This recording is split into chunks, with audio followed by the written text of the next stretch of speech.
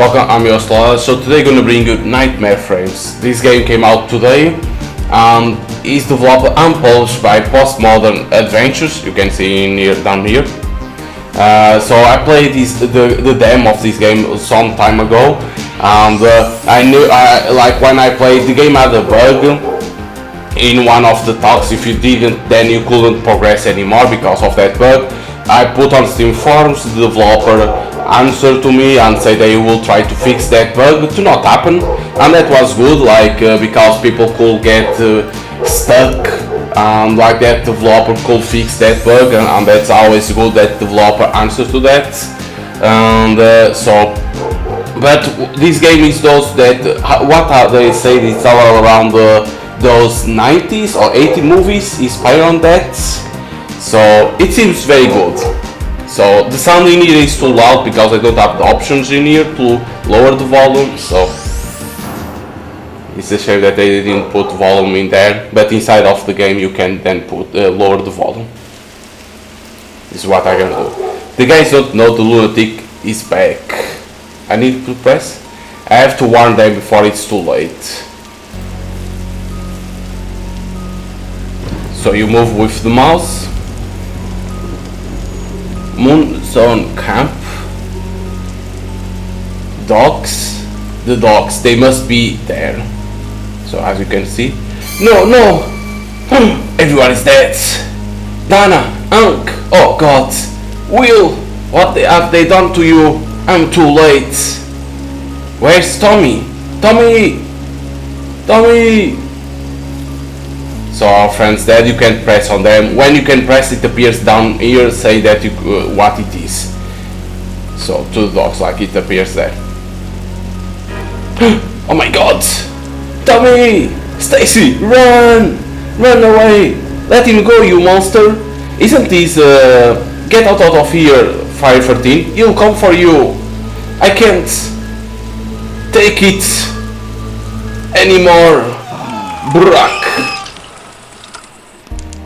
Isn't that Friday 14, or at least can be not Friday 14, but almost Friday 13 because you have been suspecting it for a while. The climax of Lunatic 2, because they are doing like the movie that is doing is Lunatic, but you can see that this is inspired on Friday 13. The climax of Lunatic 2 is adapted to the one you wrote for the original movie. You go over the whole script in your mind and end up realizing it has the same structure as its predecessor. You can show this to Christopher Ruskin. Melodies of Heaven. No wonder you have had such little interest in the script for Lunatic 2. All your thoughts are focused on the ambitious project that will take you back to the times of Melodies of Heaven, the script that earned you an Oscar nomination in 1980. Famous producer Peter Evans is butting heads with the studio executives to get project green light. According to him, the deal is almost done, which means you are just one step away from leaving the B-movies pit you are in. He was meeting with the executives this morning. You have an appointment later today at this place, hopefully to celebrate. It's getting late, I should get moving. Hollywood, 1985. Because you want to come back to those moves, so right click to look, left click to interact. It's easy to understand. Okay, now I can load a little bit of volume. You can see that in here is like louder, so like that. You have these taxi drivers comments you can take out or not. I prefer to leave on because like that you can talk with the taxi drivers. But the story is, you write B movies, that is you are saying that horror movies, but you want to come back to the, like you say, the melody that is like romance movies that earn you an Oscar, so that's why. So look like that, right mouse button, staying at the pause for Melodies of Heaven. You got the feeling that there's another reality in which some other Alan Goldberg, an Oscar winner, enjoys a successful career with the big studio system. And to interact is what you see is this. I want my Friday the 13th, Alan Christopher Ruskin told you. And that's what you did, pathetically penning a flagrant copy of S.S. Cunningham classic. However, the movie was Husky Productions' biggest success to date, and today is considered a cult classic. Does anybody know how Hollywood works? Because I definitely don't. And you can see Campfire Psycho. Then we have this, the killer in present day's killer was a dangerous far-right madman who used a Jimmy Carter mask to stage a mask at the Young Democrats convention. Since then you have a reputation for being a reactionary, which confirms what you already knew. Horror fans are idiots. And there it is. Then we have this, 2 years ago 3D horror movies made their comeback to Hollywood with titles such as Friday the 13th 3D, Amityville 3D or Jaws 3D. Of course, Ruskin Productions wanted its share of the pie. They commissioned a new slasher full of gory scenes where the entrails of the victim would jump at the viewer. However, the budget was so small for a change that most of scenes require more complex VFX than usual were discarded. The director made up for it by moving the camera closer to the actor's breasts. Husky didn't object, neither did the viewers. Say that was a shit movie. And then we have, you try not to focus too much on the promotional poster for Lunatic. You fear your future will consist only of writing its sequels far into the 90s. And this is the Lunatic that we are writing. We have a TV, there's no channel that interests you enough to make you plug in TV again. You lost track of how long ago you unplugged the TV and don't plan to plug it back and ever again. There is nothing interesting in that box. Usually I read the news in the papers and TV series are nothing more than watered down movies. There's a pile of books on. Wait a minute, that's where you put your wallet. And to think you had it right under your nose when the Chinese food delivery guy refused, and rightly so, to give you your order. And then you pick up. That's where you put your wallet. You take the wallet in the hopes of not misplacing it and forgetting about it again. It's a good thing you always carry a few bills in your jacket so you can pay for cabs. New inventory item, wallet. I think it's pressing how you reach to the wallet. I don't remember how to reach to the items. Probably corners. In top. Is only to do. You can press right mouse button, several credit cards and enough notes to get by without an ATM. We have our awards. Even if you don't consider your work in horror movies as worthy of any praise, other people do. You were awarded Best Script by the Fantasport jury for President's Day Killer. Lunatic caused a sensation in Stitch Film Festival and you won Best Screenwriter. That same year you also collect a award in Avoriaz thanks to Lunatic. You didn't pick up a single one of them in person. You wait the crowds at those B-tier festivals. But there's something you wait even more, being surrounded by fans of horror movies. You glance towards shelf.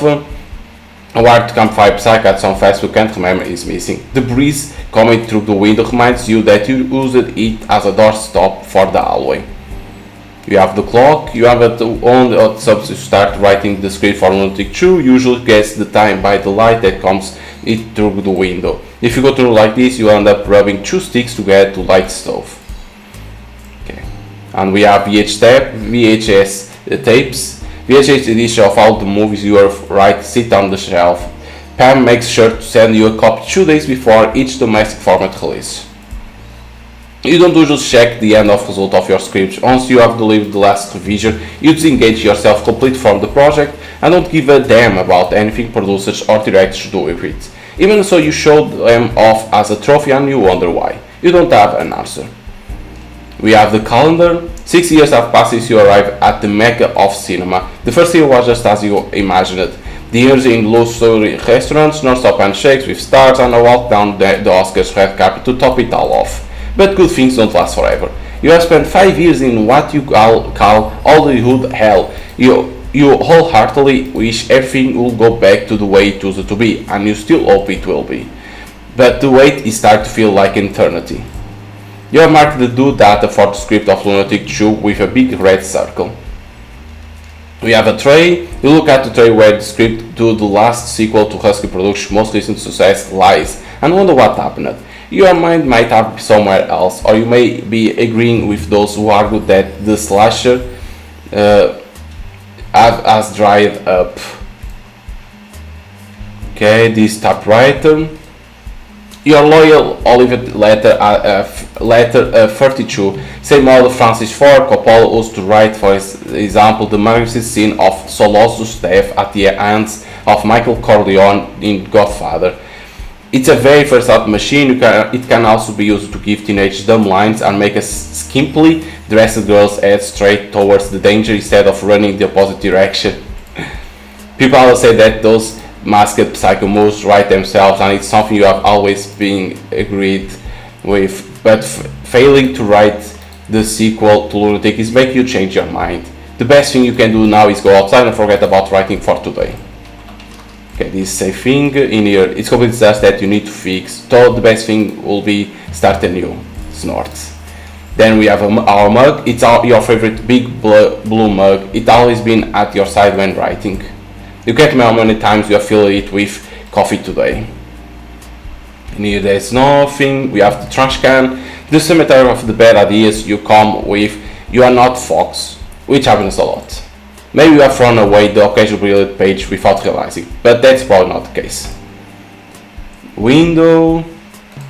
You always want to have an apartment with a view of the Hollywood sign in which to write your scripts. If it wasn't for the fact that you have to stick half your body out of the window just to be able to see the letter D, you could say you have achieved your dream.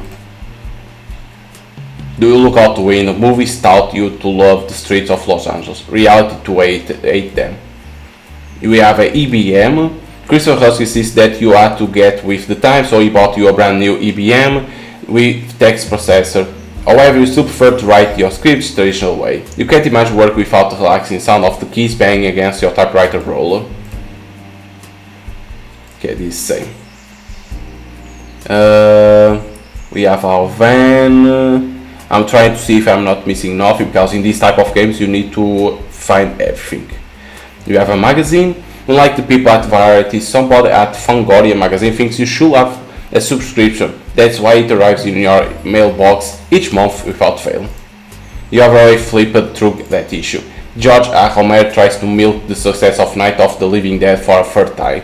A theatrical director from Chicago makes his movie debut with an adaptation of H.P. Lovecraft's short story for Charles Band Empire. Last interview with Jenna Dreyfus, the Scream Queen from Campfire Psycho, in which, among other things, she talks trash about you.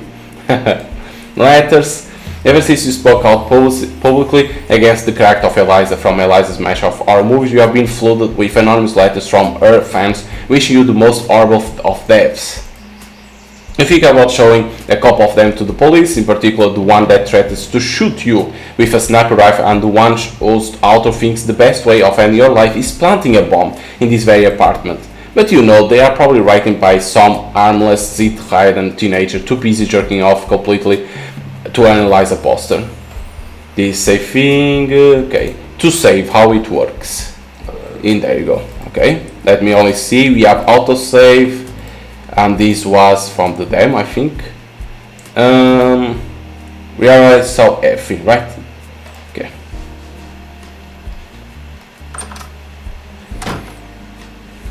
So one SI taxi talk is like this. If you want to take out, you can, because you don't lose nothing. It is explaining. So you can always choose where you want to go. Alan's the apartment is ours. Hustle Productions is our boss. Peter Evans Mansion is, I think it's our friend, and Joe's Diner is where you go. You can select where you want to go. So let's start with Joe's Diner.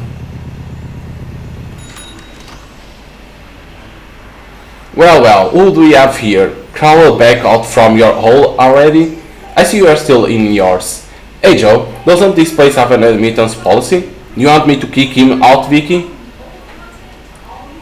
Okay, there's nothing in here, so we have an arcade. Joe replaces the arcade machine of the new games, keep the kids coming back to blow their weekly allowance on it. The arcade machine only works with coins. We have a pie. A very appealing blueberry pie waiting to be devoured by anybody who might still have any room left after eating one of Joe's abundant menus. Sometimes you have a slice of that pie with your coffee, but today you have already met your caffeine quota, so you don't feel to have like having any.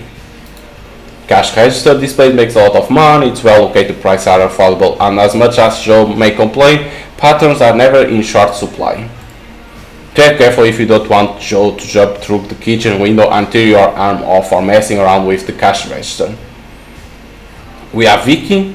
Like most aspiring actors, we came to Hollywood full of hopes and dreams just to end up waiting tables in one of the city's many restaurants. You have spent good moments with her, and you could say she's the girl of your dreams, were it not for your particular way of dreaming.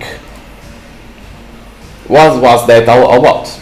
I don't know what you're talking about. That dumb thing about the admission policy. Don't you have anything to say to me? We're gonna be here. I don't know what you're talking. I'm not in the mood for videos. Good afternoon? Good?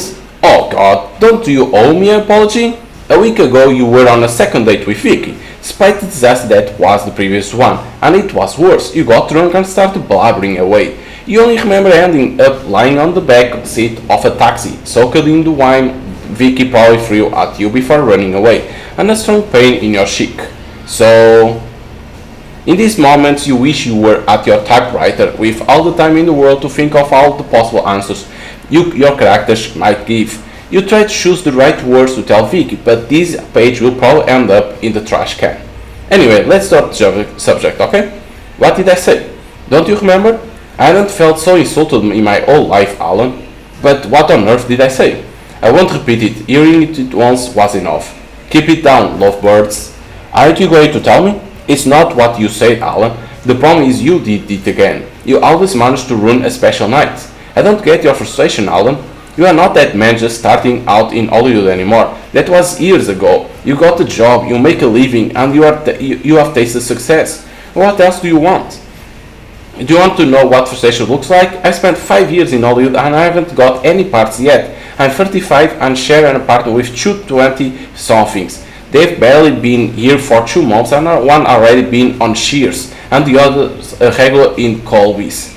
And that doesn't prevent me from showing the ones I love some respect, you know? Alright, I'm sorry. I apologize if I offended you. What that if? Of course you offended me. You are better at hurting people than at writing scripts, you know? And the worst thing about it is, God, I'm such an idiot that I'll hang out with you again tonight. But it's over, Alan. I don't need this kind of relationship in my life right now. I don't blame you for it. I can barely stand myself. Try to see life as it is, Alan. Do your part if you want to work between us. For a moment you think about apologizing again, this time in a less pathetic and more sincere way, but you know it won't change Vicky's mind, so you decide to spare her the words. We'll see. Yeah, we'll see. Have you been at any cast this week? Can I know what I say during dinner? No, casting this week. Have you been at any castings this week? 3. And it's always saved either too young or too old. Why don't you get her into one of your movies? I tried twice. Associate producers get their lady friends in. I can't do anything about that. You are not pushing hard enough. That's not how it works, Joe. I'm just a screenwriter, but why am I explaining myself to you? Why are you barging in our conversation? Because Vicky's worth a lot. She's a good actress. I know she's good. Very good. Yeah? If she were as good as you say, we already seen her in Lunatic movie. Let it be, Joe. Alan's right. Why are you defending him? Are you so infatuated with him that you swallow everything he says? Excuse. If you wanted to, you would have been in one of his movies already. Please, Joe. It's your life, and it's none of my business. Well, you haven't stopped meddling. I will want the best for my employees, okay? Is that clear? Can I know what I said during the dinner? You should know. I should, but thing is, I don't. Then try to remember. Okay? Okay, only this. We need to remember what it is. We have Joe. Joe is devoted to his business. You consider him a good man, given that he should already have broken your legs instead of putting up with your impertinence. Hey Joe, when are you going to add me to the Wall of Fame? New machine? Okay, let's start with the first Wall of Fame. When are you going to add me to the Wall of Fame? No offense, Al, but you are not a celebrity. You are a screenwriter. Can the screenwriter be a celebrity? No. It's like taking a picture with lighting technicians. What about William Goldman? Don't you know him? No. See, a screenwriter can't be a celebrity. New machine? That one, yeah, it's one of those modern Magics with touch panels. It has quiz for smartass like you. It's not exact a hit so far. Kids prefer to shoot spaceships. They are coming to change it tomorrow. If you want to try out, do it today. But let me warn you, there are no prizes. Can I ask you a personal question? Let's see. Are you happy in that kitchen? You are asking if I'm happy? Well, you are always here completely soaked in sweat, and I thought you thought. Mr. You thought. You don't think this is a decent job? Is that what you're suggesting? No, not at all. Look, Mr. Smarty Pants, I started in this business when I was 14. I spent my whole life working for others and putting up with everyone's shit. I always wanted to be my own boss and to open a place like this. That's always been my dream, and it's worth as yours of making it to the Mount Olympus of cinema lasers, okay? I didn't want to offend you, Joe. But okay, the others are already seen. We have these. Just create a new burger. It's probably tastes the same as all others. You don't feel like trying out. Not this new one or nor any of the others. We have a black board, a good sample of the American diet, ultra-processed meat, fries soaked in sunflower oil, and hefty milkshakes made from artificial powder and flavors. The prices are the lowest in the block, a strategy born out of sending Vicky or Kara undercover to sniff around competitors' menus. Okay, we have this dude, Mac. Mac Paulin is a freelancer journalist who specializes in TV critic. He feels so at home in this place that he practically uses it as his office. Joe does not object. Mac spends an average of $10 a day here. Let me lower a little bit of the volume, okay, because you can hear something going back. Okay. Let's start with Mac. What's up, Mac? Whoa, you are alive. I thought they were about to knock your door down and find you devoured by the cats. I don't have a cat, I ate them. Thought it would be a good end for me. Feeling optimistic today, are we? I'm glad to see you, friend. What can I help you with? I see somebody happy to see me. Yeah. Why wouldn't I? Okay, you mean Joe. He thinks highly of you, but you know him. Ha, you are referring to Vicky. I'm not meddling in other couple affairs. We are not a couple. You'll be if you weren't, so... Bah, whatever. It's none of my business. Okay, what are you writing? A review of the new Twilight Zone. I already know your answer, but I know a couple of guys at CBS who owe me some favors. Are you interested in writing an episode for the series? You want me to work in TV. I don't want to end my days being a TV writer. I don't know what's bad, but being a TV writer, but who knows. Come on, Alan. TV is changing. Even William Friedkin directed an episode. And maybe in the future you'll have more freedom writing for TV than for the movies. I know particularly everyone in the job and you could shine there. I appreciate it, but I won't insist. But if you ever change your mind, here I am. Mac knows people, wordmonger. Maybe if you work in TV, you won't complain so much. Oh, shut up. Okay. I don't know why they say that writing on TV is bad, but who knows. That damn channel broadcasts video clips non-stop, 24 hours a day. It's so popular that studios are starting to hire music video directors too. In your opinion, deal cinema its final death blow. You don't know any of the bands on there, but they are very popular with the kids. You have no idea of who the Bangles are. Duran Duran sounds like a character from the Barbarella, and you think the Cards is the worst possible name for a rock band. You have this door, though it's nothing special, so he's so proud of his house that he doesn't allow his employees in the kitchen while he's making it. So what they're talking here is the MTV that was passing 24 hours music. Hey, wordmonger, there is nothing for you in there. We have a neon sign. You are convinced that the 80s will end with an epidemic of damaged retinas thanks to the proliferation of neon signs. You time the rhythmical flickering of the neon sign in your head 13 seconds. You have always been very attentive, but you also tend to waste your time on this kind of nonsense. Then we have Hall of Fame. Joe probably shows off these photos with celebrities who either walking in by mistake or needed a toilet urgently. Joe doesn't consider you famous enough to take a picture with you. We have a customer here. Billy blissfully enjoys Joe's new burger. You don't need anything from Billy, let him enjoy it. Okay. And then we exit. But you can see a lot of reference about movies. Where to, man? Peter Evans Mansion. Thanks for your cooperation, officer. Good evening.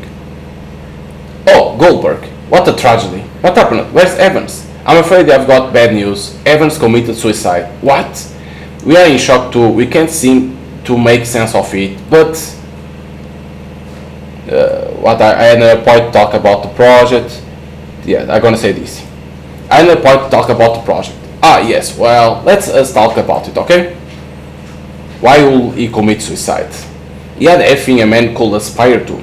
We don't know what goes through other people's mind, Goldberg. The truth is, he seems more short-tempered than usual lately. But who is it in this city? What are you doing here? Evans has some essential documents. We need to close the sale of the studio to the Japanese. The LA chief of police allowed me to go in and get them. Very kind of his part. Hold on, you are selling the studio? That's the plan. They are in charge from now on. Lucky me, they want to keep the current corporate board. As you know, Evans was the only one protecting your project from the rest of the executives. Now that he's gone, I'm afraid we won't be following through with the movie. Anyway, I don't think it will have been made even with Evans, now that the studio will be in the hands of the Japanese. They are more Godzilla than Kurosawa, if you know what I mean. The trend is action heroes like Stallone or Schwarzenegger, or otherwise movies like the ones Hamblin is making. I'm afraid there won't be any room for high-budget dramas such as the one you are proposing. We are grateful for Peter Evans' work. The studio pulled through its worst time thanks to him. But it's 1985, Goldberg. Teams rule the box office now. I hope you understand. Anyway, since you are here, I got something to show you. I found this in the desk beside the office phone. Barry Landau pulls out a letter with a letterhead that reads Flying Saucer Pictures. It seems to be a small studio of little to no budget devoted to a fantasy or horror movies. You can't grasp with why Evans committed suicide, but even less why that was in his office. Peter Evans despises the kind of small producers that capitalize on making exploitation movies instead of making art. It took a lot for you to stand up for yourself, given that you were responsible for several masked killer movies. Curious, isn't it? Evans dealing with this kind of scum. You know what? You can keep it. Your talent is closer to this trash than to our studio. I've proven I can be more than a slasher screenwriter. Let me remind you, I was an Oscar nominee. So was Cher last year. Take it. My hand's getting tired. New evidence letter from Flying. Okay, can't even read. I wish you much success in your career, Goldberg. You will need it. All is changing. We are not in the 70s anymore. Goodbye. So Peter Evans died, killed himself. If there was ever a chance to touch in heaven Hollywood again, it's gone. You are surprised to realize though that your stagnant future in B movies is the last thing you are worried about right now. Peter Evans was an important figure to you, not only because he believed in your project and tried to move heaven and earth to get it made. Peter Evans was the man you want to become. Wealthy, connect and able to bring top tier movies projects to life. Now he's dead, by his own hand. How is it possible for someone who had everything they wanted in life to end up like this? You look at the letter Barry Landau just gave you. Dear Mr. Evans, I do know what you are talking about indeed, and thus beg you to handle this person. You will surely understand that this matter should be dealt with discreetly. Kind regards, Glenn Bishop. You marvel at Peter Evans' luxurious mansion and still can't come to terms with the fact of his suicide. You can't understand what one of the most powerful executives in Hollywood could need from one of the most insignificant production company in Los Angeles. Without a project that could have put you back in the spotlight, a script of a sequel that's going nowhere, and no desire to make anything else, you decide to delve into why someone like Evans did what he did. Okay, so now we have a new place to go. Let me only save. Because in here it shows autosave too. Can we type a name in top? Where it says in the top autosave, you need to type like a name. No, but it's like it's autosave. No, over there, delete. Everything. Now you type like this. If you want to have another save. Yeah. Let me see only to make sure. Okay. Okay, so we have this paper that the address in the letter reads 451 Roadside Avenue. And then if you want to press to read again, you can do that. Okay, fans. Many clients of the Tour of the Stars thinks that these people are so rich that the tips of their fans are made of real gold. It's just golden paint, in case you were wondering. Try to climb the fence in front of a police officer, huh? Any other crime would like to commit, Alan? So to see if there is nothing, we have the mansion. Peter Evans' majestic mansion rising up from the ground makes you realize it's not fame you seek, not even the long-awaited Oscar. Your motivation to keep fighting is to become one of them, but alive, of course. A police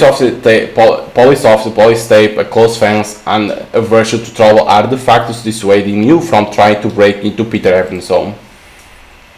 We have a plague, and cinnamon. Even if it's disparaged horror movies, Evan named his mansion this way in honor of 1932 The Mummy, a tribute to the first movie he watched in theater and the one which made him fall in love with the seventh art. Stripping off the plague from select mansion is something only brain dead tourists will do. Okay. Nothing to do. We have a police officer. Officer Jackson has spent 25 years in the Los Angeles Police Department, with a flawless service record. Happily married, his dream was to have a kid and get promoted to police inspector. The former was biologically impossible, and he enjoys patrolling the streets so much that he ended up letting go of the latter. You can talk with him. Officer, sir, what happened in there? Nothing good. That guy, the movie guy, blew his brains out. You need to have a pair for that, don't you think? Do you know if he left a suicide note? You watch a lot of movies, don't you? Actually, I write them. More than 90% of people commit suicide don't leave any notes. It's a myth. Still, did you leave one? Why are you asking out these questions? Are you a journalist? No, I'm a screenwriter. I already told you. Have you written something I may have watched? Those Melodies of Heaven ring any bells? Are you kidding? You wrote that movie? What a snoozer. Mary, my wife, made me go watch with her. I fell asleep, and that's my review. It's okay. She'll like it though. I shouldn't be talking about this with you, you know? It's strictly policy business. But to hell with that if I can tell Mary I've been talking to the right of Melodies of Heaven. We are having some communication issues lately. This way we'll have something to talk about. As for the note, no, he didn't leave one. Anything else you want to know? Was it really suicide? You mean whether someone murdered him and made it pass for suicide, right? I can see your screenwriting mind at work. I'm afraid to disappoint you. Everything seems to suggest suicide. No doors or windows forced. According to my colleagues, the position in which he was holding the rifle looked natural. Can I go in? Of course not. So why did you allow Barry Landau inside? Your friend, the one who just left, is not my friend. Yeah, I saw how glad he was to get rid of you. Orders from above. He seems to have a good relationship with the boss. Is that illegal? Letting a civilian into a crime scene? No way. He could tamper with the scene, even take vital evidence. He has, right under your nose, he took some papers. And I will file a complaint, don't worry about that. You could have denied him entry. I just told you. Orders from above. I will file a complaint. Hey, how about we stop going in circles here? I'm aware this situation is anomalous, okay? Okay, what are you guarding exactly? The crime scene. I thought you all left once the place was sealed. Soon everyone will know a big fish from the movies blew his brains out, and this place will be crowned with shortness. I don't know if you know them, but these guys will jump fence for a chance to take a picture. I don't like the idea of standing here like one of those living statue on Sunset Boulevard. My thing is patrolling, but orders from above. Okay, we don't have nothing more. Have a good day, sir. The same fence obelisk. Evans showed pride in this acquisition the last time you were here. The price tag, transportation costs all the way from Egypt, and installation costs knocked your socks off. Why on earth will you want the obelisk, Evans? You asked. He replied unshamefully, because I can have it. Okay, nothing more. We have a patrol car. In your period, there is no reason to have the lights on right now, except to give Officer Jackson some extra sense of authority. Rummaging through a patrol car in front of an office of the law could be the worst idea you come up with today. Okay, nothing more.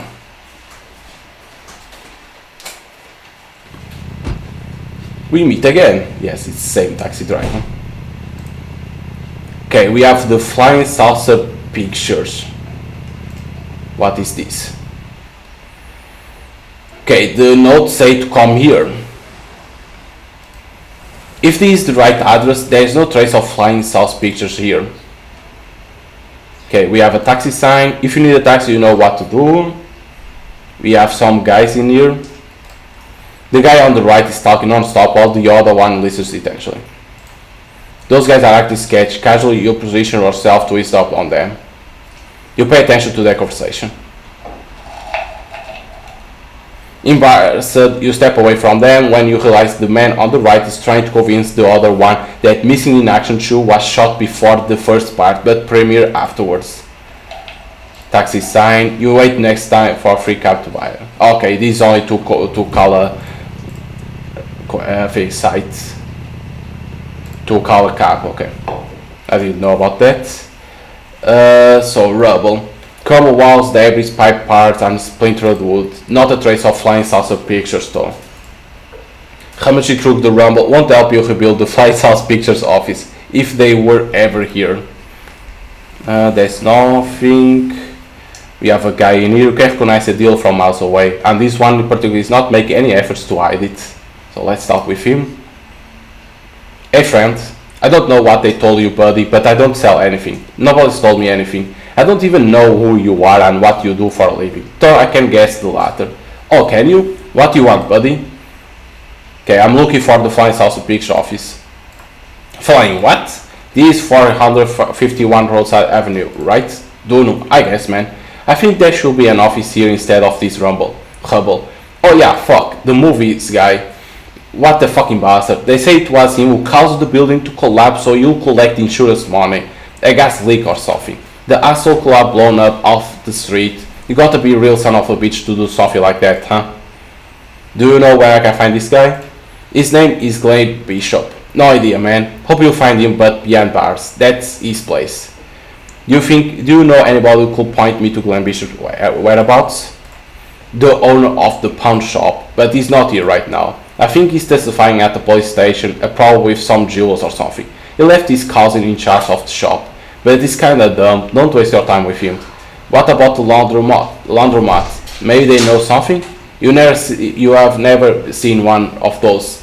They are complete unmanned. You go in, insert the coin and wash your clothes. Clearly you have someone to do it for you. I think that's all. Okay, man.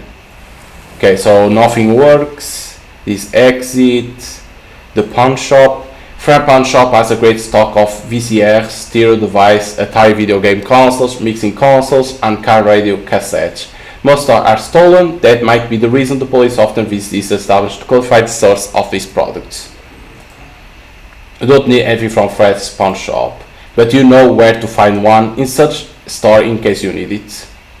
Okay, nothing more in here. You can exit. So site is in here. Joe's diary where I went. Okay, so Ruskin Productions that we need to go. Come on, gentlemen, splash the cash. You could be helping this poor man right here with all that though. You scream hiring illegal aliens to take care of your lawns. Okay, let's save because this is the part that the game can bug. So that's why I'm gonna save correctly. Okay, first trash can. The trash can is filled to the brim. Jack has probably taken anything that could be useful from here already. Dave Morrison, the market officer for Phantom Cycles, reads with bewilderment that Route 66 is not part of the West numbered highway system anymore. Part of his new campaign is based on the relevance of that historical route. He won't be in mood for chit chat right now. Okay, these two enter lawyers.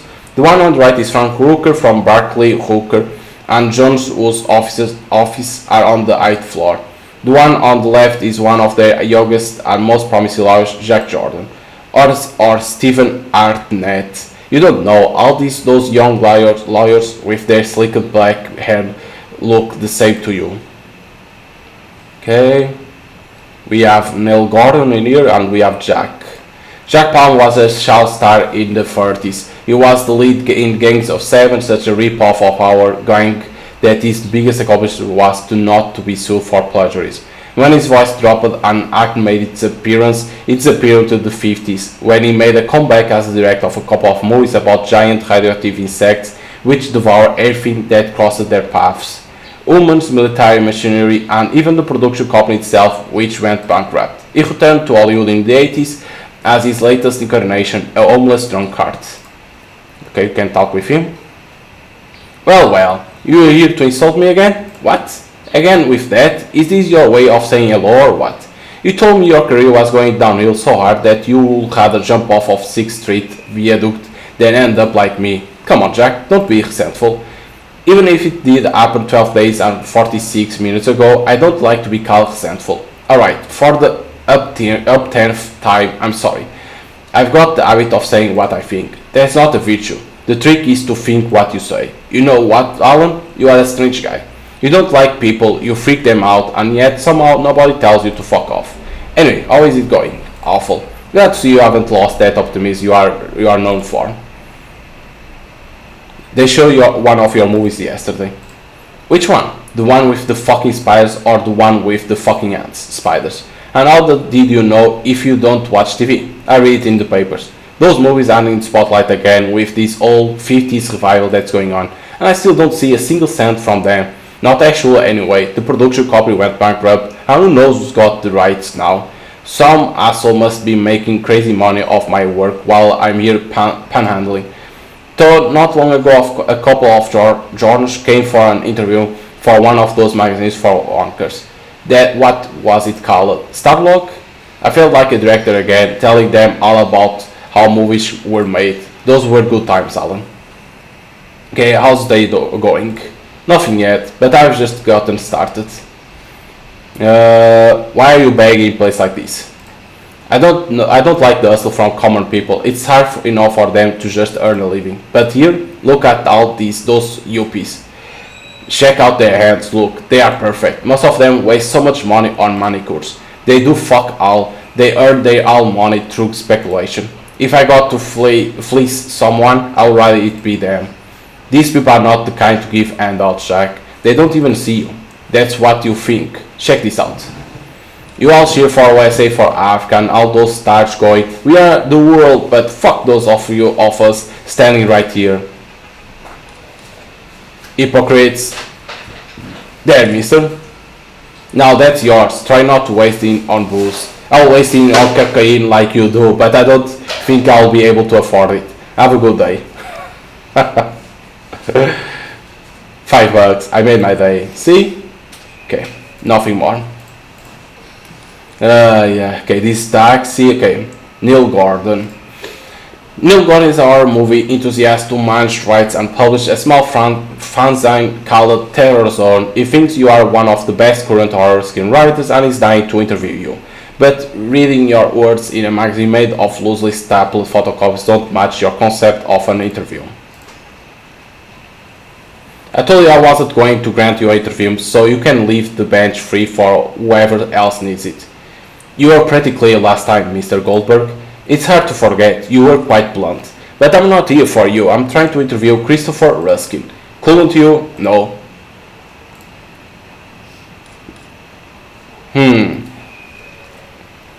I checked out your front scene. Oh yeah? I skimmed it before trashing it. Most kind of you. Judging by what I read, you do write quite well.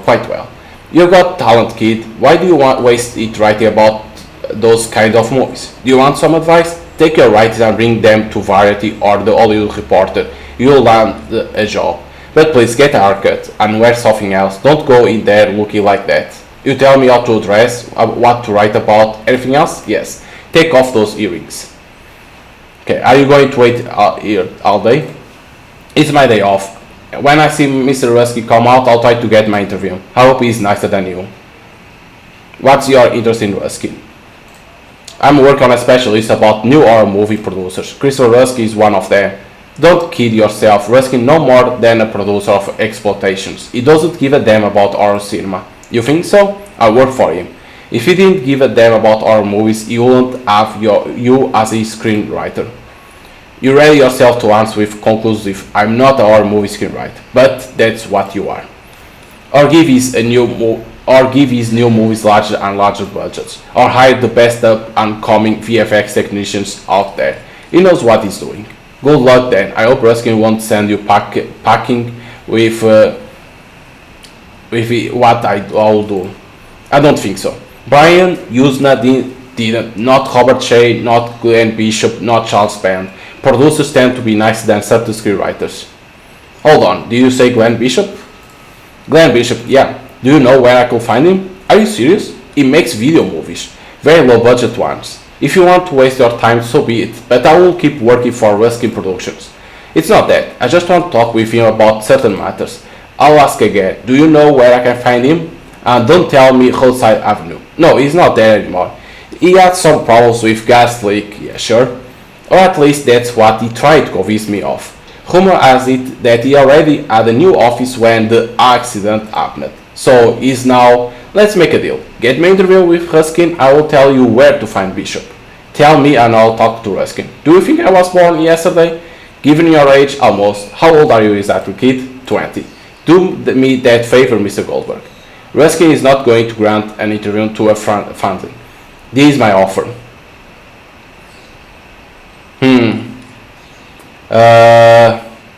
I've got a lot to, why don't tell me where I can find Bishop? When you talk to Christopher Ruskin about giving you an interview, sure. Okay, so hope the wait isn't too bad. Okay, so doors to enter the office. Okay. And I thought I would say this, but I'm glad to see you. Again, James? We got a little debate here. You are the erudite here, give me a hand. Pam is saying that the Church of Mother Earth is a cult. It is. Oh, come on, not you two. You should stop by one day, Alan, as a guest, of course. We have exercise to improve one's mood and see life from a different perspective. I'd rather throw myself out of that window. You're wasting your time, friend. How about you, Pam? Are you in? I don't get paid enough to put up with this. Oh, look, a bird. Water cooler. The droplets coating the container with condensation make you fancy some fresh water. You don't see any cups around, so you ready yourself to drink directly from the tap when you realize you don't want to be taken for an eccentric. You turn around to ask Pam to fill the cups, but you see she's busy, so you change your mind. We have a poster. The first movie produced by Ruskin was House by the Graveyard in 1981, a Z movie indebted to Italian horror movie with an aesthetic close to the 70s than to the decade it was shot in. For some reason you can't see to grasp, Ruskin is proud of first movies he produced, and that's why he placed the poster in the entrance hall of the production company. The Neighbor was a boring movie about a girl who thought her neighbor was a vampire. Lately, Ruskin has been thinking of suing Tom Holland, and Columbia Pictures over the suspicious similarities between his film and the more recent Fright Night. Christopher boasts about the originality of the movie, but to you it's nothing more than a rear window ripoff. You have a computer. Pam has modernized the computer by computerizing it, technically equipment, providers, ages, everything's in that computer. She even talks to them through a sophisticated phone system plugged to the computer, which seems more like witchcraft than technology. Pam's using it, and give your version to computers what you intend to do. Pam Laws is Christopher Ruskin's right hand. Without her, the company will be a shadow of what it is now. There are times you feel she knows more about everything that's going on in the company than her own boss, so she's the one to go to first when any issues come up. How's the script going? Fine. I need to touch up a couple of things. Problems with the third act, right? How do you know? I've been working with you for a long time, honey. When everything's going well, you barely say a word. When you try to explain yourself, it means something's wrong. The treatment already showed that you weren't too sure about the third act, but don't worry. We begin shooting next month. There's still time. So only that? James Crosby, 1982 was James Crosby's year. He was the lead in Present Day Kill and became a member of the Church of Mother Earth. From then on, parts in big studio production started raining on him. He is not aware that his success is due to the power church holds in Hollywood, not because he starred in a modestly successful B-movie. Sometimes he drops by the comment of his Pam or whoever is around to join his cult. Pam brought me up to speed. Lunatic true, huh? Well, you must be happy. Oh yeah, I can't stop jumping for joy. Come on, Alan, everyone's talking about the movie. It's a success so far. I even heard rumors over at Warner. Rumors? They want David Draven to direct to shoot the next Stallone movie. Thus Sly wants to keep George P. Cosmach. Anyway, Lunatic's the talk of the town. And did you hear anything about the screenwriter? No, I'm sorry. Let's see. What are you working on now? I've taken a couple of months off. I haven't stopped shooting lately. Tom Martin's been calling. Who's Martin? Scorsese. He wants me in his next movie. Paul will be there too. Paul? What Paul? McCartney? Newman. I haven't made up my mind yet. I've also been talking to Brian May, De Palma. Hey Alan, are you pulling my leg? I don't know what to do, but I might consult with Steven. Spielberg. Good. What do you do in that cult exactly? Again with that? We are not a cult, we are a legal constituted church. Okay, call it whatever you want. But what do you do then? We are not allowed to talk about it. Come by one day and see for yourself. See? Sounds like a cult.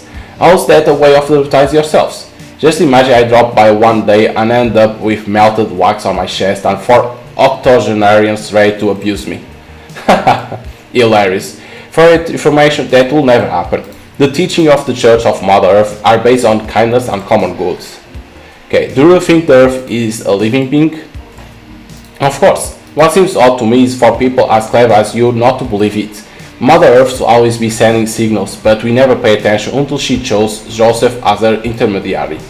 She speaks through him. Yes, tell you what to do. Exactly. Let's drop the subject. I'm feeling insulted. Why? You are treating me like a 4-year-old. Okay, and nothing more. Well, Pam, as we were saying, we are not saying anything. Okay, we are now the poster. Christopher Rusk was so impressed with the concept of shockwaves that he wanted his own Nazi Zombies movie. Schaffer had little success, and the blame fell on Husky Productions, then official screenwriter. After the disaster's premiere, you were hired to replace him. Is this the one with John Carradine, or is that Shockwaves? You never remember. Shockwaves. Okay, we have file cabinets. Pam is inputting all the files on that little computer. The files contain information from 1978 to the present day. What are you looking for exactly? Okay, nothing more. Let's go to Dawn. Alan. I've heard the news. What a shame, huh? Indeed. Does that mean your project fucked up? Yeah. I don't want to sound callous in such a moment, but this is good news for Rescue Productions. Or Alan isn't going anywhere anytime soon. I don't have much of choice. Oh, come on, don't be like that. Do you know what I started staring at through the window when you got here? The city at your feet, right? Makes you feel powerful. You are impossible. Come here. Look towards Sunset Strip. That billboard ad on the car by Tower Records. What do you see? A brown and bluish blot. Come on, Alan. What do you want me to see? The sun's reflecting off the window and I can't see a damn thing. It's the lunatic poster on Sunset Boulevard. Do you know what that means? We can afford it. We are making big money thanks to you. Do you know where I've been today? Surprise me. I'm in a meeting with Toy Neck. They are releasing an action figure line of our monsters. Are you know who's going to be the star? The Lunatic. They are all along the same lines. Alan, Jason Voorhees, Michael Myers, Freddy Krueger, and thanks to the movie's success, they want your creation to be the star figure. Isn't it wonderful? A lunatic toy. Wonderful. I know it's not the figurine you like to have in your hands, but we are on the way, Alan. We will soon be able to afford higher budget movies as well as other genres. The day will come when you can write anything you want, and I will gladly produce it. But the success of our movies is what will allow us to take bigger risks. It's pretty straightforward, right? I'm sick of writing the same thing over and over, Christopher. That's all. I know. But you are very good at it. We have won awards thanks to you, and I'm not letting you go. And now, if you allow me, I'm going to keep admiring our future. Okay, we have a plant.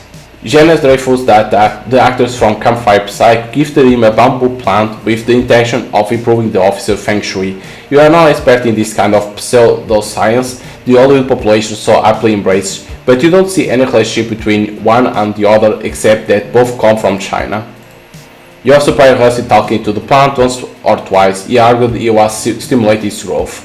It was a good moment to start a scientific debate, but you are not in the mood for wasting your time with someone who subscribes to quantum therapies and believes in reincarnation. You try to rip one of the plant leaves off, but they are firmly attached to the stem. We have more posters. You look at post-found moves, you are brightened with the same indifference as plumber looking at the faucet is fixed, told he may be prouder of the work he's done. You are fed up with those posters, they are the same ones that are hanging out your place. We have more files. From time to time, Christopher speaks about the market trends and audience prefers by pointing to a page in one of those folders. You suspect the page is usually random. You don't need to look at the current market trends and audience preference or movie fans. It's clear to you, blood and teeth. At the desk, it's not usual to find Christopher talking on the phone with his feet on the desk and sitting as if he would be thrown there for first feet up. There is a bottle of cologne on the desk. You take the bottle and hope Christopher won't miss it. Okay, we got the bottle of cologne. Okay. But what do you do with this? Talks, coldness and elegancy. Christopher rules so much that having it on you is like having it on your back the whole time. Okay, but do you use it? No. The site downtown LA looks spectacular in late evening light. Too low, the powerful California sun blinds you when to look it through the window. We have drinks. Chris always has expensive drinks at hand to liven up meetings and render possibly vast defenseless. You don't feel like to read it right now. And our carpet, those of scripts the company receives each year are kept here, among other things. How much worse than yours must they be for Christopher not to have considered them? Revising your own scripts are already hard enough, you are not going to read other people's. Don't Go in the Forest 3D and Campfire Psycho, surprise for you, they were both success. You don't need them, you already have them at home. Okay. So we need to talk with Christopher. Do you have a moment? Sure. First of all, how's the script going? Remember to do whatever you want with it. You know there won't be any sort of interference on my part. I trust you completely.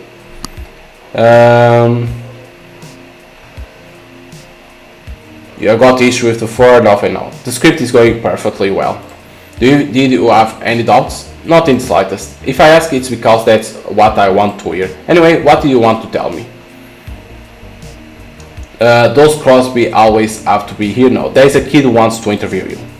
Oh yeah? Variety? The Hollywood Reporter? Some fanzine. Ha! Some fanzine. Not interested. The kid adores you. I don't know why, but he does. Oh yeah? He says you are more than a producer of exploitations, that you know what you're doing. Of course I am. I try to hire the best. Those were his words, yeah? And he knows how to write. He's as good as any film genres you know, maybe even better. And he knows how to negotiate them. You know what, Alan? Lately I've been thinking about hiring a press officer. That will free up Pam a bit. She already has a lot on her plate. You say the kid is good? Check for yourself, except interview.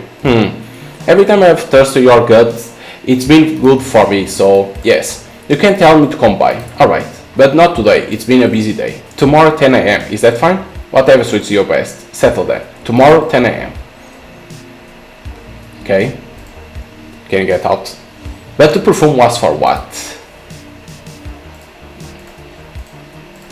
This same... wasn't to drink?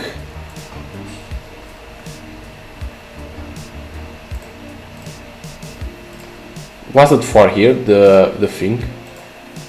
Yep.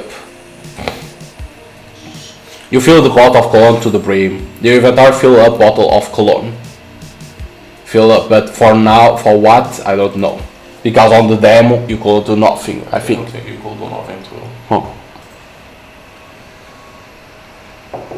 Reskin has agreed to interview.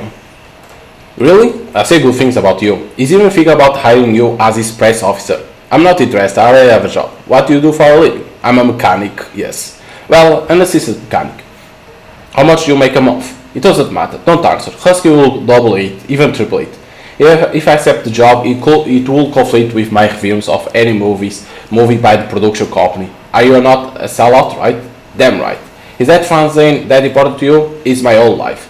Are you listening to yourself? You have the chance to earn a ton of money, work for an up-and-coming production company, and 10-hour movie shoots. Are you going to miss out on that? Anybody interested in the genre will kill for a job like that. You can balance the job and the fanzine. Okay, I'll think about it. When do I get to interview him? Tomorrow 10 a.m. Thanks a lot, Mr. Goldberg. And now, where I can find Glenn Bishop? Mansfield Avenue, number 13. New location, Glenn Bishop. Great. I'll thank you if I add to barter. This is Hollywood. I guess that can be used to justify everything. Anyway, I got nothing else to do here. I'm off, Mr. Goldberg. Thanks for your help. And there he goes. Try to desk this up tomorrow, not like a criminal. It will be an interview. I know. A job interview. And take off those earrings. Okay. Let's save because it worked. Didn't happen that bug that in the demo ad, but like I said, the developer said that he will try to fix it. So it's always a good thing. Okay, so Glenn Bishop. Okay, in the demo, it will end in here. I don't give a damn if you did everything you could, Tony. Your job is to do the impossible. No. No! Where the hell am I going to find... Who the hell are you? How do you get in here? My name is Alan Goldberg. The door was open. Tony, give me a minute. No, don't hang up. Are you here to help? What? Do you want to help? Because if you haven't come to help, you can get the hell out of here. I want to talk to you about Peter Evans. Oh yes, that poor bastard. I just heard about it. The hard they fall, huh? He was just here last week. That's what I want to talk to you about. Now is not a good time. My director couldn't think of anything else to do but to celebrate the start of the shoot of Bloody Cabin 2 with the lead actress last night. And you know how? By overdosing on speedball. Do you know what a speedball is? Good old John Belushi sure knew it. And you know how he ended up? Dead. Which how these two poor bastards will end up if they don't make it out of the intensive care unit. Serves me right for hiring goddamn junkies. So, Mr. Alan Goldberg. I have a film crew with their arms crossed and I myself am on the verge of a nervous breakdown, so unfortunately I am unable to assist you at this time. I might be able to help. Oh yeah? How? I'm a screenwriter. I work for Western Productions. I have contacts. Ah, you are in the business. One moment. Tony, are you still there? Good, because I'm considering making change to Flying Salsa Pictures. Would you like to work for me, Mr. Goldberg? Goldberg? No, I'm sorry. I work for Western Productions. I already told you. One moment. Tony? Fire you? Who is talking about firing you? So you want to help? Good. I need a director with experience. One who won't waste my time. If you find one, send me direct to 1864 Kenmore Avenue. Have him skim through the script and start shooting. I'll talk to him later about the money. I need the actress as well, but I'll need to see her first. Does she have a photo book? I don't care if she can act or not. If she does, so much better. But that's not important. You understand what I'm looking for, right? Oh, and one more thing. I need both of them. No actors, no movie. No director, no movie either. And if they are not unionized, so much the better. You say you have contacts, huh? I trust you. And now if you excuse me, Tony, there is a guy here who will solve the issue. I should pay him instead of you, just for trying. What? Put that idiot on the phone. Okay. So, we're gonna need a director and an actress. That's interesting. Okay, let's see what we have here. Poster.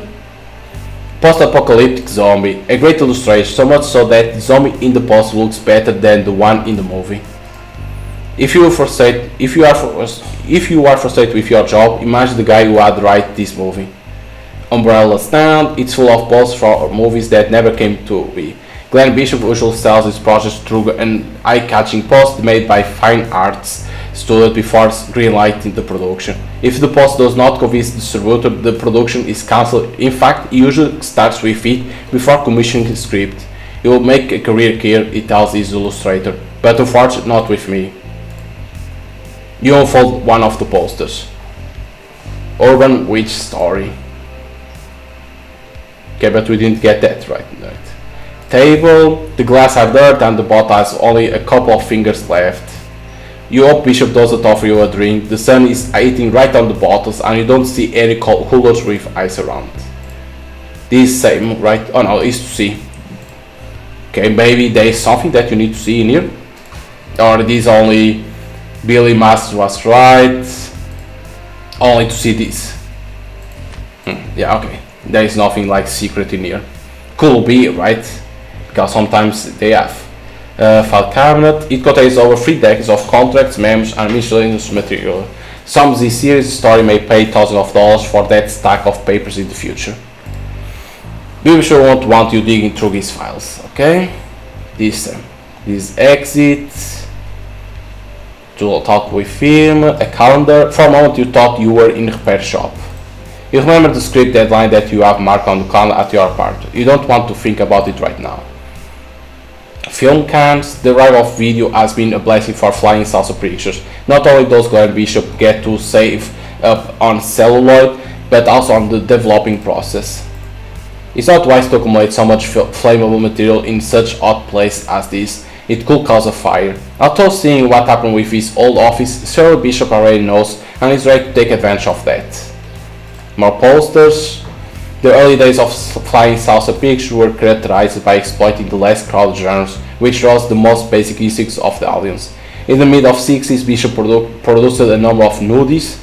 There were films with lightly dressed girls running around on set and nothing more. In the 70s, joined the trend of films about women's prisons. The plot mattered a bit more here, but not so much as to give up on the idea of showing scantily clad girls. Even though they were shot on film and screen in a theater, you think that these films are not real cinema. Okay, this same, okay, see, nothing more, right? Oh, no, this time, okay. There is a common all-in mode. Everyone wants to be the first to be second. Glenn Bishop is happy to be at the bottom of the list as long as his films turn profit. Glenn Bishop has made it very clear. He won't be able to assist you until you get him an experienced director and an actor's photo book so he can start shooting Bloody Cabin 2. So, we need to get the fuck out of here. I should give you a discount. Where we go? Maybe Husky Productions. That's right. Because like I said, now this is new for me. Okay. Would you like to direct again? Would you like to win an Oscar? There's this guy Glenn Bishop from Flying Salsa Pictures who is in a hurry to hire direct, so I thought of you. It's a cheap production, shot on video. I don't know. I'll have to read the script first. Are you serious? Hell no, I'll shoot even a kid's birthday party just to film something. Hey Alan, tell me. And that guy will actually trust someone who hasn't directed for decades? He doesn't care, he only cares about saving his own ass. It's been a while since I've been behind the camera, but I do have some fresh visual ideas. Although by now someone else must have come up with them already. I haven't watched a film in more than 20 years. And it's on video, say? I never shot it on a video. It doesn't matter though, I'll make a cinematographer work harder. I'll do it. When is the interview with the producer? There is no interview. He wants you to go straight to the set, take a look at the script and start shooting. Now? Right now. First I have to stop by the shelter to take a shower, as I'm sure you'll understand. What day is today? Friday? Alright, I think the gala suite we share between all the guys at the shelter will be available tonight. Oh shit. Benny wore it yesterday to go on a date with Sharon. I hope he didn't get any stains on it. You know what I mean. Yeah, I think I get the idea. Oh, what's the problem? I can't walk onto a shot not smell like a director. How is a director supposed to smell? Certainly not like almost shelter soap. Who cares about that? Back in the day, you know who the director was as soon as he walked through the door, just because he was well dressed, had to toe and smell of expensive cologne. And that demand respect. I can't go into that set smelling like a shelter shower. In less than 4 hours I already have these actors and technicians acting all rowdy and undisciplined. What they're talking about? Do you think we are still in the 50s? It's not just about being a director. You also have to look and smell like one. But I'm old school. What do you want me to do? Go straight to the shoot without having to get you some fucking cologne. Some cologne maybe. But you'll do it, right? No. One of the expensive ones, huh? Thank you. A little help, please, to get this poor director career back on track. Damn it! Okay, we have the cologne. Here's your goddamn cologne. Fill it to the brim. I'll bath in it. So, everything alright? One more thing. For God's sake, Jack. Where's the shoot? Oh, 1864 Kenmore Avenue. 1864, very good. I'm nervous, Alan. Don't worry, just go there and do the best you can. I don't think Bishop will expect much from you except to finish the shoot without complications. I hope so. Something else. Has Bishop say anything to you about, No, I don't. What's he supposed to have said? Something about, I don't follow. About money, damn it. What difference does it make? You are going to shoot a movie. Even if they pay you poorly, it will still be more than what you get begging here. Fair enough. Take this. I won't need it. Mug with coins. I'm taking the $5 bill though. You know what, Alan? You are a good man. No, I'm not. I need to talk to the producer and I can't do that unless I get him a director.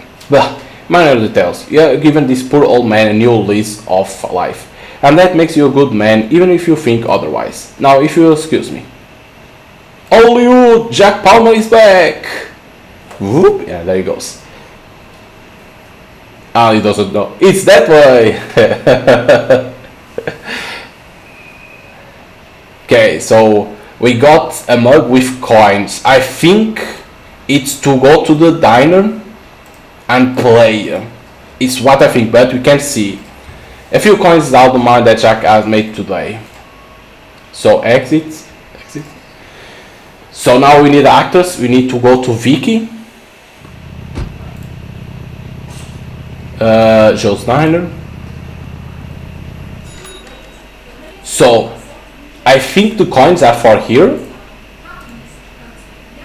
Yup. Heads up, the smartass is showing what he's got. Quiz 85. The looks. Select the top. Music, easy, horror movies. Whoa! Well, let's go for horror movies. Select the topic, horror movies. First out of Night of the Living Dead. Night of the Living Dead, Mansion of the Living Dead, Day of the Dead. I don't know, I never saw the Night of the Living Dead. Night of the Living Dead, what the hell is that one? Nice. Drew Barrymore made her debut in... Drew Barrymore? Firestarter, Cat's Eye, Altered States. I didn't know Drew Barrymore had made horror movies. Drew Barrymore made some romance. I know she participated, but she didn't appear on Scary Movie. No, not Scary Movie, on Scream. In the beginning? I think it was the first one that she appeared. I think she appeared on the Scream, on the first one. She was young yet. I think it's Firestarter. I think I heard that she did Firestarter. Go to the movie. Altered States. Altered States? It was her first? Okay. Not a literary adaptation by John Carpenter. The Fog, Christine, The Thing. Christine? John Carpenter? Wrong. What? The Fog? I know. Mater Tenebrum was the main antagonist in Suspiria Tenebrae Inferno. I don't know who is Mater Tenebrum. Who the fuck is this actor or actress? I don't know. See, John Carpenter, The Fog. But wasn't. That he did. Yeah, he did. No, but Mater Tenebra was the main antagonist in Suspiria Tenebrae Inferno. Mater Tenebra. I never heard of these movies. Mater Tenebra. Mater Tenebra. Was the main antagonist in Mater Tenebra. Suspiria. What movies are these? Inferno? What?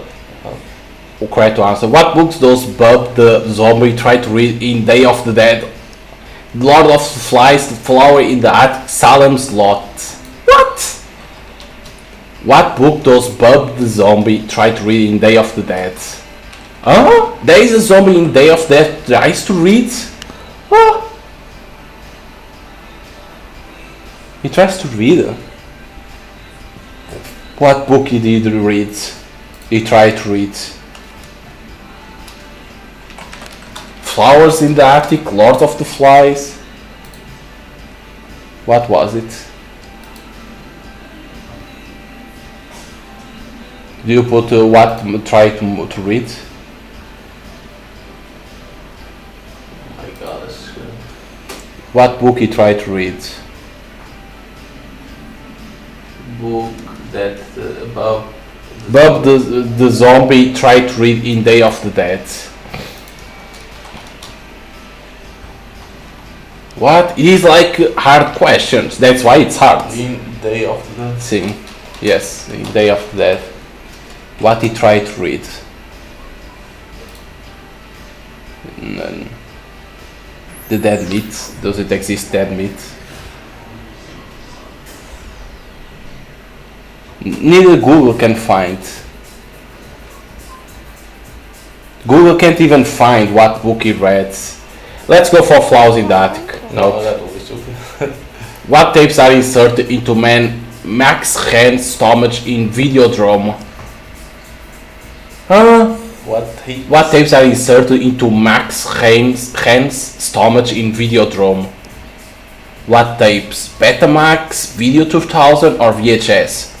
Huh? I only knew about VHS. I didn't know Betamax or Video 2000. Huh? What the fuck? What the fuck is this, man? Are inserted Into Max Hand's stomach in Videodrome. Max. How the hell is it? Max Hand with two ends. Jesus. Stomach in Videodrome. Is it VHS? Videodrome.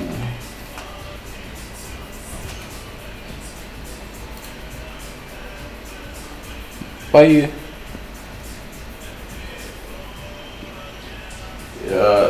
VHS tape. No. Here says Max has VHS tape showing to. The children of the corn worship. He who walks behind the rose. He who walks behind the moon. He who walks behind the harvest. That's maybe this. Probably it was first. Regan McNell used the Ouija board to contact with Hagen McNeil. Captain Audi, Captain Spaulding, Captain Obed Marsh. What the? I never heard who is the Regan McNell used the Ouija board to contact with. We like, huh? Yes, okay. These from the 80s. Like these are like reference to the movies of the 80s. Because this game is about that of that time, but it's like, huh? Contact. Who's into Ouija boards?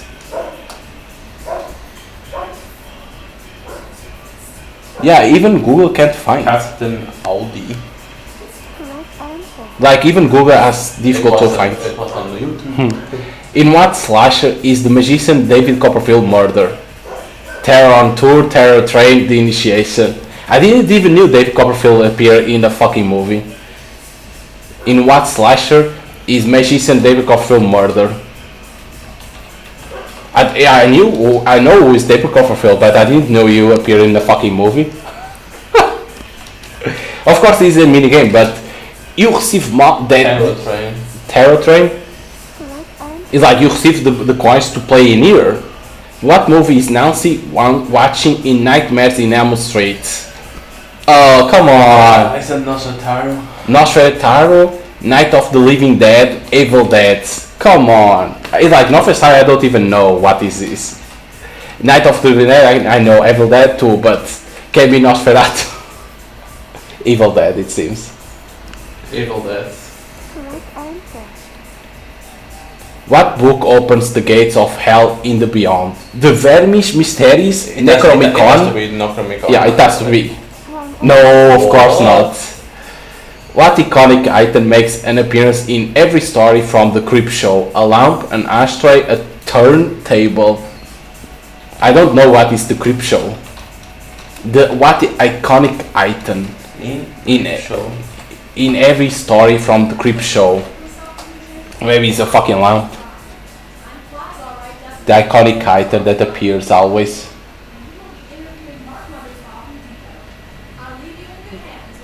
You need to put iconic item. The iconic item appears in Creep Show. Even Google can't find. Oh my god. An ashtray, a turntable. Maybe it's a turntable. Don't even know what the fuck is that. Of course it's not. Jamie Lee Curtis does not appear in Prom Night, Halloween 2, Halloween 3. Hey. Jamie Lee Curtis. Jamie Lee Curtis. I'm Halloween Halloween for that. Because this reference, like Halloween Prom Night, Halloween 2, Halloween 3. She now appears again on Halloween. She did Halloween Prom Night, Halloween 2. So it's Halloween 3. No, Halloween 3 is over here too. Season of the Witch. Prom Night is over here. Halloween 2. Jamie Lee Curtis. No, it has to be Halloween 3 because she's the telephone operator. Halloween 3. The legend has it that if you say his name, he will come and kill you. Cropsy, Madman Mars are rewarded. What? If you say his name, he will come and kill you. Cropsy, Madman Mars, and Ari Warden. I don't know who is this. Is this from movies? That's it. That if you say his name, he will come and kill you.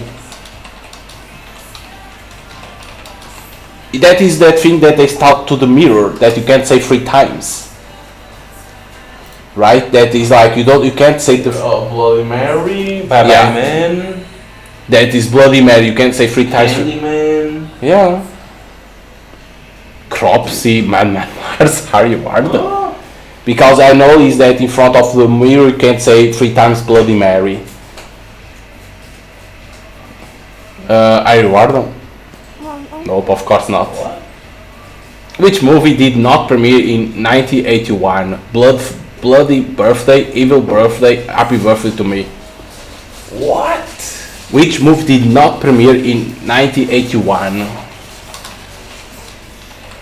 You need to put these 3 movies and see when they premiered. 1981. There's gonna be a lot of movies. Yeah. You need to put these 3 and see what did not premiere in 1981. Bloody Birthday, Evil Birthday, Happy Birthday to Me.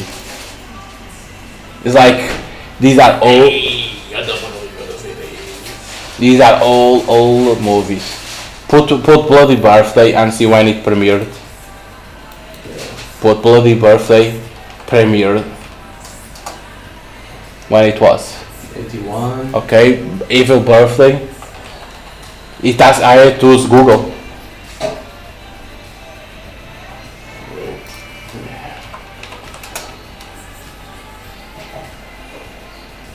No, wait. Evil Birthday? Yeah, it has to be Evil Birthday. Which Italian director hides behind the mask of the Metropole ticket clerk in Demons? What the fuck? Italian director hides behind the mask of Metropole ticket clerk in Demons. Italian director. Oh. The Metropole ticket clerk. Metropole. Ticket clerk in the Demons. In Demons. Ticket clerk. What?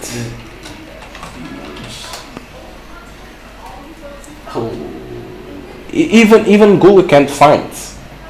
Even Google can't find that. Italian director. Even Google can't find. Let me see. My God. Demons movie. But you're not gonna say who's behind the mask. Hey, but it's hard to know. You need to see. Wait. You need to see the people that appear in the movie. Lamberto Bava. Nope. Directed? Not directed. The eye behind the mask. My God.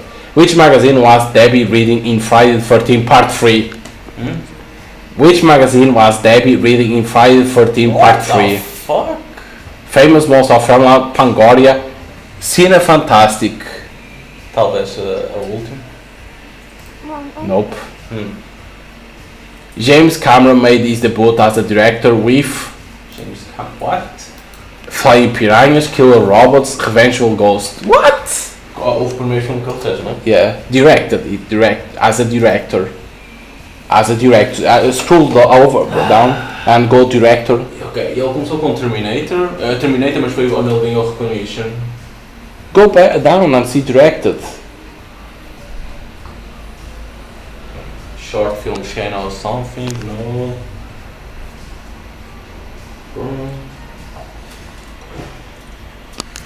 Little Beyond the Stars, no. As a director, it has to be as a director. I will go down. Which one it does over there? Flying Piranhas, Killer Robots, or Revengeful Ghosts. Go down. Holy shit, kick number 2. Go down, that appears then the things that he had in the... Piranha 2. No.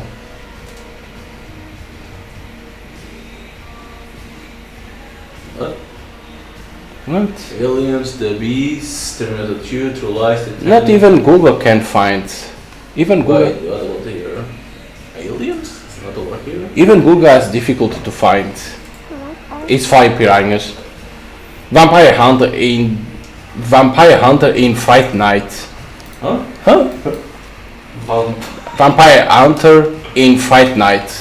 Peter Cushing, Peter Vincent Price. Fright Night. Oh, Fright Night. What they want here? What?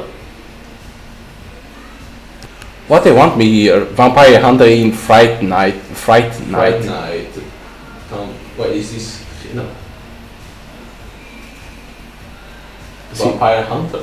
What? See Vampire Hunter in Fright Night. See in the side. Chris, William, Amanda, Stephen, Hedy. Nothing. Vincent Price. What about over here? What? Jerry. That's not Jerry. I took Peter in Vincent Price. Peter Vincent. Peter Vincent. I see one over here. Okay. Yeah. Which werewolf movie from 1981 won an Oscar for Best Makeup and Hairstyling?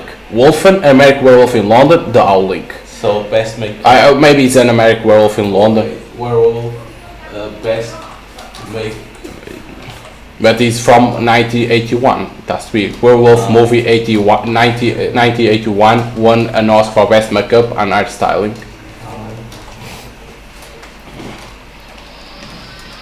In 1981, eh? For werewolf writing. Does it say? American Werewolf. American Werewolf. Who? You did not answer all questions correct. Your score, ta. Wait, you need to answer all correct? But hey, Alan, come over here. Yeah, loser. Oh, shut up. You need to answer correctly? Ooh, we need to answer everything correctly. Is a minigame that you need to do it correctly. So you go for the easy one. Because you have the easy and the hard. That is this. Music. Which members of Duran Duran? I don't know Duran Duran, just formed the band Arcadia. Dura. Oh my god. Put the members that formed the band Arcadia. Band Arcadia. Like John Taylor, Nick Rhodes. Band Arcadia. Like, I don't know the guys from Duran Duran. Simon Le Bon, Nick Rhodes, Roger Andrew Taylor. What instrument does Vicky Patterson play in the band of Bangles? I understand that it's from this time 80s, but I'm not good with this. Vicky Peterson. Vicky Peters play in the band of the Bangles. Like the names I remember, but I don't know the band. I don't know like the guys from behind the band. Bangles. Sing. Maybe it's a later guitar now. Lead guitarist. Lead guitarist? Yeah. So electric guitar. In which movie from last year does the song "In the Name of Love" by Thompson Twins appear? In which movie from last year does the song In the Name of Love. In the Name of Love? Back to the Future, Ghostbusters, Gremlins. Saw the three, but I don't recognize the song. In the Name of Love appears in which movie? In which movie from last year does the song by In the Name of Love by Thompson Twins appear? Ghostbusters and the Ghostbusters last year. Which band or artist did not play in the Live Aid Festival? Ashford and Simpson, Nick Kershaw, Motley Crue. Which band or artist did not play in the Live Aid Festival?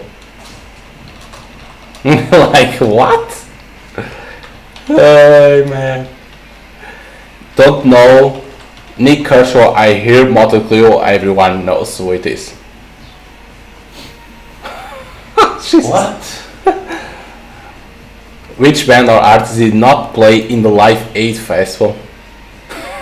This you don't know. I don't even see it over here. You put not play. Which band or did not play? How the fuck are you gonna find this? Yeah. Wait. Live Aid Festival.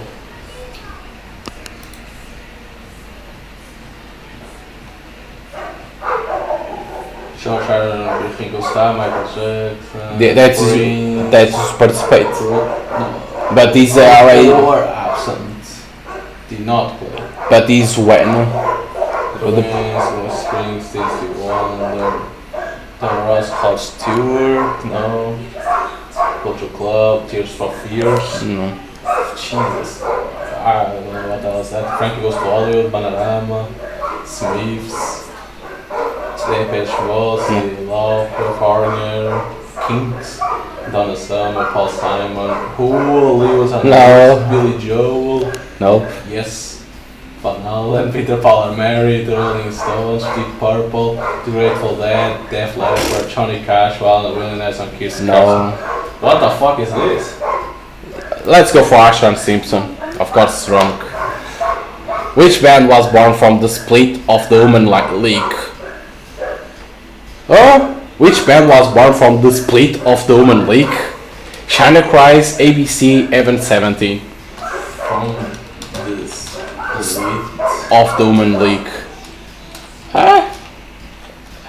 What the fuck is this? Human League. Yeah, what the fuck is this?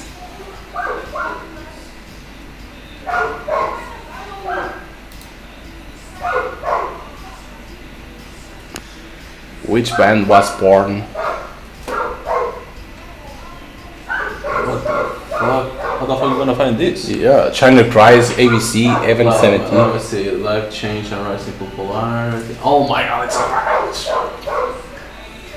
Doesn't show down. Go down. Discography. Go up. Wait, is there a better one?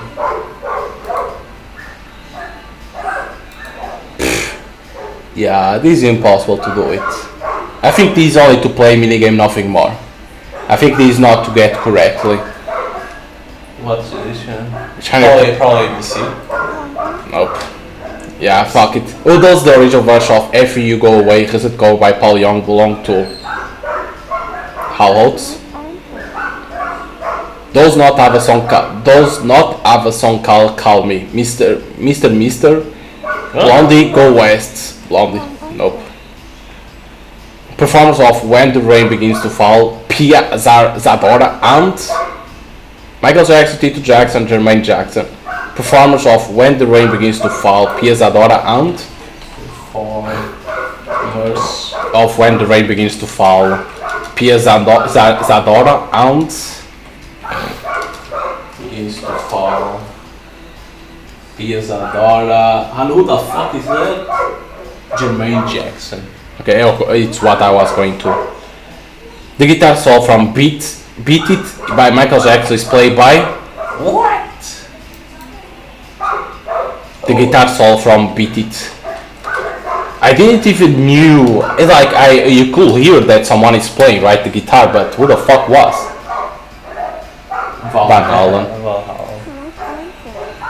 Wow. Singer of the band Ultravox before being replaced by Mitch Ura.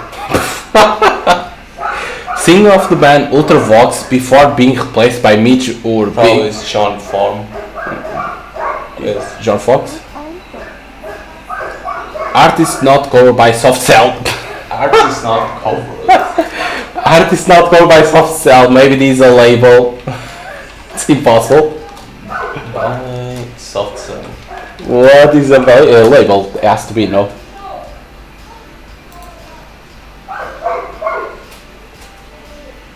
So, how the fuck are you gonna do this? Yeah, this is impossible. Jimi Hendrix. Which one's Like it is, I think you don't need to win in here. Which famous contemporary artist makes an appearance in the video clip for "Hello Again" by the Cars? Salvador Dali, Roy Lichtenstein, Andy Warhol. Which famous contemporary artist makes an appearance in the video clip for "Hello Again" by the Cars? video clip? For "Hello Again" by the Cars. With art. Yeah. It's impossible. Famous filmmaker who directed Billy Idol video clip for "Dancing with Myself."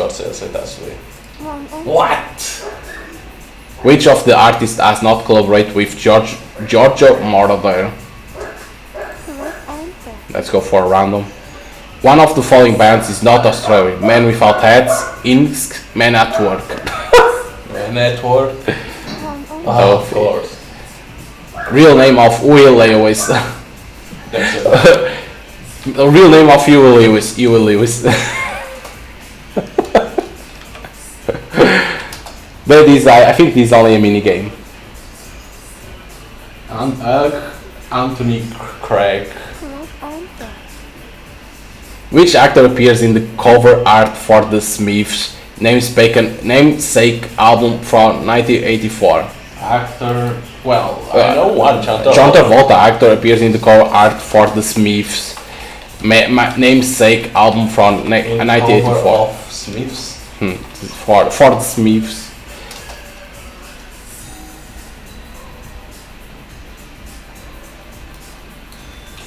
It has to be maybe John Travolta, no? Joe D'Alessandro. No, it's Joe D'Alessandro, okay. Belongs to the album The Head on the Door by The Cure. The Caterpillar, A Night Like This, The Hanging Garden. The album of the Cure? No, our album The Head. Belongs to the Head on the Door by The Cure. This is the music, right? This is one of the musics. Yeah, you need to know the musics that they have.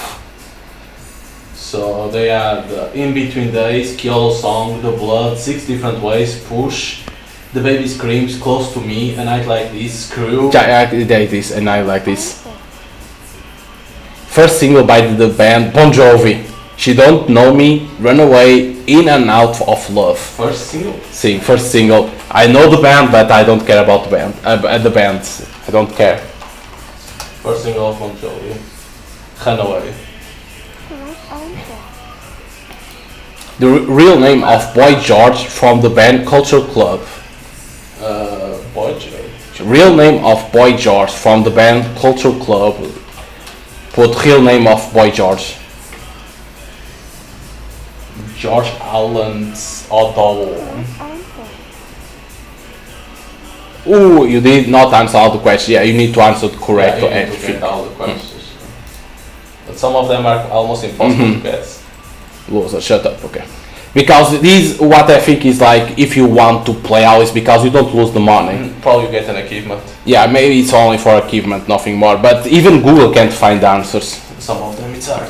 Vicky, what you want? Like, can you no say no? But would you like to act in a movie?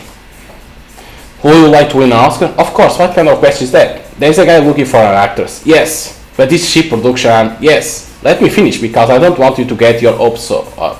It's a very low budget horror movie and I can't say for sure, but you'll most likely have to get naked. After all this time, that's what you got for Vicky? Getting her to flash her boobs in a horror movie? Don't listen to him, Alan. Tell me more. Shame on you, Mr. Hollywood. They need an actress now. Today? More like right now. I told the producer Glenn Bishop has to give his approval first. I think I remember you had a photo book made, right? Yeah, a week ago, as I was leaving a casting call, a guy approached me. His name was Barry Mitchell. He said he was photographer and that he was smitten by my beauty. He offered to make a very affordable book in exchange for using one of my photos on the facade of his business. It sounded like a reasonable offer, so I agreed. When the session was over, he dropped his pants and said it was time to play the pig. Son of a bitch. What a scumbag. Where can I find this guy? What are you planning to do? Break his legs. I'll come with you, Alan. I'm not going to break anyone's legs. I'm just getting that photo book. Chicken. His studio is on Vine Street, next to the bus stop 17. Okay, so we need to go to there. I'm going to get you in that movie, okay? That will be great, Alan. Just watch out for that guy, yeah? Seriously, you don't want us to go and break that guy's legs? No, Joey. Violence is the last resort of. Cluck, cluck, cluck. Okay? But that I think is only if you want to an achievement. You need to guess everything. Like you need to know a lot. And imagine playing on hard. That is about horror movies. Do you know Sylvester Stallone? Of course I know. Vine Street. Of course I know Sylvester Stallone. Who doesn't know?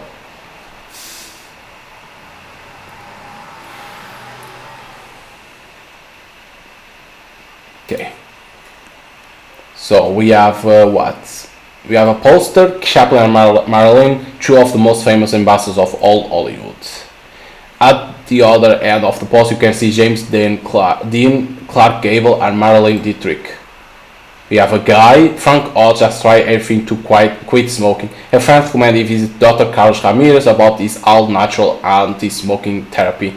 Right now he's happily burning through his last pack before going inside in case this method works as well as we told. Waiting for a cab, friend? The guy just shakes his head and keeps staring into the void. Photo. Damn it. Not only did he arrest Vika and leave her without a photo book, but on top of that he's using her picture on the facade without her consent. Although in all honesty, the magnetism that Vic gives off in those photos is irresistible. The pig knows how to do this job. You inspect the photo display. There is a small lock on the metal frame. Okay. Bus stop, we don't want that. What we have here, Carlos Ramirez, natural medicine. Oh, we enter immediately, okay. Good evening, do you have an appointment with Dr. Ramirez? No. Would you like me to check if there is a free slot for it today? It's alright, I was just looking, as you like. If you need help, do not hesitate to ask me. The tape shows a series of plants you don't know and their healing properties. Like any good city slicker, the only type of plant you know is the weeds that sprout at the foot of abandoned buildings. Patients, Carmen Salazar's list of chronic pain is long enough to freak out medical students training. Hello, young man. First time seeing the doctor? Yeah, I guess so. Don't worry, you are in good hands. Ouch. Are you alright? Today I can't complain. I haven't had sinusitis for a week. My migraine calmed down last night and the doctor is helping me control my chromatic anxiety. The rest is, well, I learned to live with it. Oh, today hurts more than yesterday. What else? My ankle. I sprained it yesterday when I got out of bed. Not a good way to start the day, huh? I thought the doctor has a miracle cream for this kind of thing, right, Tony? Of course, Miss Salazar. By the way, I see you are out of gum. I won't if people didn't take them 5 at a time. They are miracles too. What are those for? They taste good, hounds. That's it, they just taste good. They are made for real herbs, unlike those modern things with extracts of God knows what. Would you like one? I have a few in my bag. I always take a bunch every time I came here. Don't tell Rosa. No thanks. Take one, they are delicious. I appreciate it, but here we go. Don't let Rosa see you. Okay, we get a gum. A chewy gum. Chromatic anxiety. I have never heard of such disease. A very low percentage of diabetics like me suffer from it. I don't know the cause, but our vision becomes blurred and we begin to see blue and red halos. I guess that's what junkies must see when they are tripping. And what to do when it happens to you. People often becomes nervous and rush to the doctor, but Dr. Ramirez has taught me to do some breathing exercises that are very effective. Okay, only that. Okay, we have seats, they look comfortable. magazine holder. A wide assortment of magazines are spread out on the table to liven up the time while patients are waiting to be attended to. You take a look at one of the magazines. The cover of Time magazine features the latest music phenomenon, Madonna. Next year, no one will remember her. No, that's a lie. Herbal chewing gum. You read the back of the wrapper. Natural product ingredients: peppermint, sugar cane, juice, agave nectar, and natural gum base. Degrees. Several degrees in both conventional and natural medicine are combined to give confidence to those aware of not one discipline or other. You probably have more inside. You've never seen a doctor with only 4 degrees on their walls. You have a TV, a series of images of the countryside play on a loop, with supposed aim of selling the perks of living in nature. However, between the burnt image and the glass-eyed actors, the whole thing gives off a sleazy vibe that makes it look more like deleted scenes from The Wicker Man. You don't need to turn off the TV. Clock. There should be no more than an hour left before nightfall.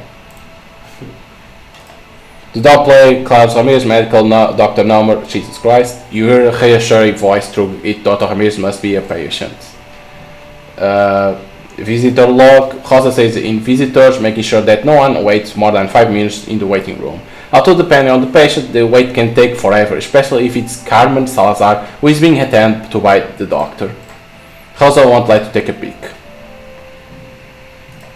It has been 3 years since Rosa left her position as nursing assistant at the Martin Luther King Hospital. Too many back-to-back shifts to support her family took her toll on her health. Now she enjoys a more relaxed job with Dr. Ramirez.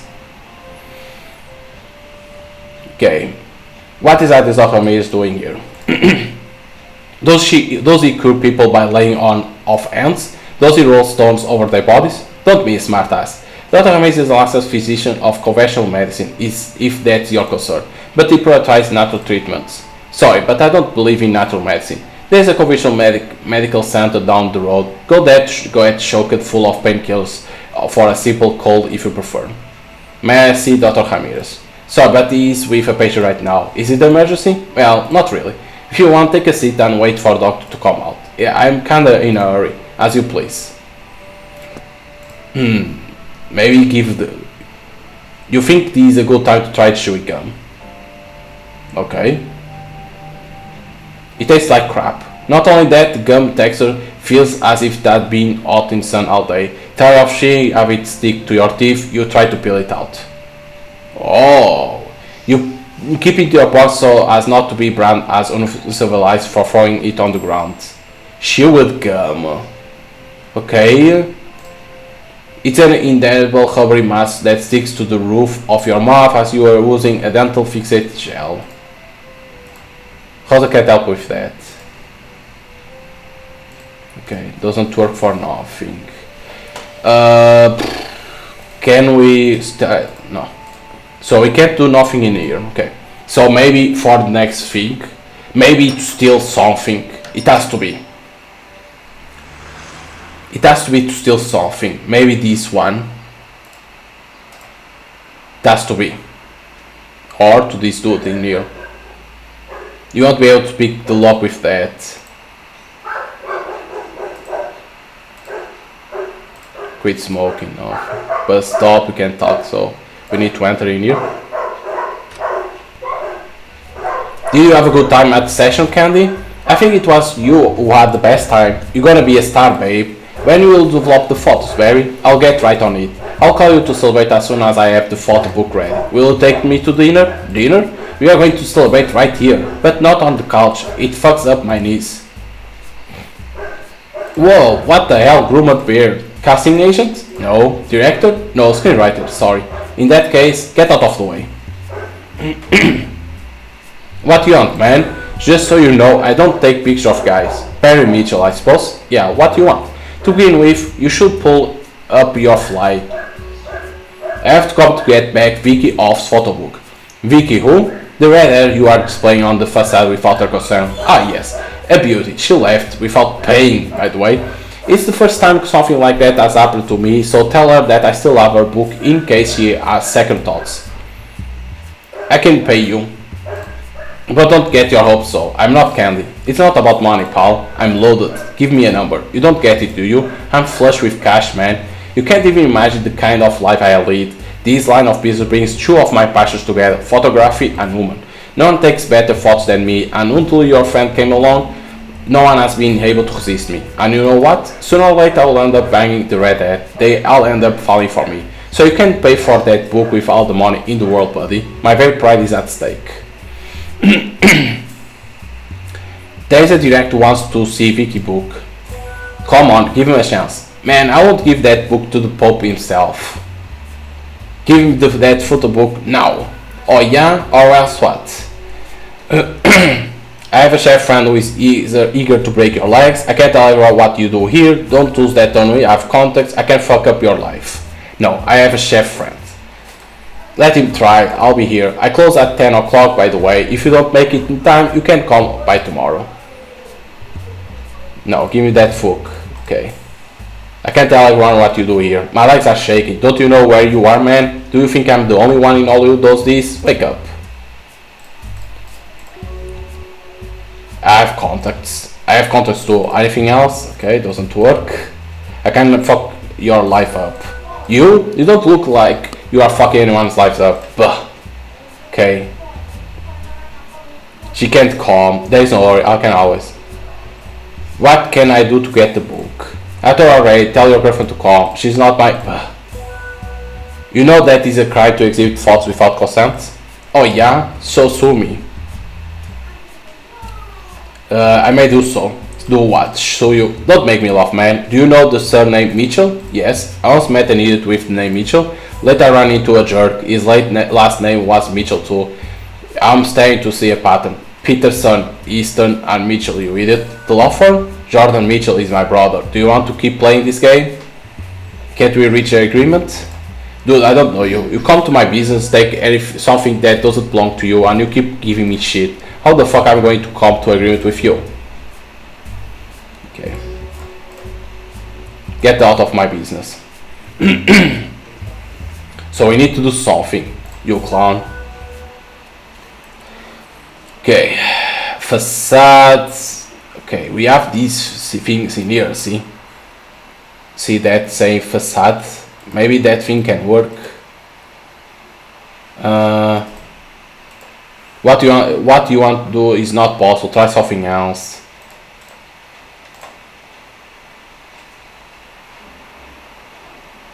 Maybe you can do something in this place. Oh wait, there's a dead air conditioner. Maybe it can work for something, but first let me see.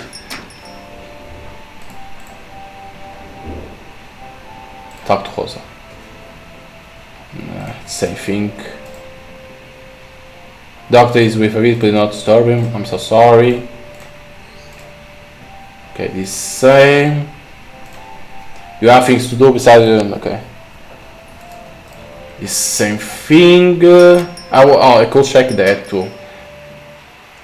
But maybe it doesn't work. Yeah, can't even interact with that. So in here, there's nothing. Oh, mailbox. There's something you can interact there. You take a look through the gap. There are a couple of suspicious photographs next to a note. You try to stick, it doesn't work. So we use this. Hold them with your fingertips and stick through a gap, open to further will stick up, but you can't reach them. I thought the idea was good. Oh, we need something. It will get caught and be difficult to remove later. No, this doesn't work. Okay, we don't have the item yet. We're gonna need like a string something.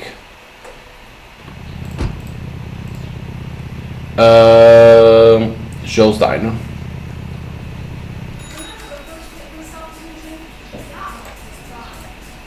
What you want down? I'm trying to get that photo book, okay?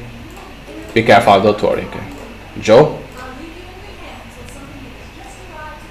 It's same thing, nothing works. Can I go through here? No, it doesn't let me. What you're writing, okay, nothing. Okay, in here it isn't. We need to find something, a string, to combine with the gum. Glenn Bishop. Maybe one of the posters? No, but we don't get it. Because if you could get...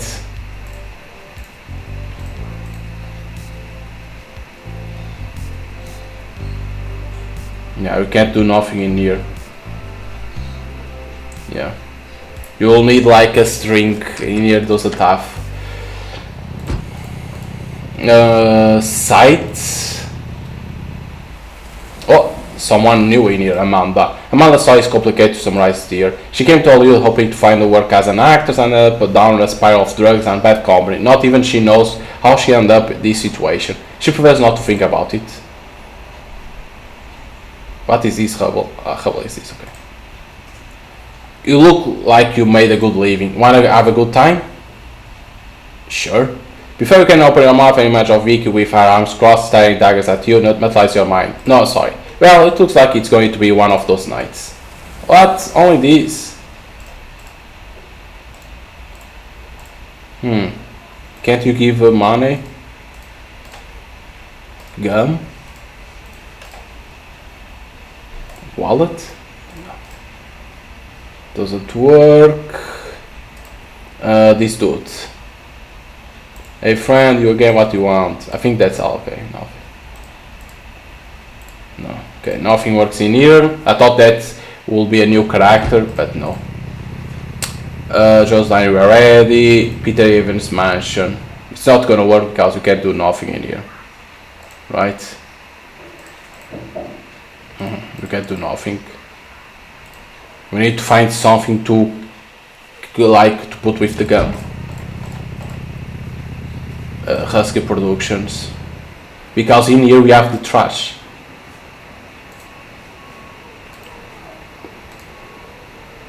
Try to carry a stick master in your pot, you decide to throw the gun into the garbage can. But being the resourceful man you are, you think it may come in handy, put it in the pocket. Ah, fuck.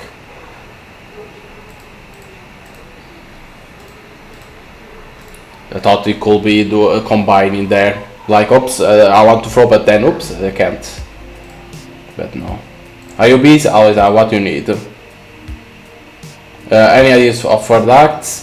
You never ask me for advice on your scripts. That's interesting. What's the issue with the ending?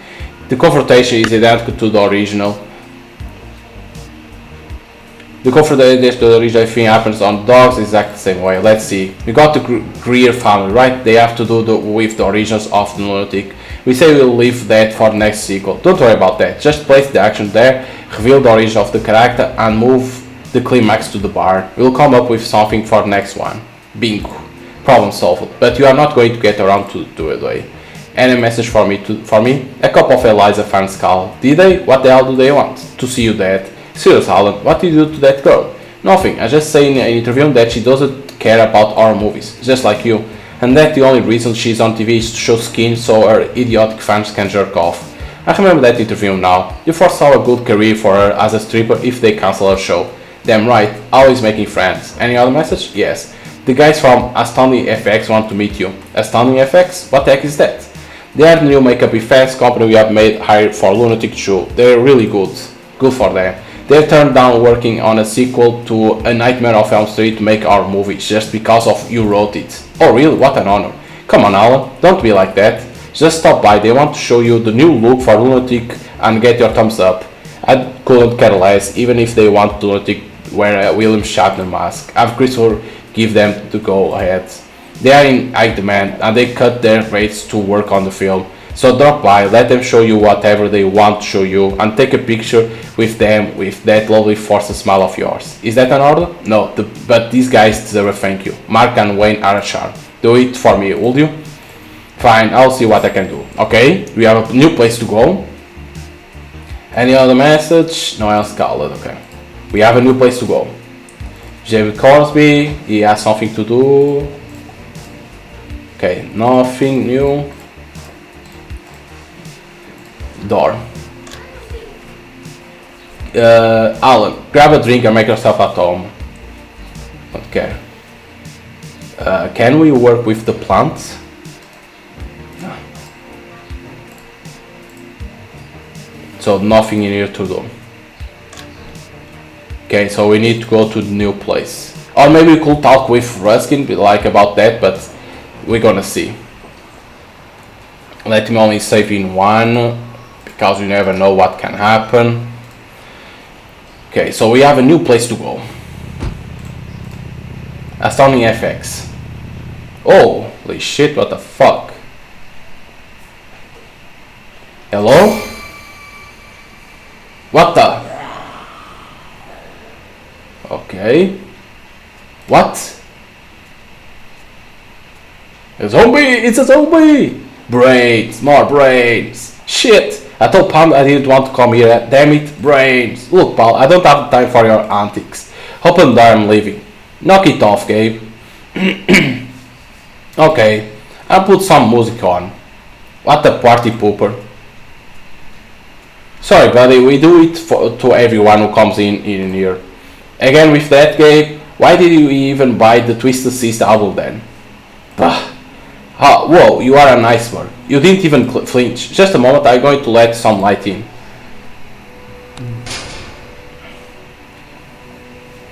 Well, what can I do for Alan Goldberg? Oh wow, I didn't recognize you with the beard, man. It's a pleasure to have you here. Come with me, come. What do you think of the lunatic new look? Red, right? We are using a new translucent material that withstands light very well and gives the sensation of real skin on camera. It can be colored from beneath instead of being limited to a superficial coloring layer. We are pioneers in using it, although I think Gordon Smith is also experimenting with it. So, do you like it? Do you give it the thumbs up? Honestly, the only thing that interests you about writing horror scripts is collecting a paycheck once the job is done. The look of the lunatic is impressive, but you'll feel exactly the same if it were a sock with 2 balls for the eye operator by a puppeteer. Yes, you have my blessing. Whoa, it's such an honor. I don't know if you know this, but we took this job instead of Nightmare of Elm Street sequel because of you, man. You write great movies. For me, you are the best horror screenwriter nowadays. Oh yeah? Yeah, dude. Wayne's a little bit pissed because he thinks Freddy Krueger is going to be a new horror movie icon, and it is. Fuck Wayne and fuck Freddy Krueger. The lunatic is the new Michael Myers, huh? Well, since you are here, can we take a picture with you? Sure, of course. You have been to a couple horror movie convention, forcing a smile while posing for a picture with fans is just awkward and embarrassing for you as walking down the street naked. Some other time, okay? No problem, man. Well, make yourself at home, pal. I'm going to keep working on an effect which will make Huskin shit his pants when he sees it. I'll be around if you need me, okay, man? Every night I rock myself to sleep. Okay, he was singing. Okay, so let's see what you can find in here. Can't do nothing. Shelf. I have a fly in my screen. If you were the least bit interested in low-budget horror films of the last few years, you'll realize that on that shelf has authentic prosthetic milestones such as the demon from 555 Evil, the elf from Manic Troll, or the face rip-off of one of the victims of the lycanthrope for Moon Madness. Only that. Fire extinguisher. With the number of flammable products and the glass they produce, having a fire extinguisher on hand is the most expendable thing in the world. You get a closer see the level of detail realism of each and every of the prosthetics. Can we do something? No. You can take this, don't even think about it. If a fire were to break out, the extinguisher could save the business and even the lives of those who work here.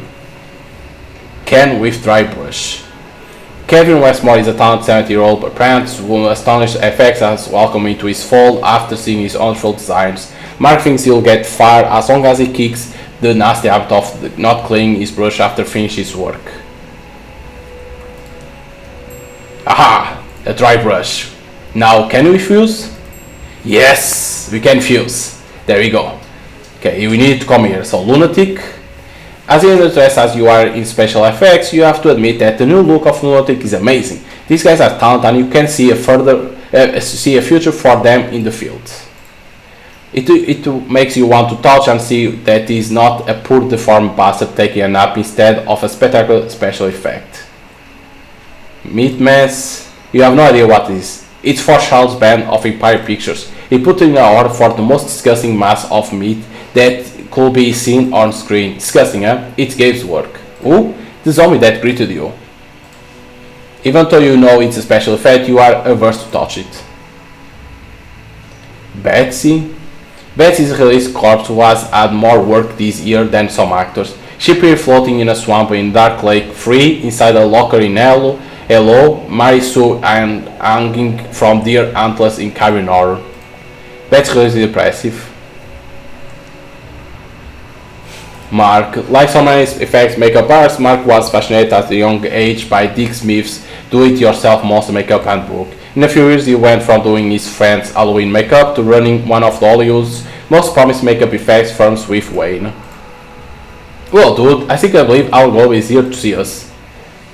I've been doing this for a long time. Makeup my whole life. My mother says that when I was 2 years old I was already zombifying my toys. Professionally, about 4 years. Things have gone well for me. Do you only work on horror films?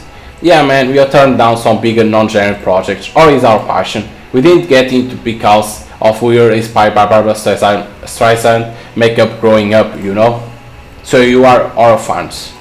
Fans? Horror films are our passion. When we were not working we traveled to horror conventions and festivals to soak up the genre. You love horror films, their history. We know everything about them. Okay. Can we walk? Crunchy. The success of games that previous years generate a multitude of imitations. The Crunchies is one of them. I will kill you, you son of a bitch. Pretty cool, huh? The Crunchies have been so successful that the production company commissioned us to make a prototype toy with them. The lines are placeholders. I don't think they will pass the filter. A zombie. The impressive was the work of Wayne Bartolus in an attempt to convince George A. Romero that astounding could make creatures worthy of appearing in his apocalyptic films. However, Romero preferred to stick with local Pittsburgh talents such as the celebrated Tom Savini or the emerging Greg Nicotero. The result of the creature is so impressive that for a moment you fear it will come to life and try to scare you like the idiot greeted you. Zombie, see if I don't miss nothing. A mold. A fully body cast of actors Jeanine Palmer on which Mark is sculpting what will stimulate burnt skin for the film Harriet Choose Spontaneous Combustion. Do not touch, material is still drying.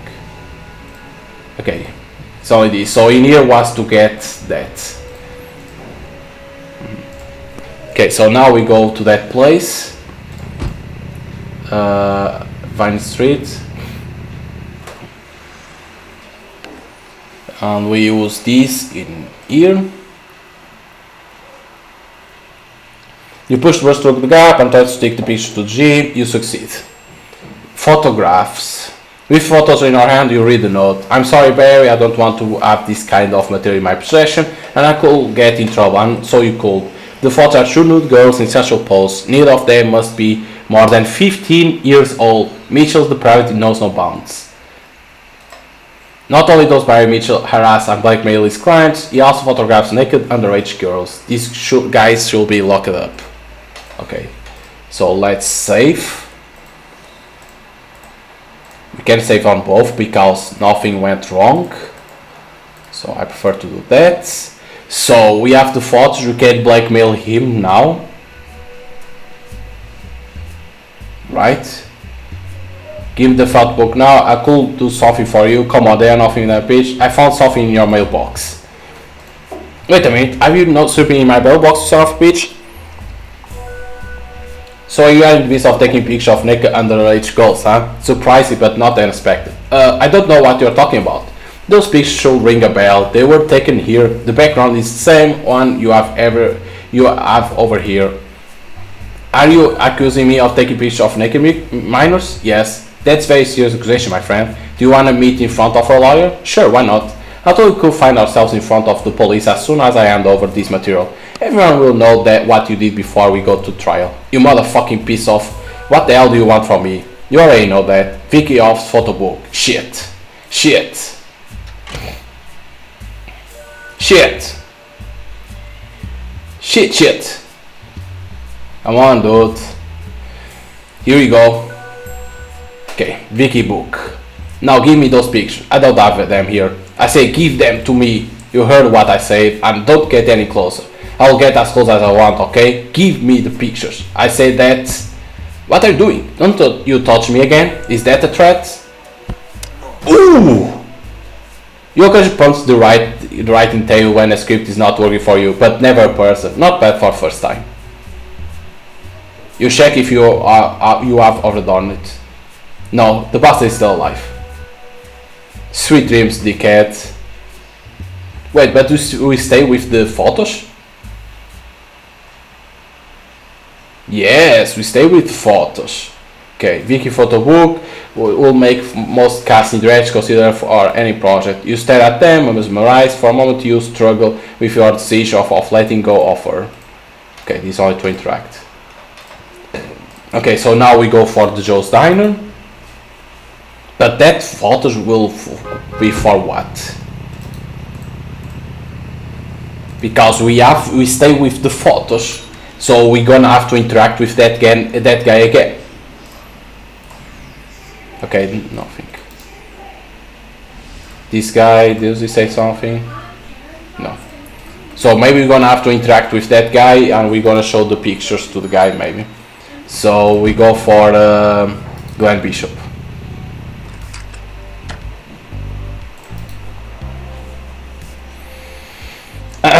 Hold on, Tony. Did you get? Yes, and that too. Tony, I'll call you later. My guard age has arrived. Well, I'm sorry not to offer you a share, but I had a little mishap with the old office and don't worry. Alright, let's get down to business. The director, who is it? Jack Palmer. The giant insect guy? He's still alive? Sorry, it's the only one I could get. Are you serious? That's fantastic. Is it? Don't you watch Eliza's show? She plays his films on a regular basis. The kid knows it, know him. I can already picture Jack Palmer return to directing. We must take advantage of this 50s revival. You know. The Fangoria people will love it. I like your choice, Goldberg, and I like you. Did you send him to the shoot? Yes, he should be on his way already. Wonderful. Let's see the girl. Do you bring the photo book? Yes, here you go. Well, let's see. So, what amazing eyes. What a looker. She reminds me of that girl who was in the Osterman Weekend. The one by Sam Peckinpah. What's her name? Meg Foster, that's it. It was not a prerequisite, but does she know how to act? She is the best actress I know. And how come I never heard of her before? She hasn't had much luck. What are you waiting for? Call her and give her the news. So we are putting a number on those forms that were hard to put a fucking number. That you need to rotate always. Vicky, it's Alan. The role is yours. No, you don't owe me anything. Does Joe agree? Will Karen cover for you? Perfect.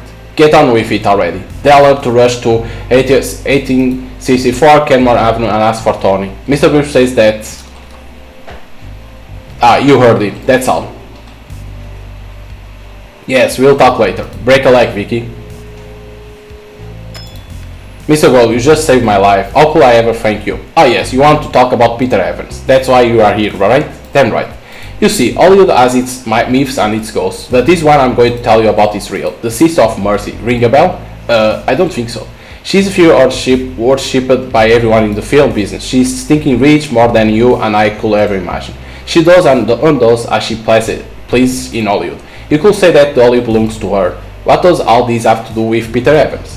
Evans was poor bastard. He spent more than he earned. He had an obelisk brought from Egypt, probably just for his dogs to piss on. The studio no longer wanted him. He had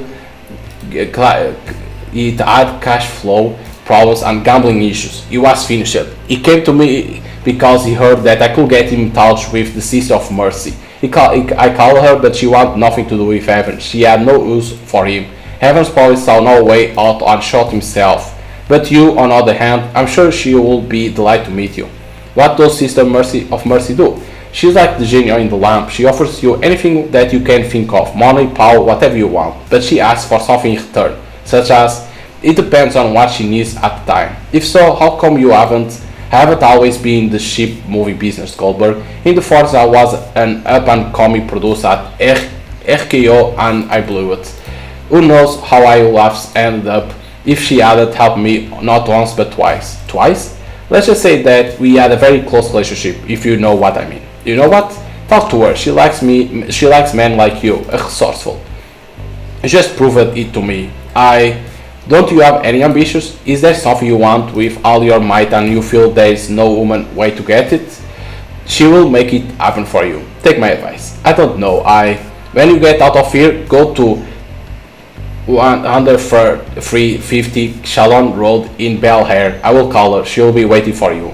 It's the most and I can do for you as token of gratitude. Alright, I'll go see her. You won't regret it. Okay, Shalom Road that we're gonna need. By the way, yeah? If you have an idea for our movie, I can listen to it, and if I like it, I'll buy it from you on the ship though. Alright. We don't have nothing, right? No. Okay, so if you have a movie, we can give to him.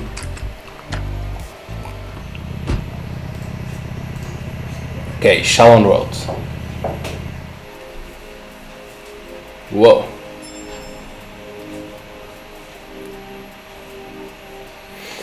Mrs. Westmore will be with you shortly. Wait here, please.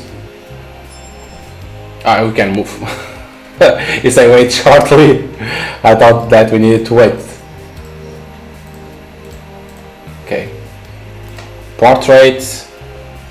Is that her? No, it's her sister. She passed away in 45. Try not to mention her surname. Alan. Okay, immediate comes. Miss Westmore. There is no need for formalities. Please call me Alan. Take the day off, Hobson. Thanks a lot.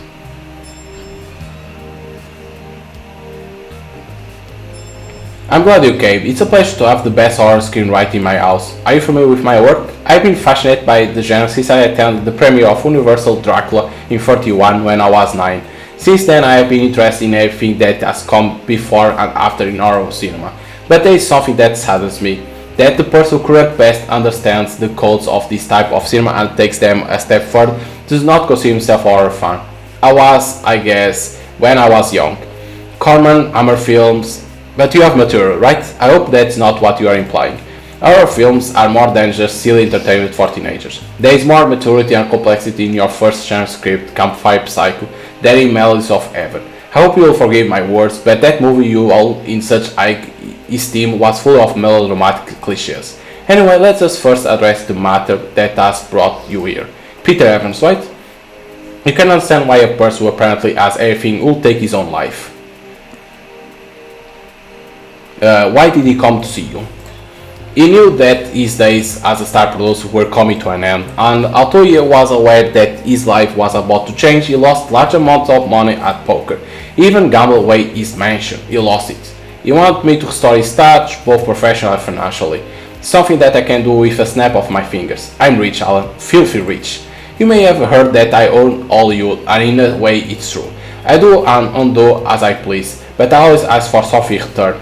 I had no use for Evans. He was not a seeker. Like all millionaires, he was used to having everyone do even the most basic things for him. Like you, I guess. Less than you might think. Hobson says I'm always stepping on his toes. Evans was not like us, Alan. Like so many others, in desperation he turned to me as last resort. I refused to listen to him, and that rejection was probably what pulled the trigger which blew his head off. But I don't feel guilty about it. What's a seeker? You, for example. Our mutual friend Glenn had a problem, and in a matter of an hour you solved it. That is a seeker. I was lucky. I knew an actor and a director. A lucky seeker. What more could I ask for? Come with me. Okay. Frankenstein, released in March 1910 and produced by Thomas Oliver Edison. It is believed to be lost. The only remaining copy lies in that display case. The price was to rescue Metro Goldwyn Mayer once more, but it was worth it. Let us continue.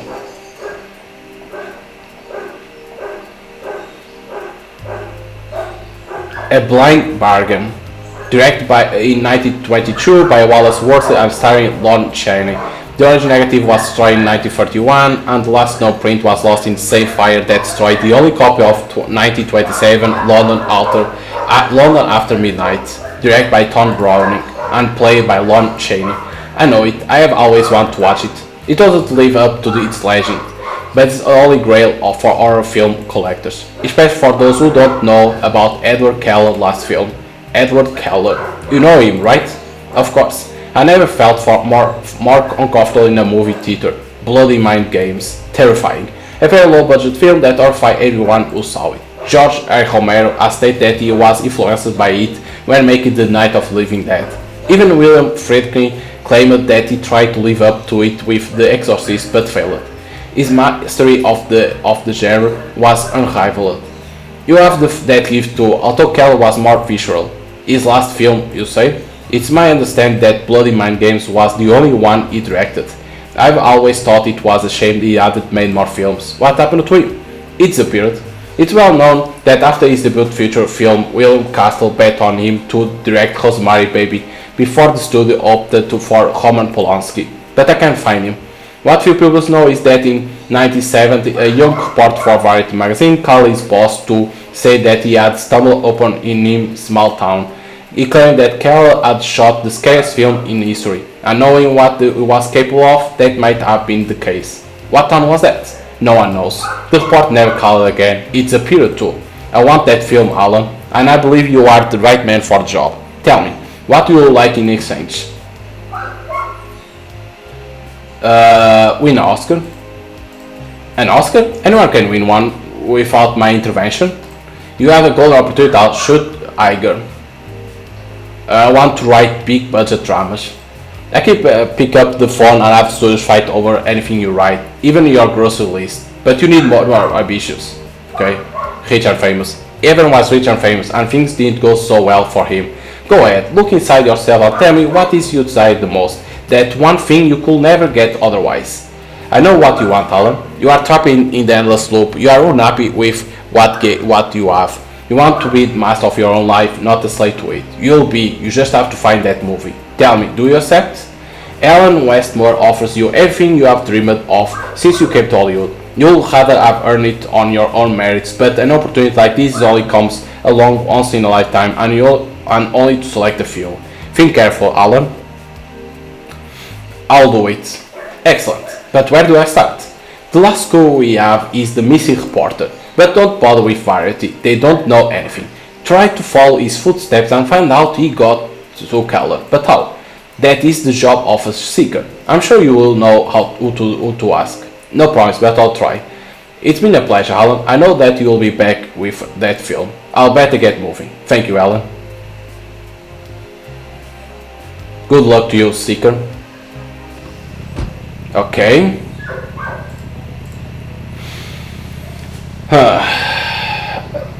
Maybe astounding FX.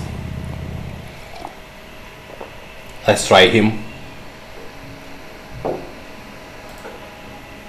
What's up, dudes? Do you know Edward Keller? Edward Keller, man. He and his work give me the creeps. Why is that? Have you seen his only film? It's from 67. Very low budget, and at the time no other film has had such realistic makeup effects. Before Tom Savini came along, nobody had seen amputation and decapitation of that level on screen. What's your point? Word has it that there was no makeup effects department on that film. What are you saying? Only the director was present at the premiere. None of the actors attended. None of them have been seen again in any other production. From what I heard, they were not professional actors. It was normal that they don't appear in any other films. That's all I'm saying. I'm looking for Keller. Wouldn't you know where I can find him? No fucking clue, dude. He vanished off the face of the earth. Although Wayne is the Keller expert here. Who's Wayne? My partner, man. He's a Keller nut. One moment. Wayne! Hey Wayne, you idiot. Alan Goldberg wants to talk to you about Edward Keller. Dude, you better write something good. We just turned down a contract with New Line Cinema. Cut it out, man. Tell me about Keller. What do you want to know?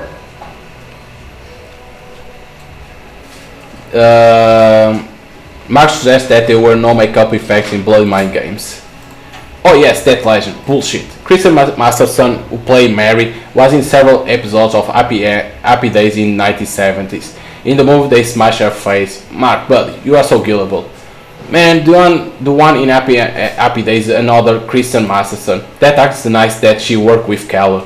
It's the same one, for fuck's sake. Older, but she's the same actress. Not again. We have been through this before. You know, man, Keller had the craziest theory. According to him, an actor should not appear in any more films once he finishes his role. This way you avoid the schizophrenia of seeing the same character in two unrelated stories.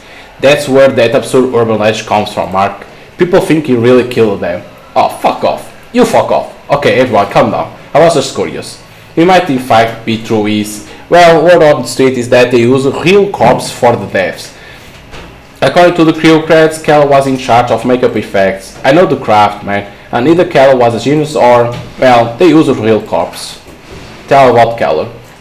There's not much else to say about it. Nobody knew about him until he released Bloody Mind Games. It was a very cheap film, yet touched by the hand of a genius. It was released in only a few theaters and didn't gross much. However, the review praised it to no end. Nothing like it had ever been seen before. It blended psychological horror with the gimmick really well. Romero, Friedkin, Polanski, and even Hitchcock raved out about the film, and a cult following soon began to develop around it. Have you seen it? Yeah, I got to see it as a kid in the cinema. It's a fucking masterpiece. Well, Keller, right? He was only seen once at the premiere. He gave a real case dissertation about fear. Nobody knew what he was talking about. He left during the screening. He was never seen again. Well, he gave a couple of interviews not long after. I thought there is a rumor that the answer were not these. A fake interview, you know? I want to find him. Well, you have your work cut out for you, pal.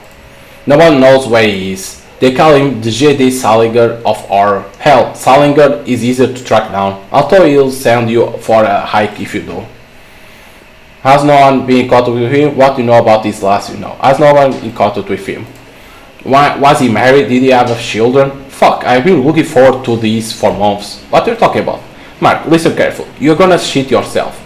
Keller had a daughter with his partner, a Kate, Kimberly, whatever. The girl was named Elizabeth Keller. Something happened to the couple and Keller took charge of her daughter rather unwilling. The relationship wasn't very good, so Elizabeth cut ties with him. She took off and changed her name. Today, she's a well-known face. What? We all know her. Even our friend Goldberg has insulted her in an interview. Wait a minute, you can't be serious. Eliza? From Eliza Mansion of Horrors?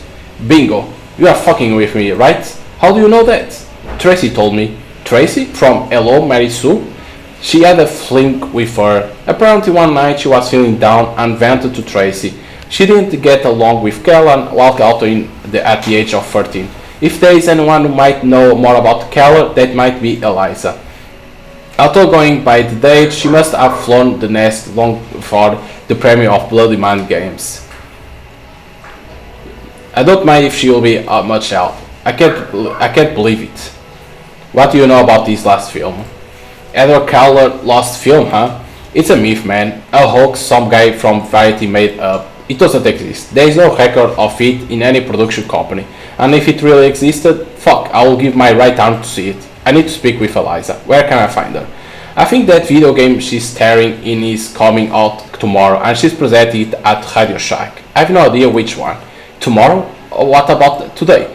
Right now she must be shooting Eliza Mansion of Horrors, but I don't know in which studio, so I can't help you. Don't worry, you have been very helpful already. I know who to ask. Keep me posted if Eliza decides to talk to you. Although I like the doubt she will after all the shit you have talked about her. We'll see if there is any luck. Well, I still have to make 13 feet of Instantins. So anything else, man? No, I think that's all. Then I'm off. Thanks, Wayne. Thanks to you, buddy. Wayne is right, dude. Try not to take a dump on the genre in every interview you give. Too young to fall in love. Okay, we need to talk with Eliza. Does he know where it is? No. So we need to talk with Eliza, but we need to know where she is.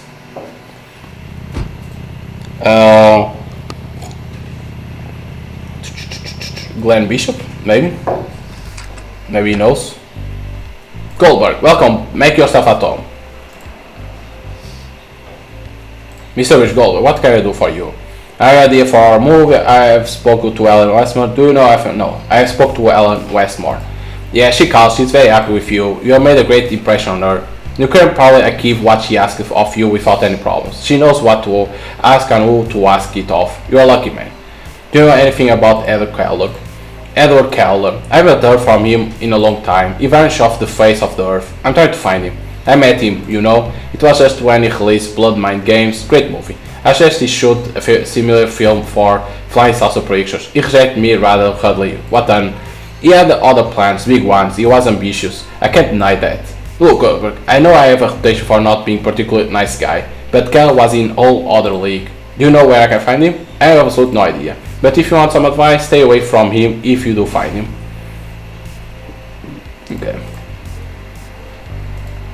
Let's because maybe Rusty production. I want to see in here Joe's Dino who is in there. Ah, a new girl. Karen. I'm watching you, Alan. What do you do? Nothing yet, but try not to leave me without any other employee, okay? Hi, Karen.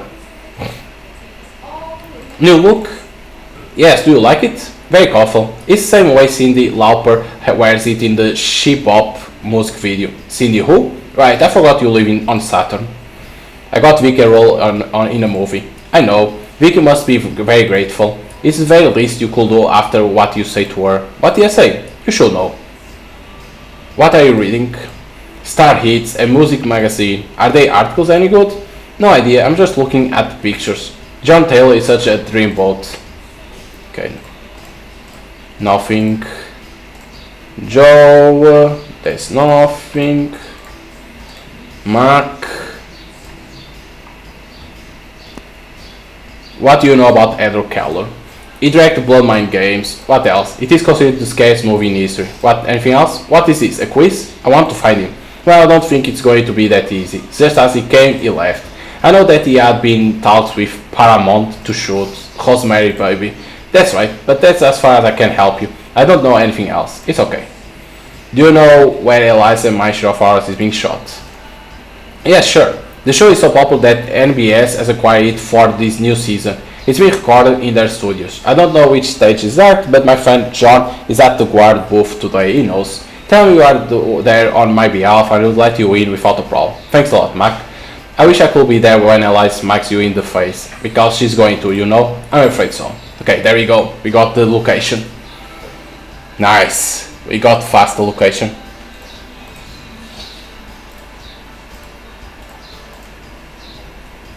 Okay, exit. Here we go. NBS Studios. Whoa. Tonight's film is unlike any other you have seen. Do I need to press? You will see decapitations, exploded bodies, and gallons of blood, and a sex scene. It's probably what your parents won't want you to see. At least, those were the words of one of the network executives who almost didn't allow us to broadcast the film. And that's one of the problems with American morality. We can show you how to open a body with a chainsaw, or 1001 ways to torture a person. Act against nature. But if you see a boob, all alarms go off. But I've no doubt that this executive who didn't want you to watch tonight's movie is paying a dominatrix $120 an hour to get raped right now. Cut? What? What do you mean cut? Since when do managers double dip as directors? She can't say that. What can I say? You are saying hour later into the BDSM. One, isn't that true? Of course it's true. That's precisely why you can't say it. Who cares? I'm sick of that jerk. Hugs right, Eliza. NBS could cancel our show if you start digging up the earth on the management. I can say it with other words. No, for heaven's sake, bite your tongue. Let's repeat everything from the top. And you quiet. Is everyone ready? Whoa. Unbelievable. You got a lot of nerve showing your face around here. Who are you? Ugg Steinman, Eliza manager, the same one who sued you for slander of my client. Oh yeah? You have not received it yet? Maybe. I don't check the mail much ever since her crazy fans started sending me death threats. What do you want, Goldberg? I want to talk to Eliza. I very much doubt that she wants to talk to you. I want to ask her about her father. Eliza doesn't talk about her private life, especially not with you. Come on, Hudson, give me a chance. You know what? This could be interesting. Will you apologize to her? I have no problem with that. Fine, I hope this matter will be settled today. Right now she's shooting her show. You will be able to talk to her when she's done. But it will be after this guy. Oh, that one sitting there. He is the president of her fan club in Encino. He's going to interview her and take a couple of pictures with her. and I hope he does it quickly. He won't stop reminding me that he suffers from chromatic anxiety. I don't know what that is, but I don't want any more delays today. Are you serious? That kid can wait. No, Goldberg, you can wait. Don't expect me to make things so easy for you after everything that happened. Take it or leave it. Fine, I will wait. Great. It has the same disease of that old woman. It has the same disease of the old woman. So maybe you need to find something to take him out of here, and like that we are next. Okay, Stanley. Eliza is so popular that New World Pictures offered her as to a star in a movie, a cheap film of dubious quality, but it helped to further entrench her figure in pop culture. Moving Eliza's figure reveals a box of electrical switch. Whoa. It is closed. You see several touch switch. They are flipped up except for one. Isn't it too hot in here for all of a sudden? Now we push. Okay. Lights. It is a Wolflex spotlight while used in a television in the 70s. Although it's not being used right now, it looks like it's connected to the electrical power. This on-off switch appears to be broken. Okay. At the age of 30, Clark Hammond has found and analyzed some kind of new religion. He records all her shows on VHS and catalogs them, collects her merchandise, and even is the president of her fan club in Encino. Although at the moment it only has 2 members, him and his mother. Okay. Hi, are you a fan of Eliza too? Oh yes, absolutely. I have all her albums. But she doesn't... Oh, haha, I get it. I guess. What do you have here? There. Where? In your hand? Oh, it's a side photo of Bela Lugosi. It has been in my family for many years. My grandfather was an actor in Romania, you know? Lugosi himself gave it to him when they met at the Actors Union there. It was found by Lugosi. Do you know that? Why do you bring the photo with you? It is some kind of lucky charm. I'm going to give it to Eliza. You are going to give a family keepsake to a stranger? Eliza is no stranger to me. She has been a part of my life for years. Since you want to get rid of the photo, you could make a pretty penny instead of giving it away. Eliza probably won't give a damn about it. She'll toss it in a drawer and forget about it. I do what I want with myself, okay? Okay, no need to snap at me like that. Nervous about meeting Eliza? Yes, of course, who wouldn't? But it's also because of the chromatic anxiety I suffer from. It flares up when I get nervous. Do you know if there is a hospital nearby? No, forget it. I'm going to be fine. I must calm down. But we know... So we're gonna need an item. I need to speak with Eliza. Oh, about what? That is my own business. The problem is that I have to wait for you to finish whatever your business with her. I have to interview her for the Eliza Chino Fan Club newsletter.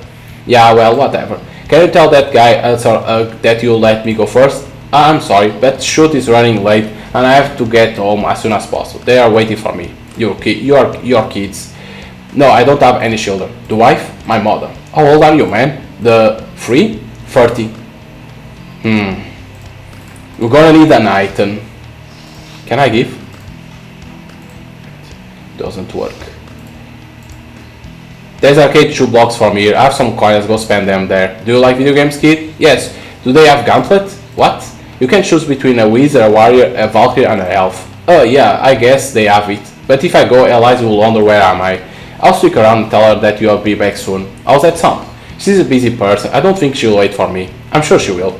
I'd rather not risk it. Anyway, thank you for the offer. It doesn't work. My wallet. Take my wallet.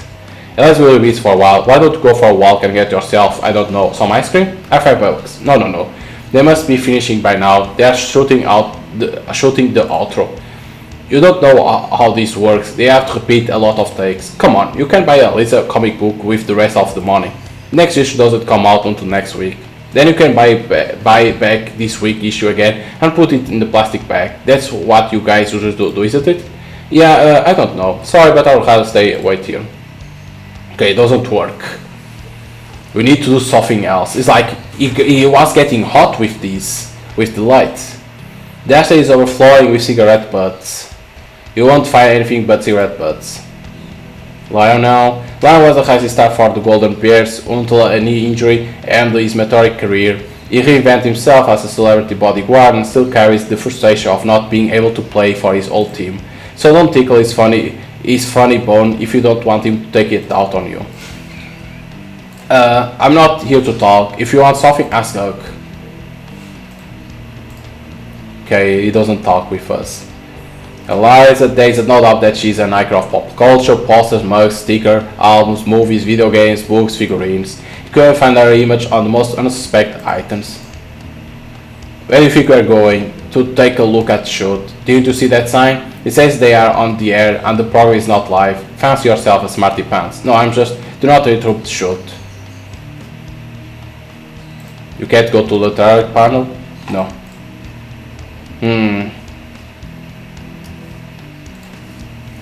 What we need to do?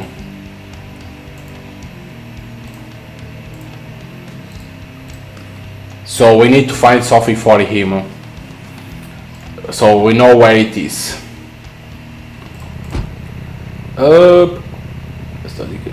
Find the street. Because he has this problem of this woman. We need to give something to him.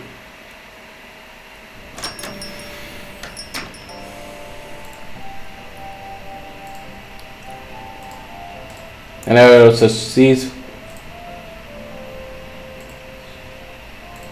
What do you operate up? People often become nervous to the doctor, but Automated has taught me some of the breathing exercises that are very effective.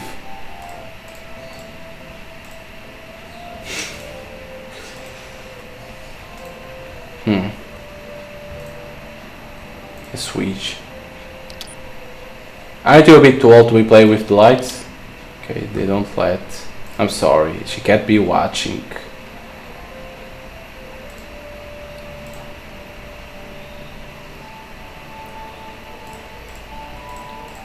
Can't do nothing in here. We need to know what to do. Because he has the same issue of that woman.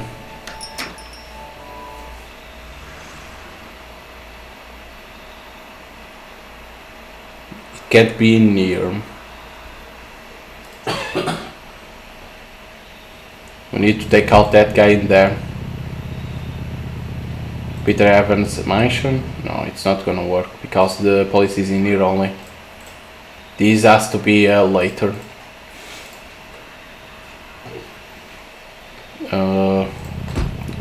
Let's go to our apartment. We can have something that they want.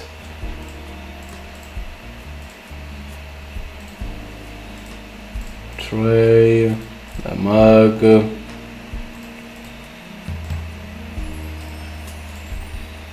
Is a window.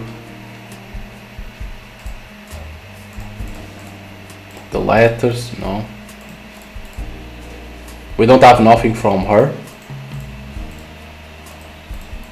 No, it doesn't seem that we have nothing from her. Taking out certain options from here. Husky Productions, what we have in here? No. Inside. Do they have something to talk? Those names Edward sound familiar. Edward Keller. If you give me a minute, I can check the archives. I doubt he'll be there. He was our film director in the 60s. Unfortunately, in that case, I can't help you, Alan. It's okay. Does she have a message for me? This guy. Do you know anything about Edward Keller? The name doesn't sound familiar to me. Is he an actor? No, a director. No idea, sorry. Okay. Doesn't know nothing. Alan, do you want to sunset? Do you want to admire sunset outside with me? No, thanks. Sure. Do you know anything about Edward Keller? Keller, sure. If I do this for a living, it's thanks to people like him. I always want to do something on the level of Bloody Mind Games, and I hope that one day you'll write something that surpasses it. If there's anyone who will be able to do it, it's you. Do you know where I can find him? No, Alan, I don't. Last I heard from him was about to direct Rosemary Baby. Can you imagine? If he had directed it, Polanski's version would have looked like an episode of Sesame Street. So why the interest in color? Sheer curiosity. Well, I'm sorry I can't help you.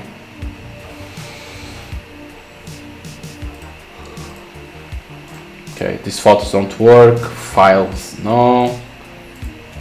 No. Okay, in here there's nothing more to do. I need to find something to take out that guy. He says if I know a place. We know that, Dr. Ramirez.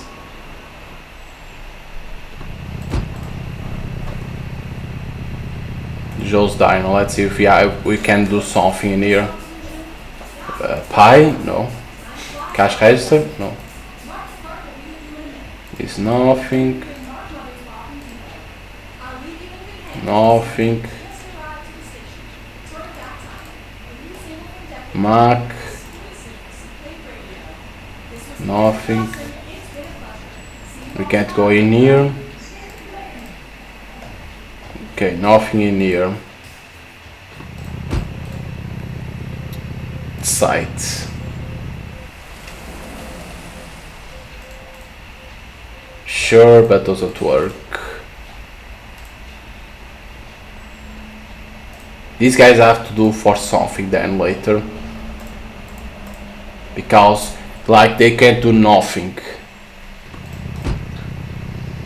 Glenn Bishop.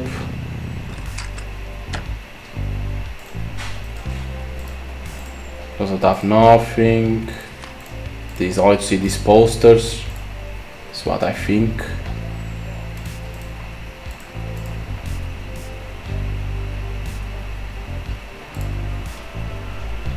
What he has to say.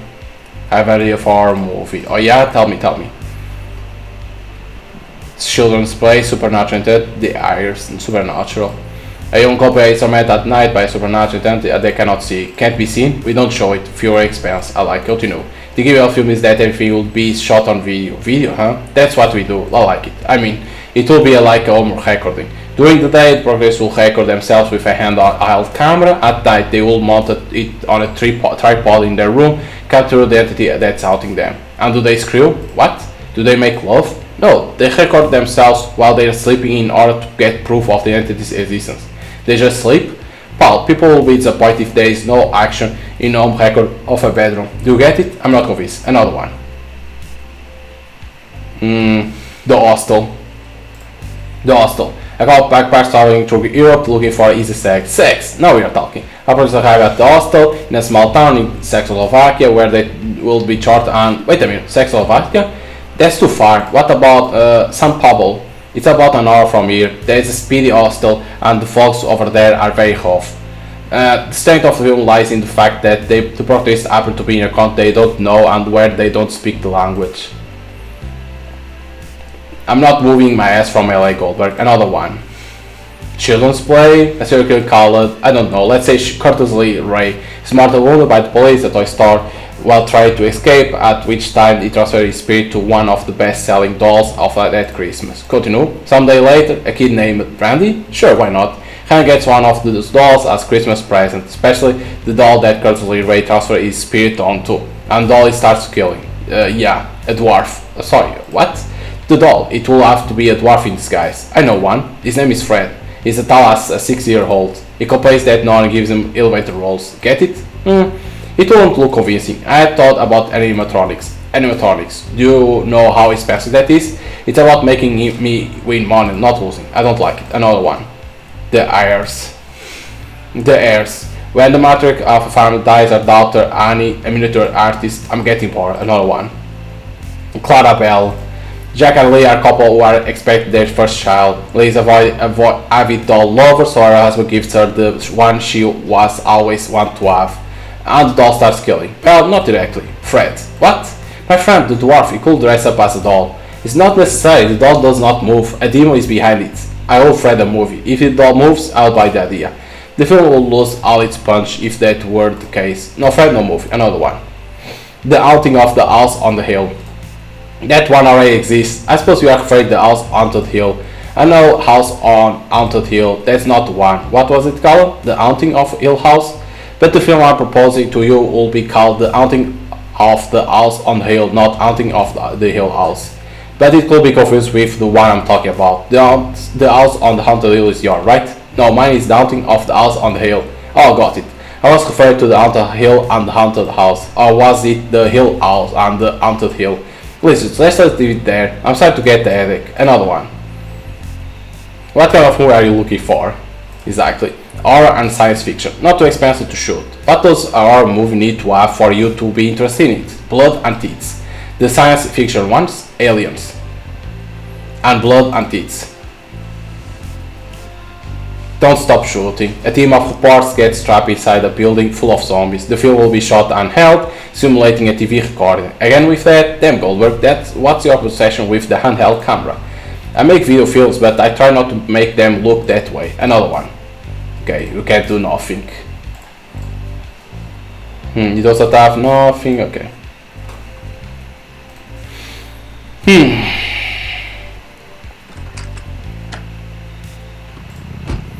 Okay, Vine Street, we already been, Sorry FX.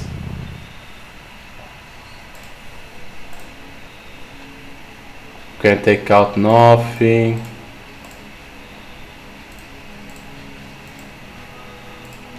Nothing works.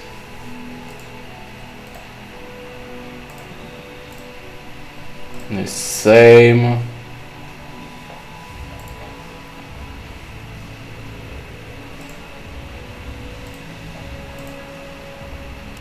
You can take these because I understand why you can take nothing of these because they are heavy and like that. So in here was only for knowing about Edward Keller and to know that Eliza is the daughter of him. Shalom Road. No, we can't. It has to be in here. It has to be something in here. It says the on-off button switch appears to be broken.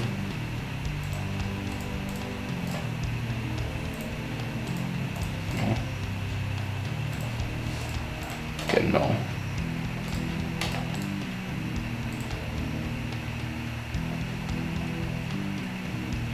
We need to search something in here.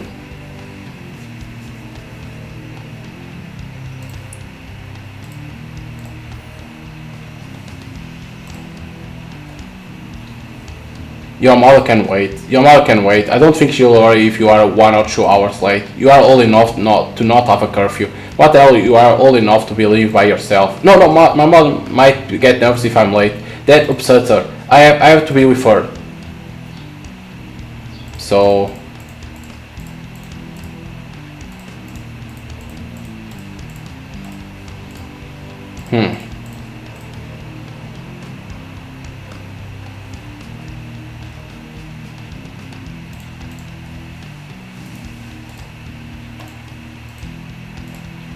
okay. There must be something that we need to see.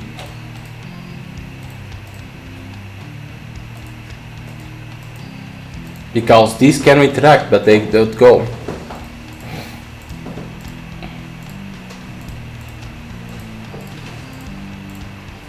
See, they don't go.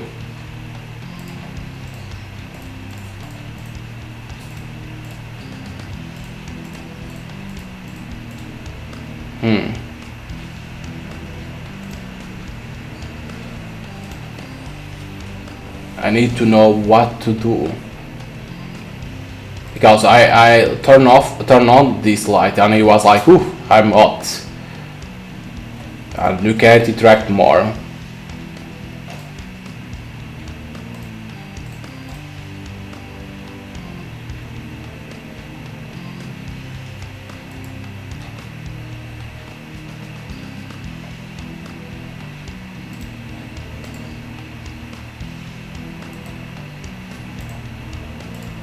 Well, that's what you're looking for. Maybe force him?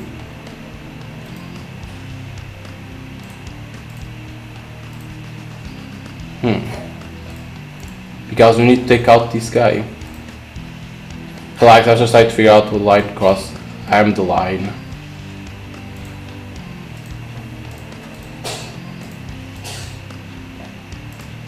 Exit in the middle of a shoot, you won't like to be interrupted.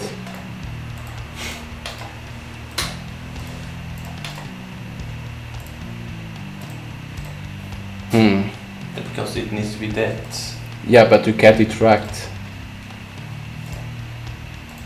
See? Because he says immediate death. It's one of our grace for success. Show the photos to me. Yeah, alright, try. Must be something that I'm missing that I don't know what. Can't throw.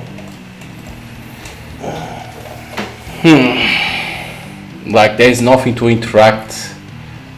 It's only these guys in here, there's nothing. This was turned light, but he, like he says, suffers from that. Yeah, this was new. Your mark can wait. Don't fix you'll worry if you are 1-2 hours late. You are old enough to not have a curfew. What the hell, you are old enough to believe by yourself. No, my mom might get nervous if I'm late. That upsets her. I have to be with her.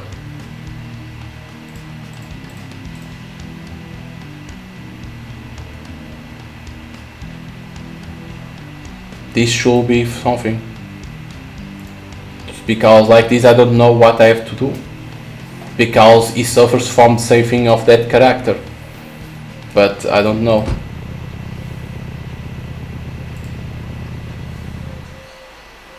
Because she suffers the same thing that this character suffers in here, but we don't have a phone number.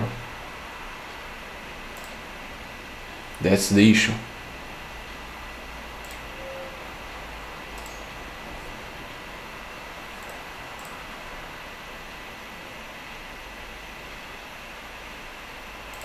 It has to be with this, but how?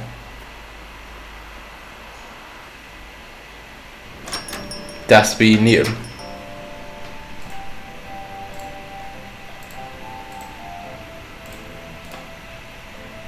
Because the guy says same thing that is chromatic anxiety.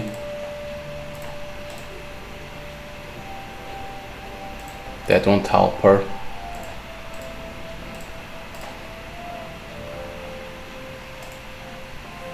She wants to feel good.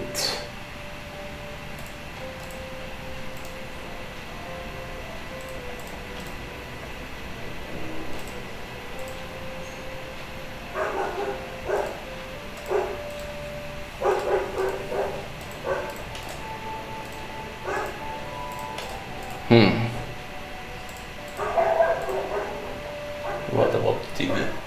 Alright, try. See the number, doctor number.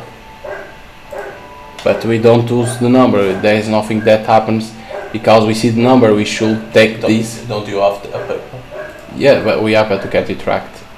Can't you pick up and interact with the dog? No, if you press, it does this. Yeah.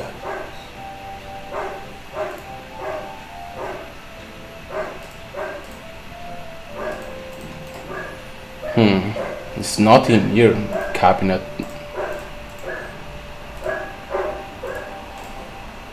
So, like it should be this number. Like we should get to the kid and to that guy and say, look, the ear number for that. In here we can switch the light, but nothing works. I'm not understanding what to do.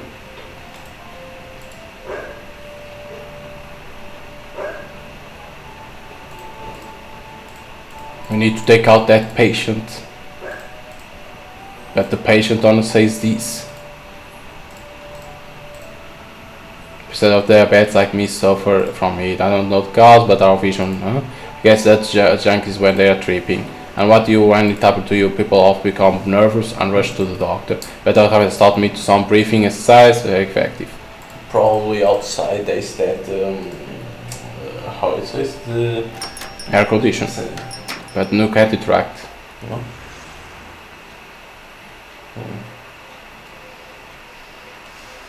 This you can do that.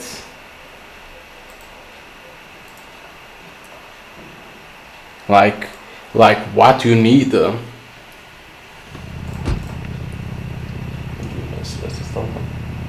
This doesn't work, this doesn't say, Glenn Bishop doesn't have nothing. It should be to buy drugs.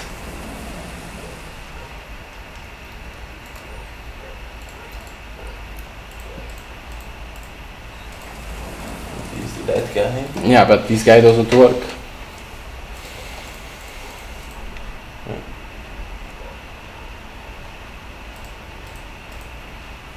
Like nothing works.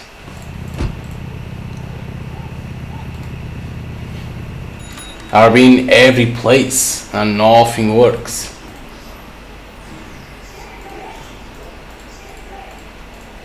See.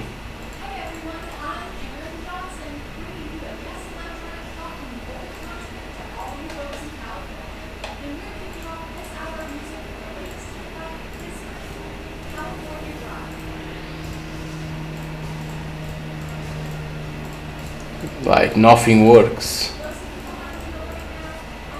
Because you can interact with that giving the money like that, but it doesn't do nothing. It doesn't move from there.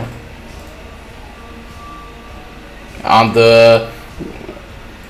this guy say to talk with that to let you pass.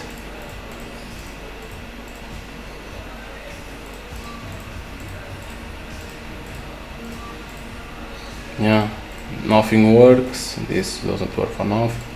Like what we need to do.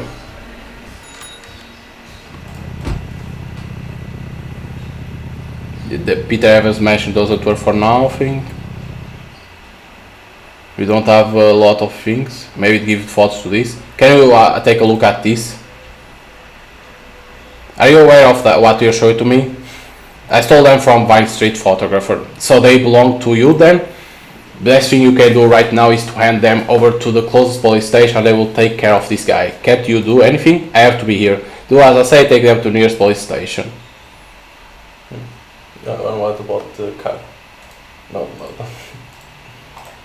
See, it doesn't work. Because you can't leave.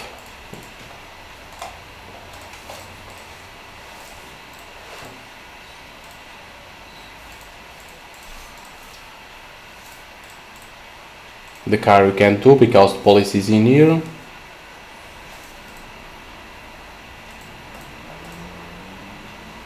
Obelisk, okay, that's this.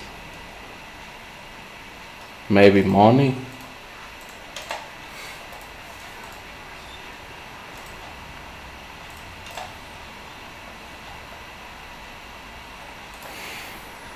Maybe showing photos to everyone, that photos, because the photos you need to use it for something. You need to use the photos for something.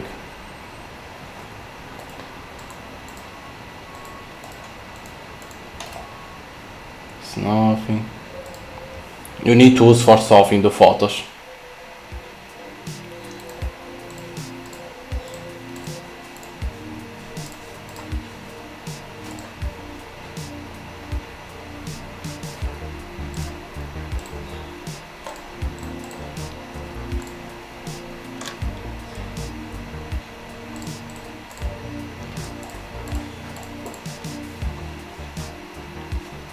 This same thing.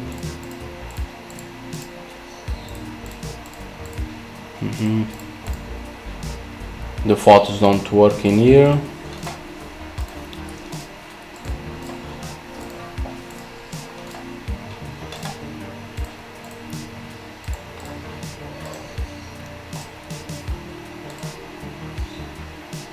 The site is this. The plant, we don't do nothing with the plant.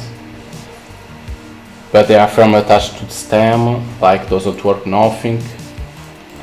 We need something to cut this plant, like a scissor or something to cut.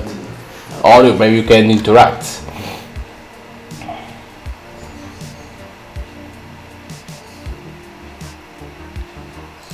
It's like what is to do, right? Like we know the number, the guy had that issue, but he doesn't do nothing.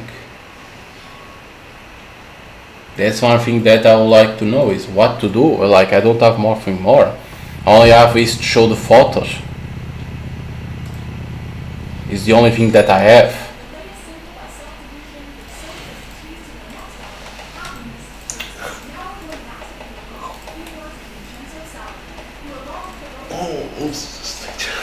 He's just a stranger.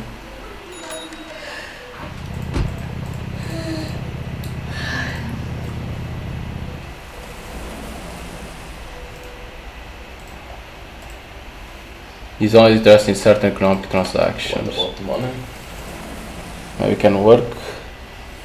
I'm not a slot machine man. Okay. I think you're mixed up, man. I'm not a hustler or drug dealer. I think you will not forgive me. Not a bit later, Amanda. Nothing works.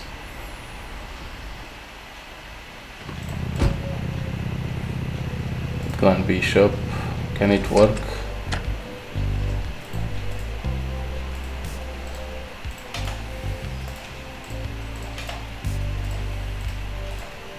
Like what it is, right? Like you need to have something to give to that guy to get the fuck out.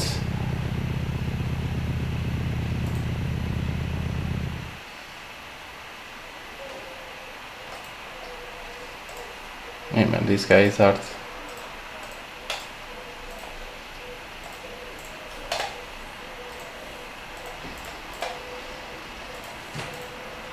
Can you break it? Yeah, we can't because there is people. Because like I say, if it was night, you could break it. And here I try, right? I think.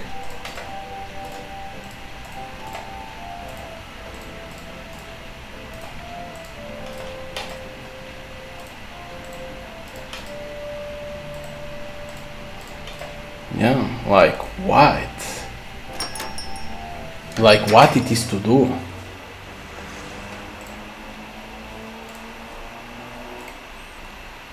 Like, huh?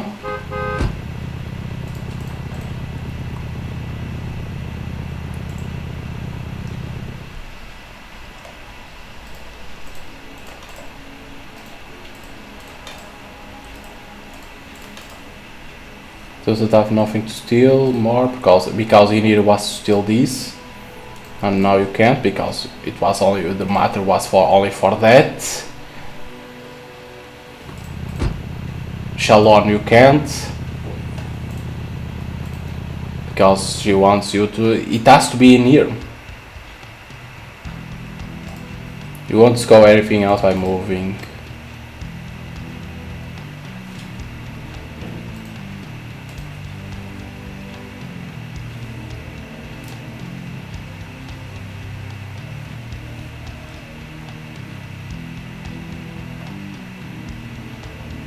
That's only the exit.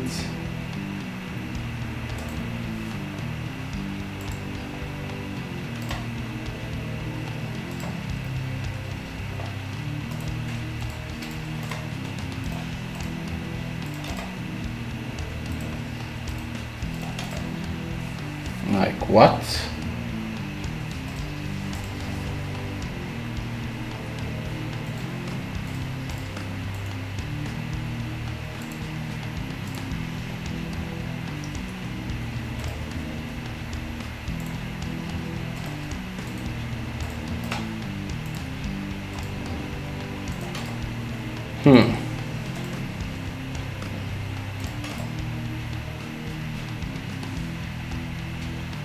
Like there isn't a lot to interact. It had to be with characters.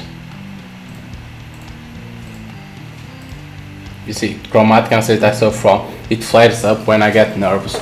No, if there is a hospital nearby, no, forget. I'm going to be fine. I must calm down. We need something to show. Can't you sound the light?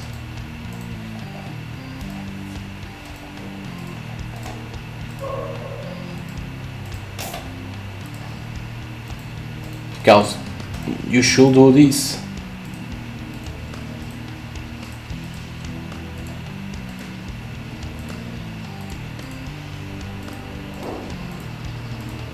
See, thanks for the offer.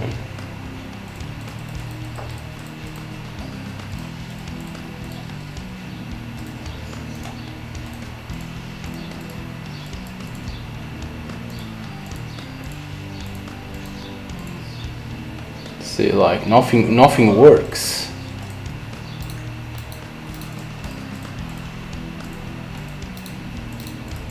We know about the hospital. Why? But why the character doesn't say? That's the issue. Why my character doesn't talk about that?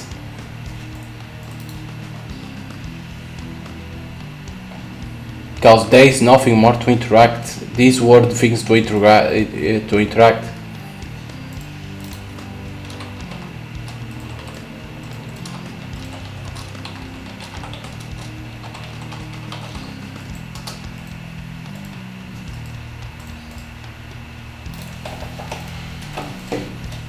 We need something that makes him nervous.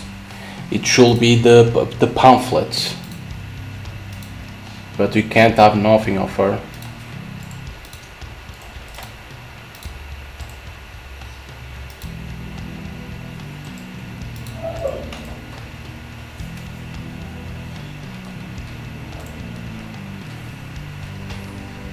I don't know for real, like, was something there that I should talk and I talked and made something bad?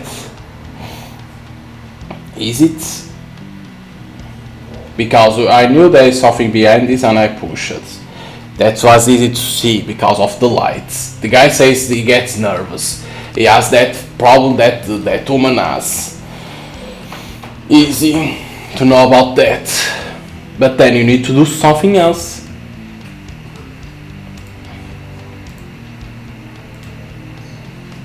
Should be here, but no.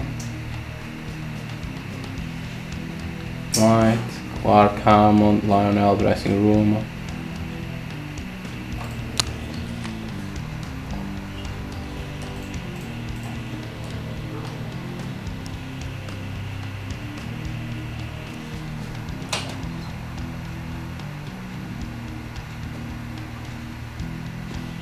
But I don't have nothing else. In here there is nothing, right? No, in here it's only cigarettes. Can't be in here. I need to find something else. I need to find where is certain item.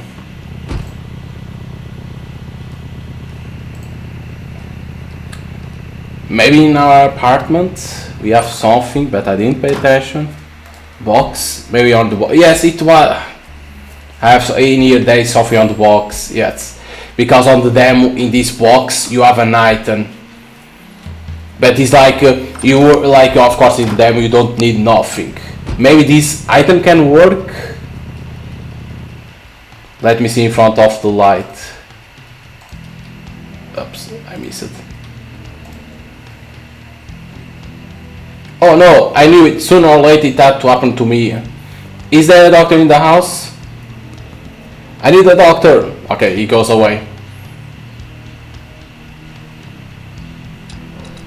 Can we pick up the glass? No. Because this item on the demo won't work for nothing. It was a useless item on the demo and I forgot about the box. He had to go. Why? I have no idea. Better that way. We are running late. Eliza will be with you in a second. Thanks, Hudson. Ugh. Behave yourself, Goldberg. Okay, here comes Eliza. You are Alan Goldberg, right? Yeah, Alan Goldberg, the screenwriter? That's me. I know you are, but I want to be sure before I did it. To what? This. Ooh! Shit, that hurt. You know what hurts? For a person you admire to insult you every time he gives an interview. Yes, that's why I want to talk to you about. Fuck, that hurts. I don't like interviews, Eliza. I usually drink too much beforehand. That explains a lot. One day someone asked me what I thought of you as our icon. I remember it quite well, a stripper that used aura to make teenage horny. Something like that. Not something like that. Those were literally your words. Magazines love feuds, and they ask me that question again and again, and when I'm drunk or hungover, I play along. By calling me a slut, that is more than just playing along. In fact, I don't even know why I'm wasting my time with a sexist pig like you, like yourself. Eliza, I'm sorry I say those words. I tend to be a jerk most of the time. You are. I know I earned that slap and every other slap you want to give me. I just hope your fans don't follow your lead. What you mean? I get threats from them every day. Really? I have no idea. Don't worry about it. I don't pay much attention to them. Although I just met one of your fans, he had the same look as Mark David Chapman.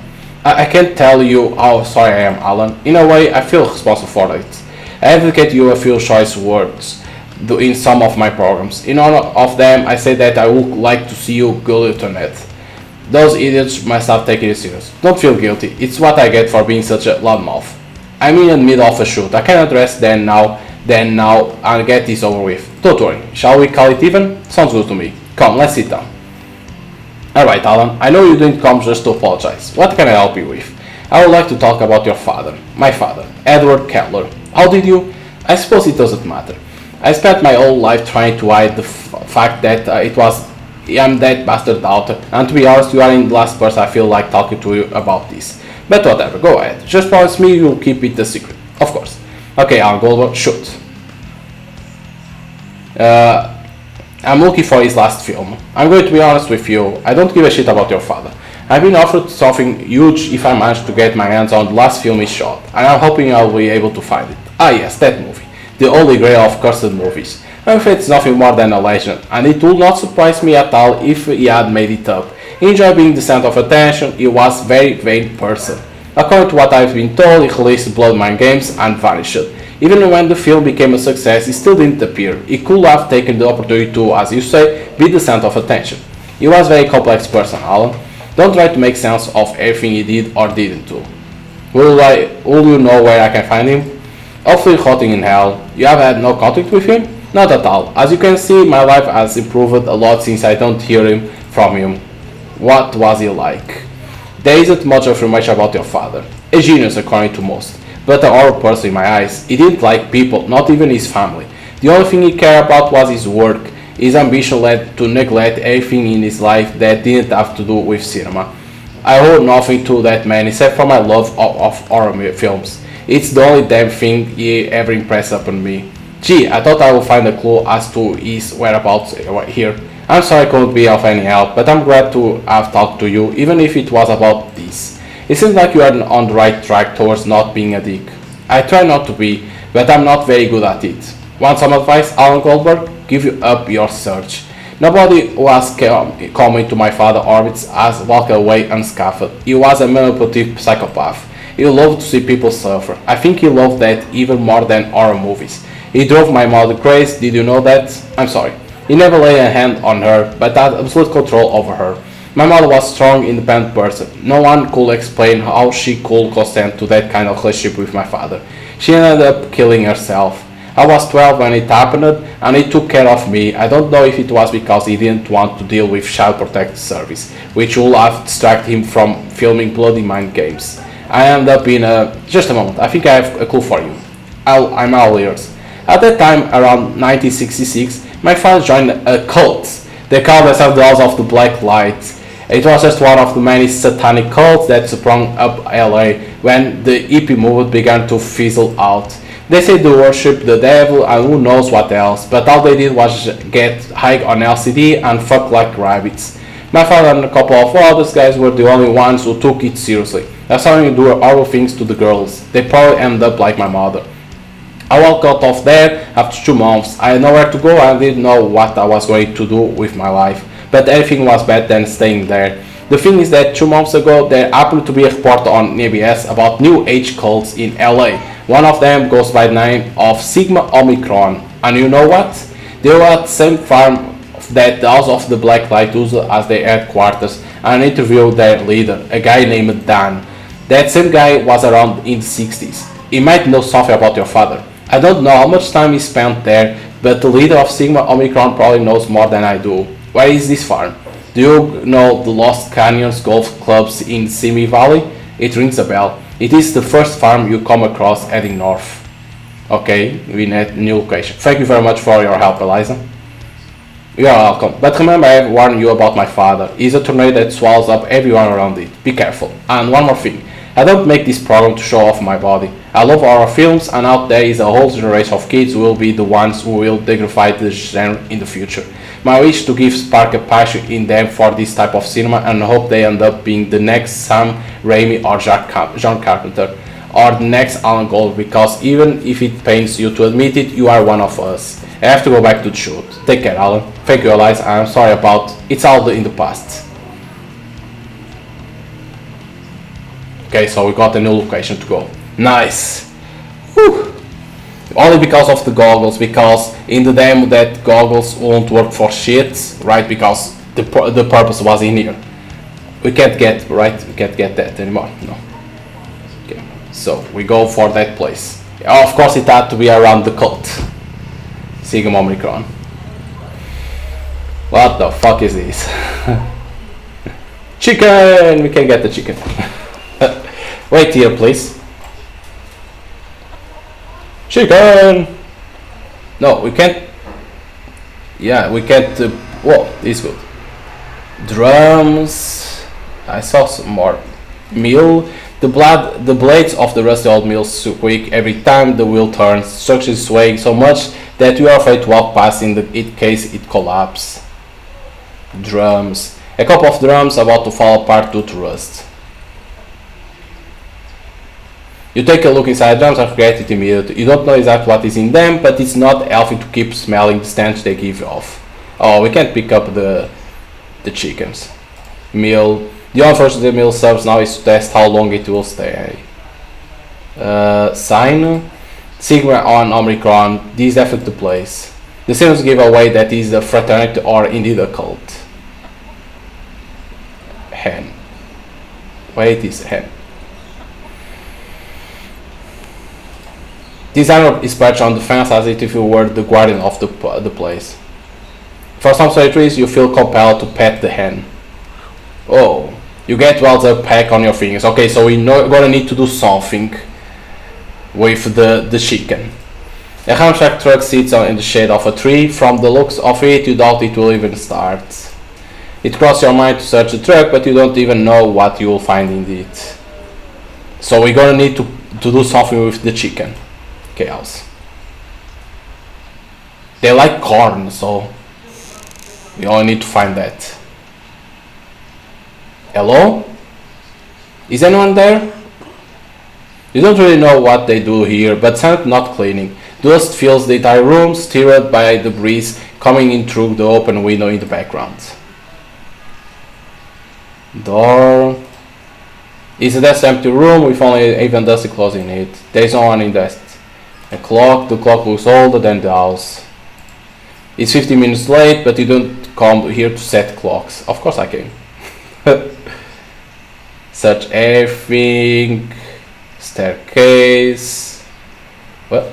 Trophies. I saw trophies. It's hard to. It like appears and disappears trophies. You have never found taxidermy to make such sense. You're not even as a type of horror aesthetic. Okay. Staircase. Then is on this floor. You don't need to go upstairs. Shit. Oh my god. What the fuck happened here? Okay, book. The unread book is a fantasy about a dark lord, flying saucers and planets beyond our galaxy, all sprinkled with hefty clothes of homophobic and racist paragraphs for good measure. There is a yellow paper between this page. I'm gonna pick up, but let me only save because this is crazy as hell. Fucking cults. You pick up the page that was between the page of the book. It's a list of plants you do not know incorporated by their corresponding measurements in grams. Something tells you that's what they have taken to end up like this. A recipe.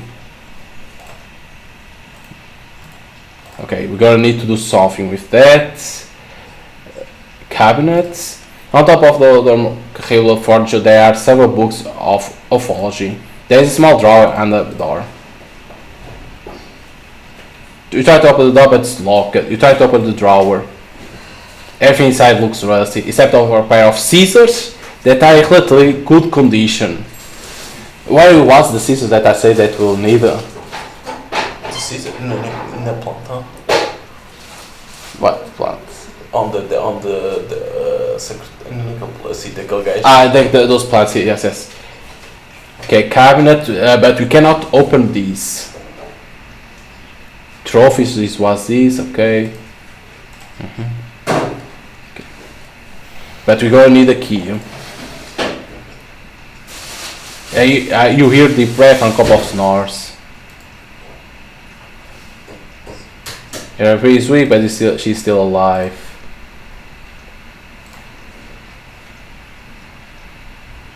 You watch his eyes move under his eyelids, must be dreaming. Desk. All the cold staff gliders have to drink the poison their leader has given them. There is not a drop left in the glass. Poster. The poster art shows a guy like to be abducted by a flying saucer with 50s aesthetics. Okay. He's in deep sleep. From time to time he mumbles something unintelligible. Okay, the leader. You check his pulse. It's way too fast. His heart beats as if it was going to burst out of his chest, and his breathing is becoming more elaborate each moment. Wake up! Can you hear me? You get no response. So we're gonna need to do a combination.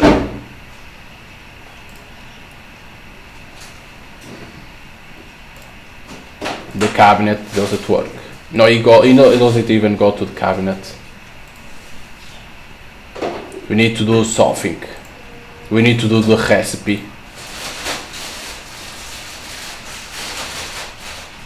We need to do the recipe because we have the recipe. So we're gonna need to do. So what I think, what we're gonna need to do is go to the NBA playoffs, Vine Street.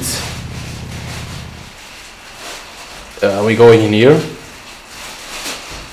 Is what I think we need to do it because they took something and now they don't wake up. Show the recipe. Let's see. It works with Rosa. I think you can help me with this rest of sorts I have found. Let's see.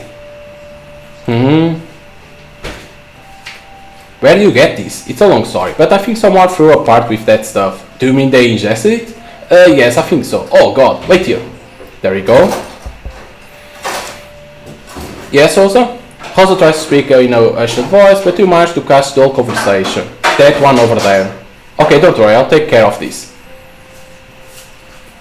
How are you? I'm Dr. Ramirez. Alan Goldberg, and my pleasure. Well, what you have here are the ingredients for what is known as the Big Sleep. Like Bogart's film. Then, right. It's a powerful hallucination that was quite popular during the last decade. It was made from uncommon plants found along the US-Mexico border. People stopped using it because one its side effect was that it slowed the heart rate and caused a state of somnolence that could last for 2 to 3 days. Hence the name, I suppose. Exactly. Tell me, how old is this person who ingested it? There are 5 of them. Most of them are kids. I'm guessing they are in their 20s. All except one, a man. He must be, I don't know, 60 something. You must take that person to the hospital immediately. It was proven that in the the big sleep slowed down the heart rate even more, after which it will then suddenly shoot up at regular intervals. That can lead to heart attack. The person you are talking about is in real danger. Can you take him to a hospital? I think that. Forget it. It will be tempting luck. While the drug is working, his heart will be too sensitive to resist the dose of adrenaline, which is what he will be given at the hospital. Unless, yes, we have time, at least I hope so. However, we can't just sit back and do nothing. You see, there is a partly natural solution that could serve our purpose. I can make it in a matter of minutes, but I'm missing certain elements here. I could get them. You must get them. A person's life depends on that. First ingredient will be a leaf from a tree of the bamboo family. There you go. Bambusoid fragana. It's a small tree, it doesn't grow more than 3 feet. Lately it has become fashionable as a decorative element. Most people are not aware that is this time of the year it gives the toxic spores. It is not an indoor tree. One leaf good, what else? You must restore the rhythm of his heart to its normal rhythm. The adrenaline, as I say, will be too strong. So I can't think of anything else but some instant stimulant. Cocaine. Where will I find cocaine? Are you serious? We are only youths. Is it clear to you what you need to bring me so I can help your friend? A bamboo leaf, yes, and cocaine. How much are we talking about? Not much, that less than half gram will be enough. Let me notify Rosa. Are you serious about this? I don't like the idea either, but we are here to save your lives. Alright. As soon as you get those triggers, give them to Rosa and I will get to work. Thank you very much, Doc. If you have any questions, please talk to her. And now, if I may, I have a pension to attend to. Hurry up, the clock is ticking. Let me see what Rosa says. Okay, nothing. No, nothing like only to know what is the ingredients, only to the plate to remember. So, okay, so we know about the plants, one of them. Now the cocaine, I think, is the drug dealer. Finally, can interact with him. Okay, exit. Custom productions. I knew that plant has to be something. You could interact and nothing will work. Can't be like that. Okay, scissors. I'll learn here. Blah blah blah. Boop. Bamboo leaf. There you go. What are you doing? Taking a souvenir. You are disturbing the feng shui of the office. For a leaf, really? Do what you want, but if things go wrong, I'll know who to blame. Wow. Okay. Okay, we got one. It was easy. If you can interact, you need to do something later in the game. I say immediately you need the scissors because it was hard to cut. And now let's try the drug dealer. Right side. Let's see it in here. Sure, the girl doesn't work. Oh, we have someone new in here, I think. I need some cocaine. What do you take me for, man? Do I look a drug dealer? Yeah, that's why I'm asking. Get out of here, pal. I don't sell that shit. Hey, you with the beer. Yeah, you, come here. This guy is new. Leroy won't sell you shit cause that guy is around. Who? The one leaning on the pole. He's undercover cop. They think no one can tell, but we can usually spot them a mile away. Just look at the way he's dressed. He thinks he's Don Johnson. What is this guy up to? To earn brownie points, I guess. These are kind of cops fresh out of the academy that want to move up the ranks at all costs. I know a few of them. I guess catchy Leroy's supply will get him soon some recognition. Is that copper plate to stand there all day? All day long. The boss has the patience of a saint. Leroy doesn't look intimidated though. Look at them. These look like a staring duel right now of a spaghetti western. Okay. The guy. Get that all out of here. I told you, get lost. So, maybe you need to show the photos. Let me only save on one. Maybe you need to show. I would like to show you. Look, get out of here, will you? I will, as soon as you see this. You know what you are showing me to me, pervert? They are not mine. They are from a guy on Vine Street who is in the business of taking pictures of naked minors. I was hoping you could teach that degenerated lesson. What makes you think I'm a cop? Well, either you are watching that deal or you are in love with me. The author of these photos is a well-known photographer. You could score some points with your superiors by arresting him instead of standing around here all day stacking out a petty drug dealer. Can you assure me that these photos are not yours? I think there's something else you are not telling me. What's your name? Christopher Ruskin. Alright, Mr. Ruskin, where can I find this bastard? Vine Street, his name is Barry Mitchell. He has photo studio with a black facade right next to the number 70 bus stop. You can't miss it. Give me those pictures. Thank you for cooperation, Mr. Ruskin. There you go. Psst. Hey dude, come here. We don't have more the photos. I don't know how you did it, but you just got rid of royal pain in my ass. You earned Leroy's respect. You'll get a 50% discount on all my shit. So make the most of it. What do you need? Cocaine. Cocaine, huh? Sure, I guess. All you types always want the same thing. How much do you want? Just a bit, less than half gram. Less than half gram? What are you going to do with it? Put it in your coffee? Whatever, man. Whatever you want to do with it's none of my damn business. Shit. What? Mr. Goldberg? Alan Goldberg? That pants, who are you? You may call me Tom. My boss is aware of your search. You would like to share everything you have to discover about Edward Keller. If it's alright with you, of course. Wait a minute, how do you know? Will you mind joining me so that we can discuss the matter? All these start to give you a bad feeling. Who's your boss? Allow me to omit his name for the time being. You will compensate you financially when you share the information. I will accept if I were you. I don't know what you're talking about. I know what I'm talking about, Mr. Gold, and so do you. Look, pal, I don't know what this is all about, but leave me alone, will you? I would like to inform you that he is not used to having his invitation turned around. Do yourself a favor and consider the offer. What do you say? No. Is that your answer? The kindest one. Alright, as you wish. Have a nice evening. Okay. Something bad is happening. I'm back. Here we go. Why that guy appear like that? 50 with discount, fine 10. Okay. I hope you put in a good word for me with your Hollywood buddies. I'm here all day. Tell them to ask for Leroy. Okay. We have everything. But that guy appeared like randomly there. Was like whoop. Vine Street. Try to remember where to go. Let's go. Give the ingredients to Rosa.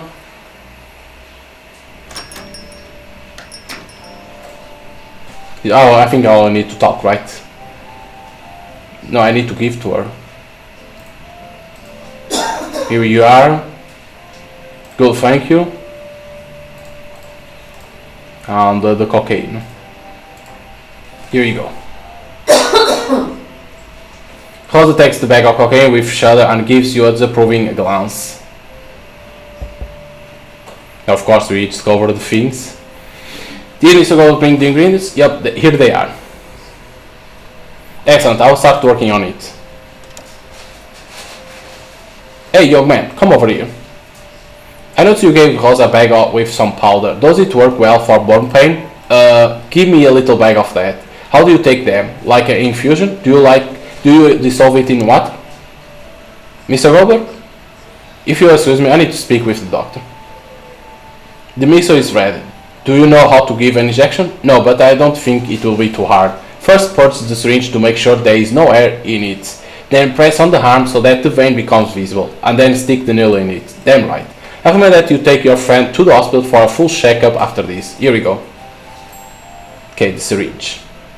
There's no time. Go to your friend now. Thanks, doc. How much do I owe? Go talk to... it doesn't matter. Now, if you'll excuse me, I have to get back to my job. Okay, she was talking to us. No, nothing. And Rosa. No, it's safe here, okay. We need to go to that place. I was say like we need to buy drugs to that patient, but no, you don't need to buy drugs for her because she is so old. Okay, let's go to there. Sigma Omicron. Whoop. But that guy appeared immediately like that. Something behind the scenes is happening and we don't know.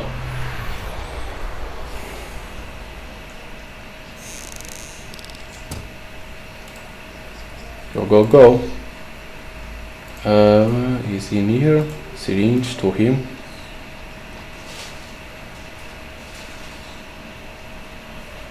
He's awake! Are we there yet? Are we in another galaxy? Sort of. This is Los Angeles. This is a test, isn't it? You are the Dark Lord envoy, and we are not at the old fire. When I pass the test, the true reality will be revealed, won't it? I'm afraid not. I don't know what kind of shit you took, but you only fell asleep. And in your case, on the verge of death. It didn't work? Damn it. Well, we'll try again. Who are you? My name is Alan Goldberg. Would you like to join Sigma Omicron, Alan Goldberg? No, thank you. I would like to stay alive. What are you doing here then? Only Sigma Omicron members are allowed here. What I'm doing here? Saving your life, you ungrateful bastard. Although I actually came to ask you about Edward Keller. Edward Keller. I hadn't heard that name in a long time. You knew him, didn't you? I didn't really get to know him very much. Joseph and Brian brought him to commune. We used to worship Satan. Well, more like the three of them. The rest of us were more into free love or getting high on drugs. We call ourselves the House of the Black Light. It was the 60s, you know. What happened to him? I'm trying to find Keller. I don't know, man. Like I told you, I didn't know the guy very well. I didn't want to get too close to him either. During the short time he was here, some weird things happened. What kind of things? He was a strange guy, much more than the rest of us. He only spoke to Joseph and Brian, and when he addressed others, he did so with contempt. He treated girls like shit, but that's not the worst part. Once he brought a book That fucking book. Kelly gathered us all together and began to read. Tell you the truth, I don't know exactly what happened. At that time, my head was not working well. I was high all day long, and even more so that night. The thing is, as he was reading, people started to get nervous. Paul had a heart attack. Mike and Sandra shouted that they were somewhere else, and poor Mia, fuck, she tried to rip her eyes out. All this for reading a book. It was no ordinary book. After that, everyone left the house of the black light. Carol left, and Joseph and Brian set up that business. What business? Fuck man, the Church of Mother Earth, of course. Wait a minute, Joseph and Brian? You mean Joseph DeSimone and Brian Kinnaman? Who else? The founding fathers. What pair of scammers. They used to talk about setting up something similar when they were here. If anyone can tell you about Cal, it's them. They were always together. Here we go, church. I think I'll pay them a visit. I doubt you'll be able to talk to them. They are unreachable, and not just anyone can go in there. I'll think of something. I'm leaving. Do these kids a favor and wake them up. I'll be careful. If I were them, I'll punch you as soon as I open my eyes. Of course, it has to be involved with the Church of the Light. Of Mother. Wake up, slackers. We got a trip to make. Los Angeles is a city full of freaks for sure, but the ones in there are not just eccentric, they are also dangerous. It's time to do something about it. Oh, we can't interact with the chicken. To the headquarters of Church of Mother Earth. But first take me to the nearest police station. They need to see what happened there. It had to be around that church. It had to be. Security guard, okay. It had to be. Why? Like, always, everything is a fucking cult.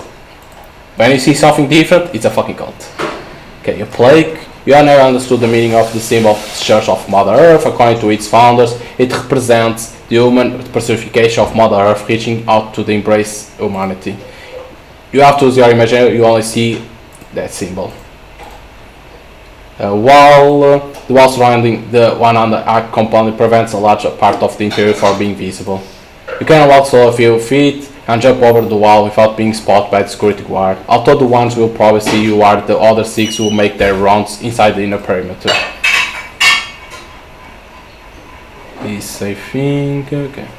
Security guard. Chris Hartman believes that the Church of Mother Earth is a nest of con artists and its founders should have landed behind bars as long as time. This does not detract from the fact that as long as he is paid every month, he performs his work responsibly and professionally. Is there anything you require, sir? Yes, I would like to talk to Joseph DeSimone or Brian Kinnaman. I'm afraid that's not possible, sir. Why isn't it possible? To begin with, you are not a member of the church, and in order to talk with them, there is a hierarchy you need to follow. You should talk to the lower ranked member for starters. May I speak with lower ranked member? Sorry, sir, you must be a member of the church for that. What are the requisites to become a member of the church? I don't know, sir. I'll take care of the front gate. What do I have to do to talk with Simon or Kinnaman? Being a member of the church and being sponsored by a lower ranking member, as I already told you. Okay, we know about one. Building, nobody could have thought that in 1970 those two strange preaching in front of the Chinese theater in Los Angeles will end up founding a religion present in more than 20 countries, and whose most famous members will include politicians, actors, and influential businessmen. You can't just walk into Mother's Church like it's your own apartment. You should talk to the guard, but we don't need. We know one already. Okay, near. He seems to be a low rank. Okay. James Crosby.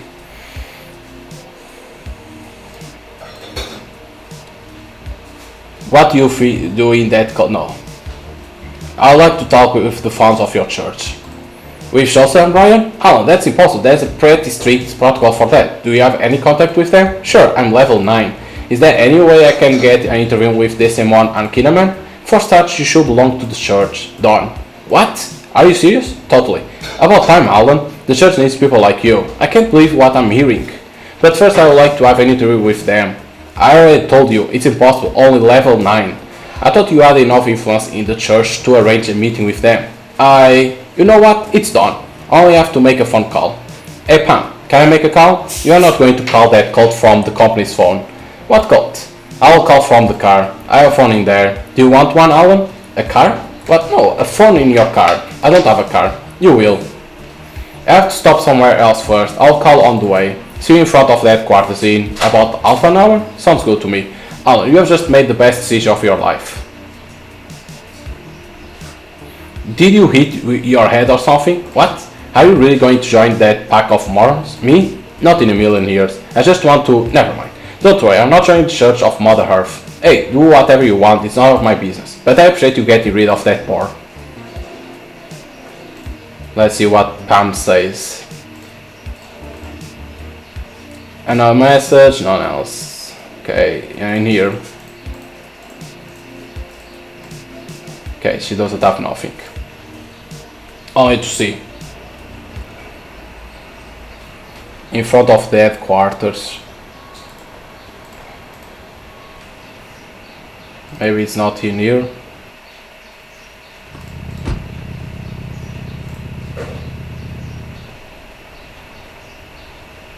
He's not in here. Alan! Oh, okay, he's coming. I thought you were going to ditch me, but here you are. Well, shall we go in? Of course. Not everyone has the privilege of meeting Joseph and Brian in person. Consider yourself lucky. Come on. Good afternoon, Chris. How's the family? Very good, Mr. Cosby. Thank you for your interest. Meet my friend Alan Goldberg, eminent church member. Pleased to meet you, Mr. Goldberg. You have an appointment with the founding fathers, if you allow us. By all means, go ahead. Okay. James, nice to see you again. Belinda, I went to the movies yesterday to see our latest film. Yes, did you like it? Outstanding, a great performance. Thank you. This must be Alan Goldberg, right? Yes. Alan, this is Belinda Morgan, our public relations officer. My pleasure. That's one of our founders, Brian Kinnaman. Pleased to meet you. I'm honored that you want to join this great family, Alan. And finally, our dear guide, Joseph DeSimone. James, our most international ambassador. Oh, I won't go that far. You know what, Alan? Your promotional tours do more for the church than 100 PR people. No offense, Belinda. You always say that. It's the truth. Okay, dear James, let me get to know our future member better. Of course. Come closer, son. What do you want to know about our church? You spend your time talking to the earth.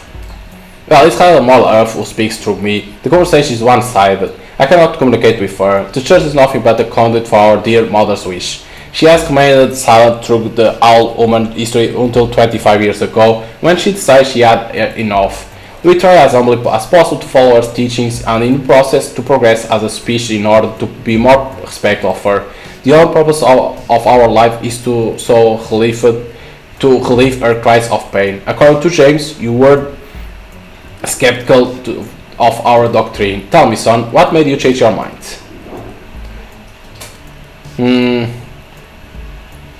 I need some information. Of course, you'll be given all the information you want. For now, we'd like to talk about your future in the church. More like your past. What? I need information about Edward Keller. I don't know that name. Is he a member of our church? Not this one. He belonged to the House of the Black Light.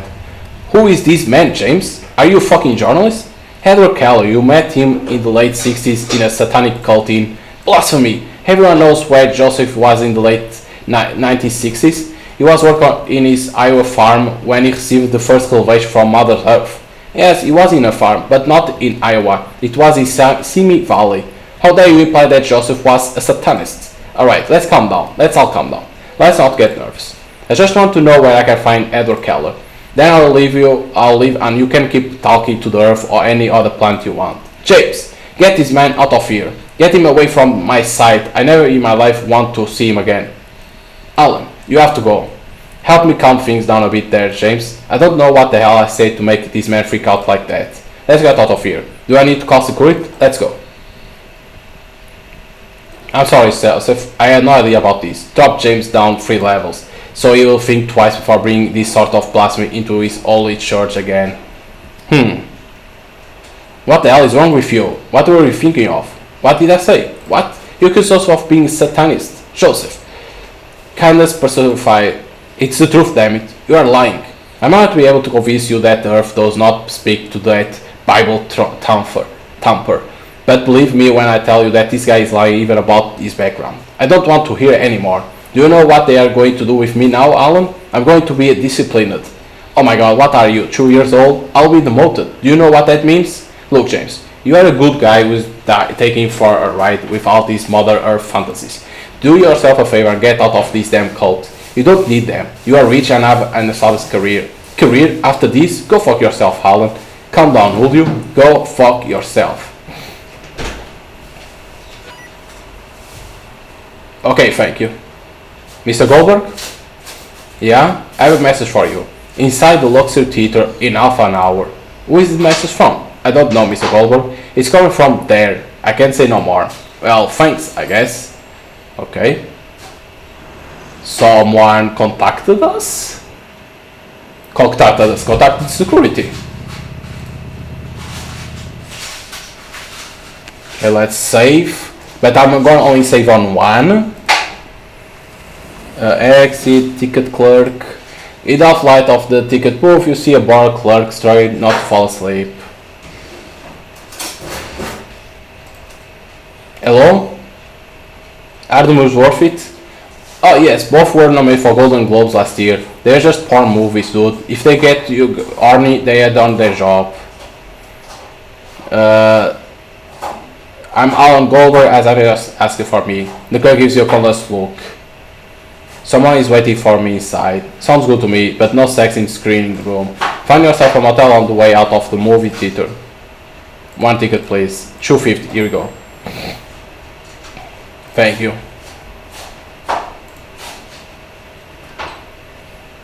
We needed to buy. Come on.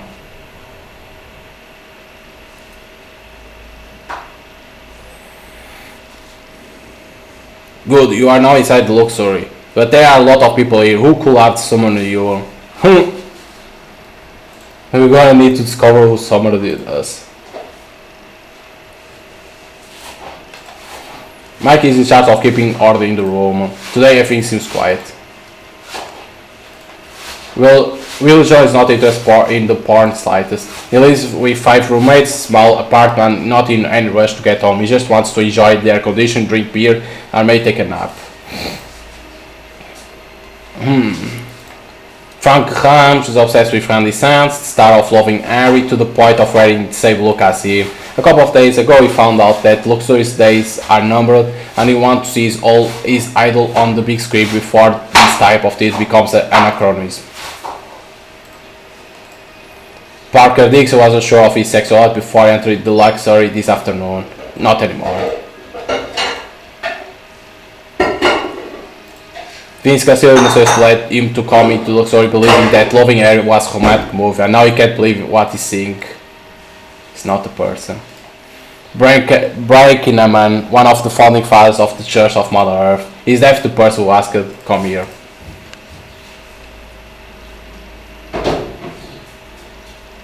Goldberg, I'm glad you came. You knew Keller, didn't you? Of course, Keller, the House of the Black Light, we were there. How do you find out? Perhaps it is true that I'm a seeker. What happened in church? Please excuse Joseph. He has been taking this persona of his quite serious for years. He actually believes that he grew up on a farm until the late 1960s when Mother Earth spoke to him. He has forgot everything that happened in the House of the Black Light, or so you'll have people believe.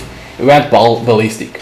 He has worked too hard on his Messiah complex for a stranger to come along and take his story apart. Forget about him. Nice place to meet up. After what happened at church, I don't want to risk anyone seeing me with you. You know what church thinks about homosexuality, don't you? So what better place than this to be able to talk at ease? No one will believe that one of the founders of the church has been seen in a gay porn theater. And what the hell? I want to watch something interesting while I wait for you. Uh-oh. It's that guy again. Okay, Edward Keller. What's your interest in him, Goldberg? I'm looking for his lost film. I can't tell you about it. Edward Joseph and I met in the mid-60s. We bonded over our fascination with demonology and Satanism. At the time, Los Angeles was a counterculture hive. Anything that departed from the norm was welcome. And Satanism fascinated all of us young people in the counterculture. We heard of this of the 14th century book written in Europe by an aristocrat who had an interest in alchemy. A treatise on primordial fear was one of his best known works. What's the book about? No one knows, but it's rumored that it was written in human blood and that it could have an influence on whoever read it. For power-hungry men like Joseph and Edward, that was a godsend.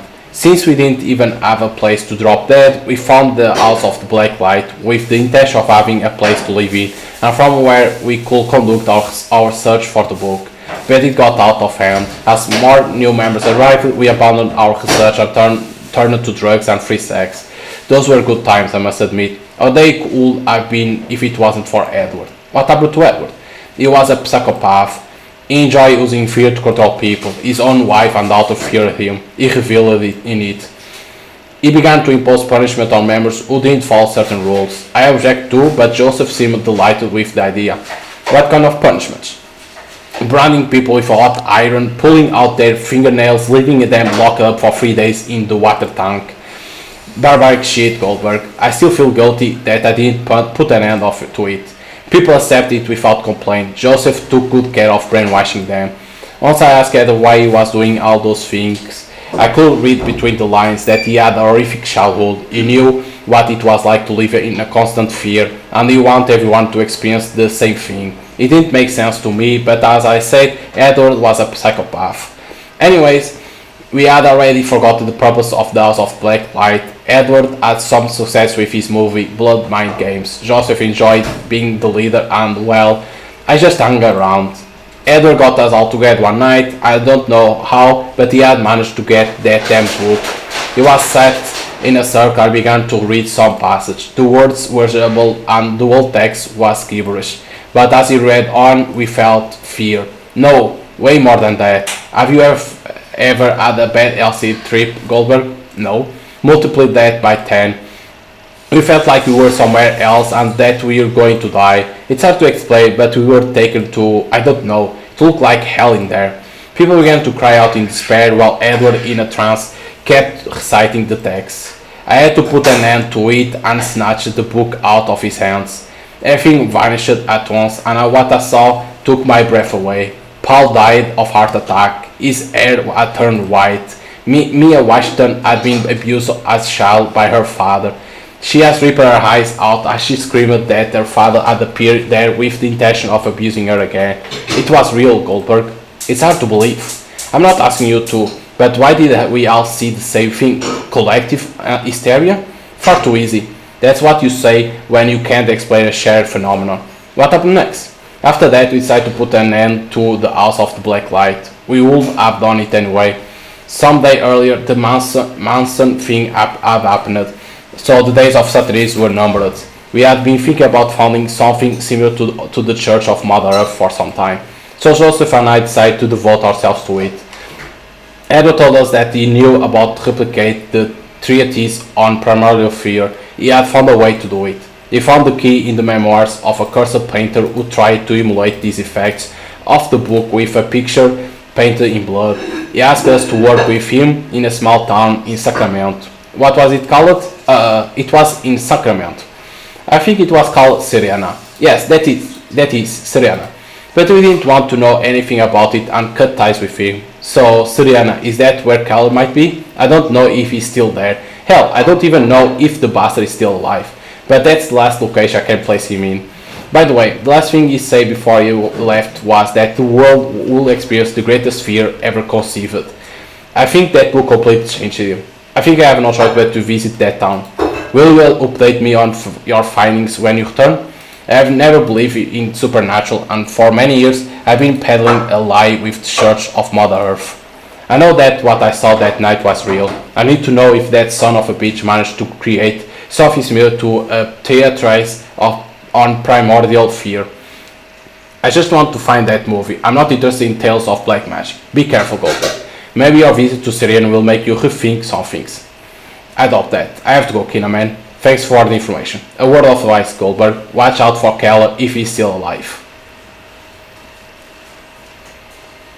Tuk tuk tuk. Okay, so he's in Sacramento. Oh shit.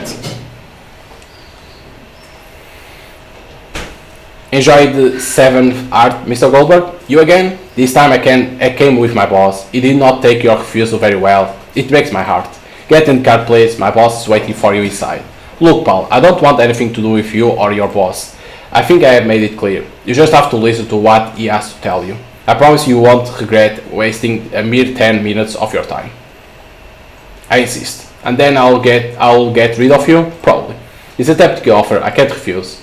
Would you like me to open the door for you? It is not necessary, I can't miss it. Mr. Goldberg, it's a pleasure to meet you.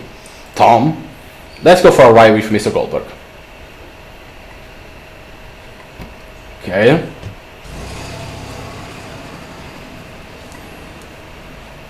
Crazy shit happening already.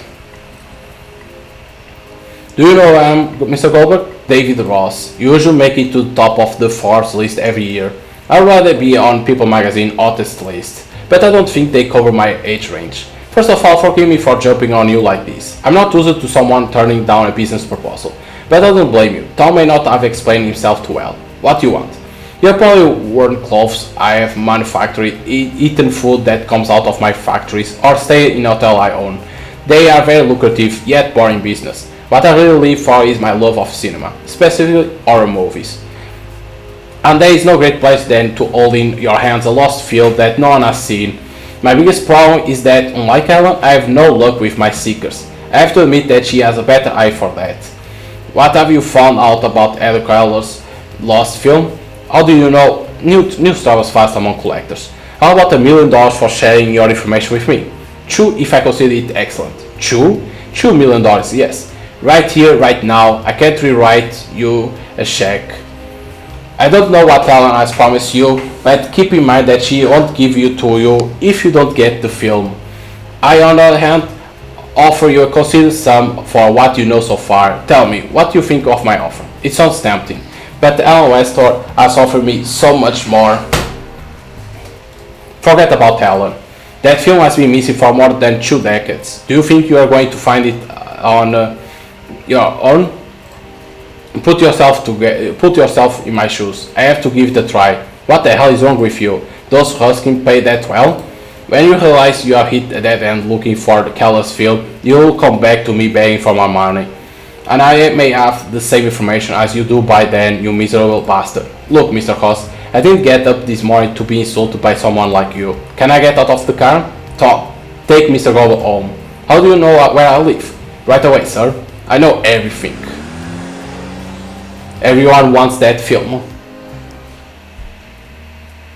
2 million. You kept going over Ross' words in your head. Could you be right? Is Serena just a dead end? $2 million. It's not just money you want though, is it? I don't even know what I'm looking for. Okay. What we need to do? No. Because they don't say, okay, is it to travel to there?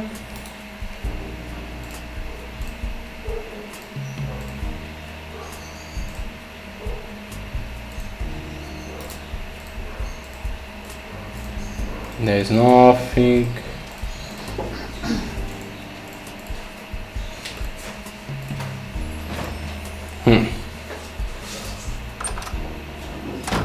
After dropping off all the items you no longer need, you walk through the door hoping to find Edward Keller film in Serena. As a fellow traveler, you get the guilt feeling of coming back empty-handed after turning down $2 million. Hey you, the one in the back, wake up. And me? Who else? There is no one else left in the bus. End of the line. In the middle of nowhere? I already warned you that I was not going to enter Serena. This is as close as I can get. At the bus station they told me that the bus station keeps ignoring our complaints. We are sick and tired of telling them to stop selling tickets to Serena. What the hell, they should get rid of the stop. No one travels to Serena. Except for you. I don't know what business you have there, but if you want to come back with me to Sacramento, now's the time. No, that's not possible. In that case, your stop, sir. But your stop, sir. We are like, what the fuck? You're going to leave me in the middle of nowhere during a storm? Serena is half a mile from here. What's your problem with Serena? Why don't you want to go there? Things happen there. What kind of stuff? The guy goes silent and you can tell by the look on his face that he's not going to say anything else. Shit. I gotta wait for it to pass. I have to go back to stage. I don't want to spend another minute here. Where are you leaving? Why are you standing there? Go to Serena, come back with me to Sacramento. Choose. What's in Serena that makes you slow to drive there? The drive does not answer your question. Is there no other way? Be careful. Okay, so we only have the wallet. We only have a wallet, so I'm gonna save only on one. To Serena. Shit. Shit. Always saying shit. After a long struggle against the elements, you arrive at Serena, soaking wet and shivering. Your intention is to find a hostel to shelter you from the rain, but the whole town seems to be abandoned. Wow, we don't need even to... What the fuck? Freeze! What? Not a single step further or I'll blow your brains out, and ants where I can see them. Oh shit. Wow, you only need to move a little bit for police to appear. That was like waiting for you. Well, waiting. Neither the constant sound of rain on the roof nor the annoying musty smell have prevented you from sleeping relatively well. Although nothing made you think the day before that you end up in the cell of a police station in a god-forsaken town. Okay, we have the door. Okay, we can open. What? The door was open. We thought the station said to leave the cell. Wait, no! I want to see if there's something there. It can't be used. The faucet has been ripped off. Mirror. You don't need to look in the mirror right now. Okay. That's why it leaves you to leave, because you don't need nothing there. A layer of rust coats the metal stove and the little door probably won't budge because of it. In any case, you don't need to open. A ladder. The steps will not be support your way to the poor condition. It will be dangerous to climb on it. A basket. The clothes in the basket float among mold and mud. You don't want to stick your hand in there. Shelves. It's all useless. You don't need anything from there. Hand lever press. You can use the press. You can use the press if you need to force something to open, but it's missing the handle that turns the screw. Washing machine. The washing machine door don't open. It doesn't matter much anyway, since the washer stopped working in '79. Okay, we need something. Goldberg. Huh?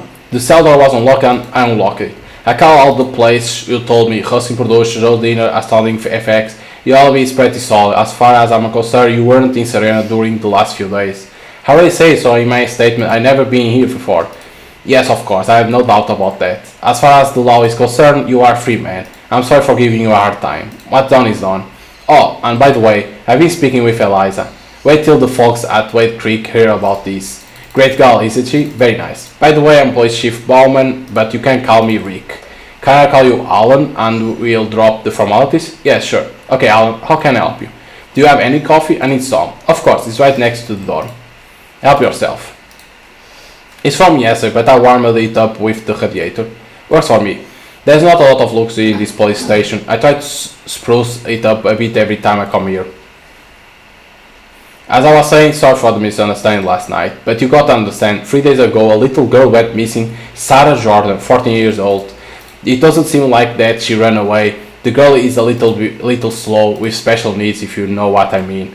We swept the town and surrounding area. The fact that you, a complete stranger, showed up in the town in the middle of the night made you a suspect. Makes sense. No hard feelings, you were doing your job. I'm glad you felt that way. Well, Al, you mentioned a guy named Keller. That is what brought you to this town. Do you know Edward Keller? No, last night was the first time I heard of him. You mentioned that he probably ended up in Serena. That's right, a report interviewed me in the early 1970s. That was a long time ago. It could be somewhere else, probably, but it's the only lead I have to find him. I can ask some questions around town, but about Keller or about that reporter. Someone should remember. It will be nice of you, especially after I made you sleep in that dump back there. The guy who brought me didn't want to come into Serena.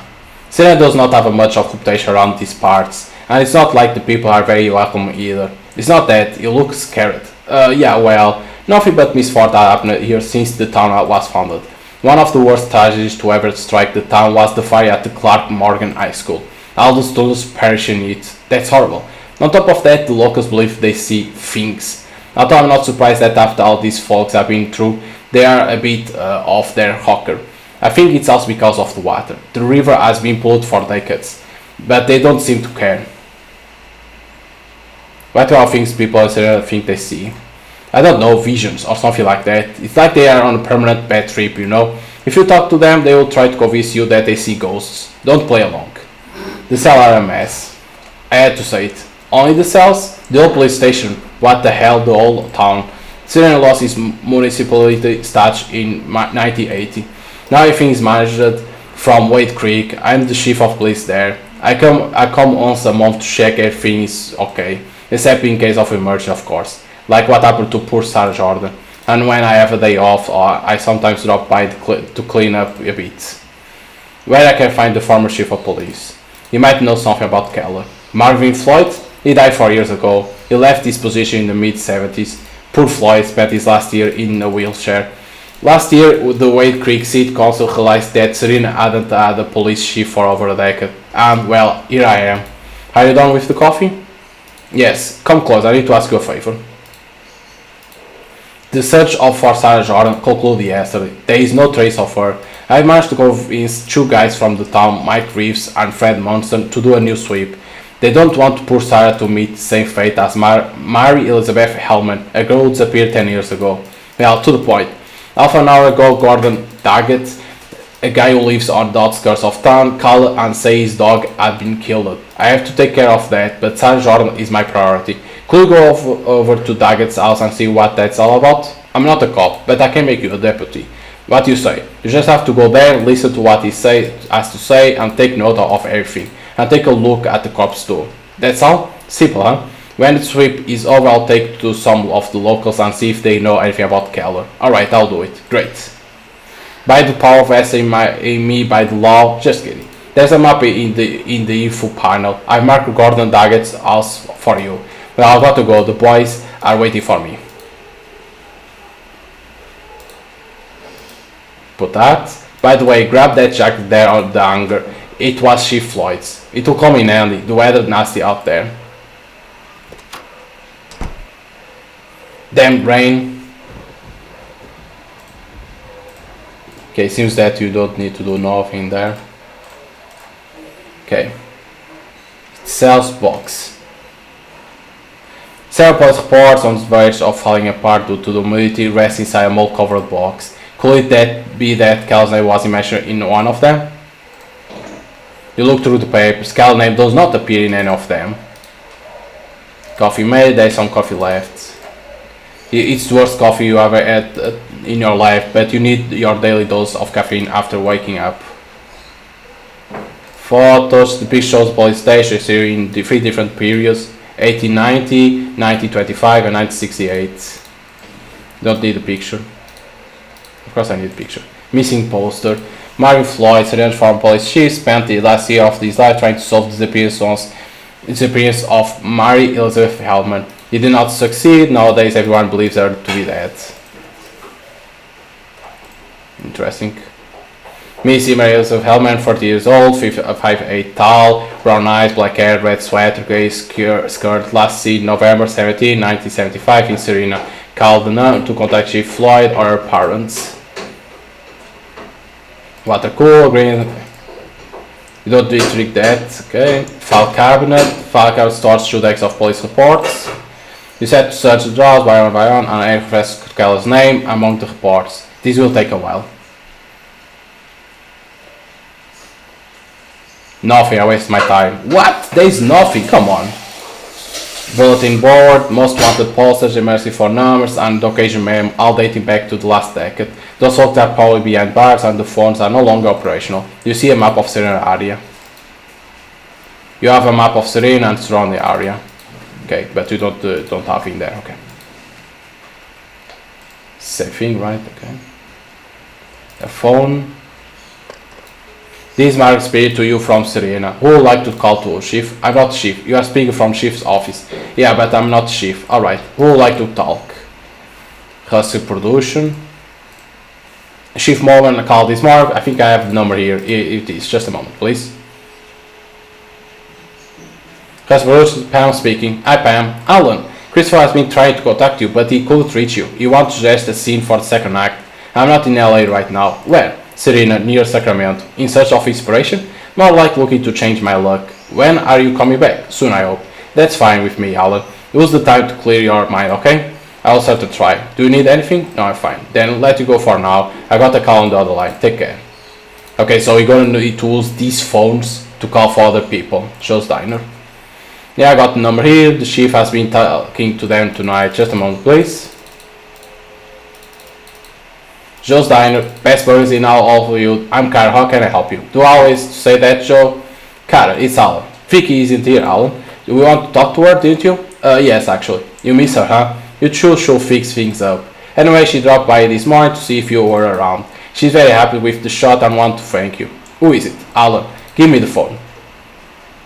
Hey you, wasn't it enough leaving me without a waitress that now you have to distract the only one I have left?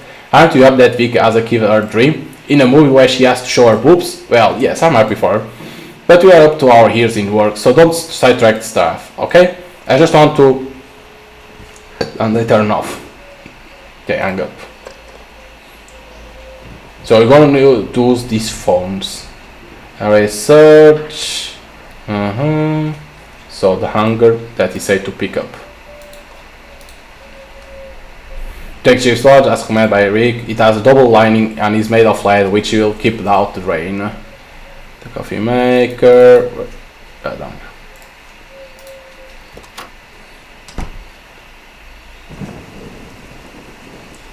Okay, there's a lot of things to do now. Okay, save. Okay, let me save on the autosave too, because we never know right if the autosave works in there. But yeah, hope you guys enjoy here the playthrough of Nightmare Frames.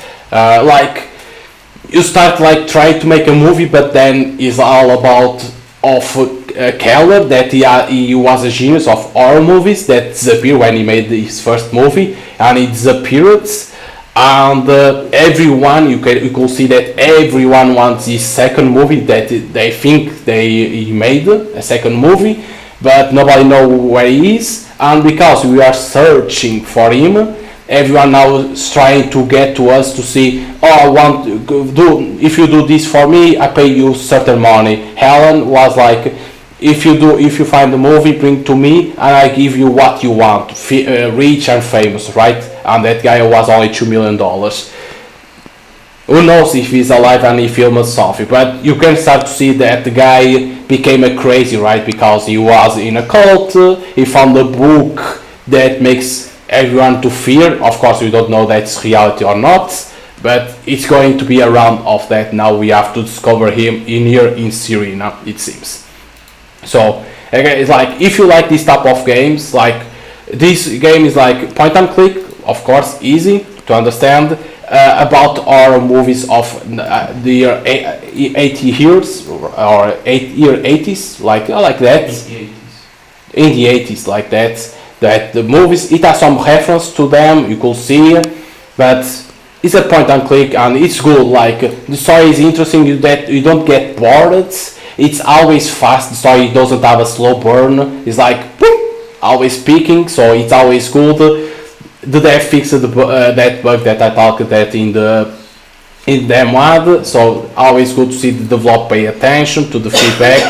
And it's not like small game, it is like medium. I don't know how many hours it must be, but it's always good. So if you are a fan of point and click and you want to play, you can go on Steam, it's already available, Nightmare Frames. Go there, buy it and enjoy the game. If you are not a big fan of point and click, I say give it a shot because of the reference that has of a lot of movies of the 80s. You're gonna enjoy because you see the reference in there, and at the same time you are a writer of horror movies, but you don't want more to be a writer of horror movies. You want to go to the romance, but then maybe you're gonna get the inspiration of the city or of the case that you are doing, and you're gonna get a big movie because of that. So hope you guys are enjoying the playthrough of Nightmare Frames, and see you guys tomorrow.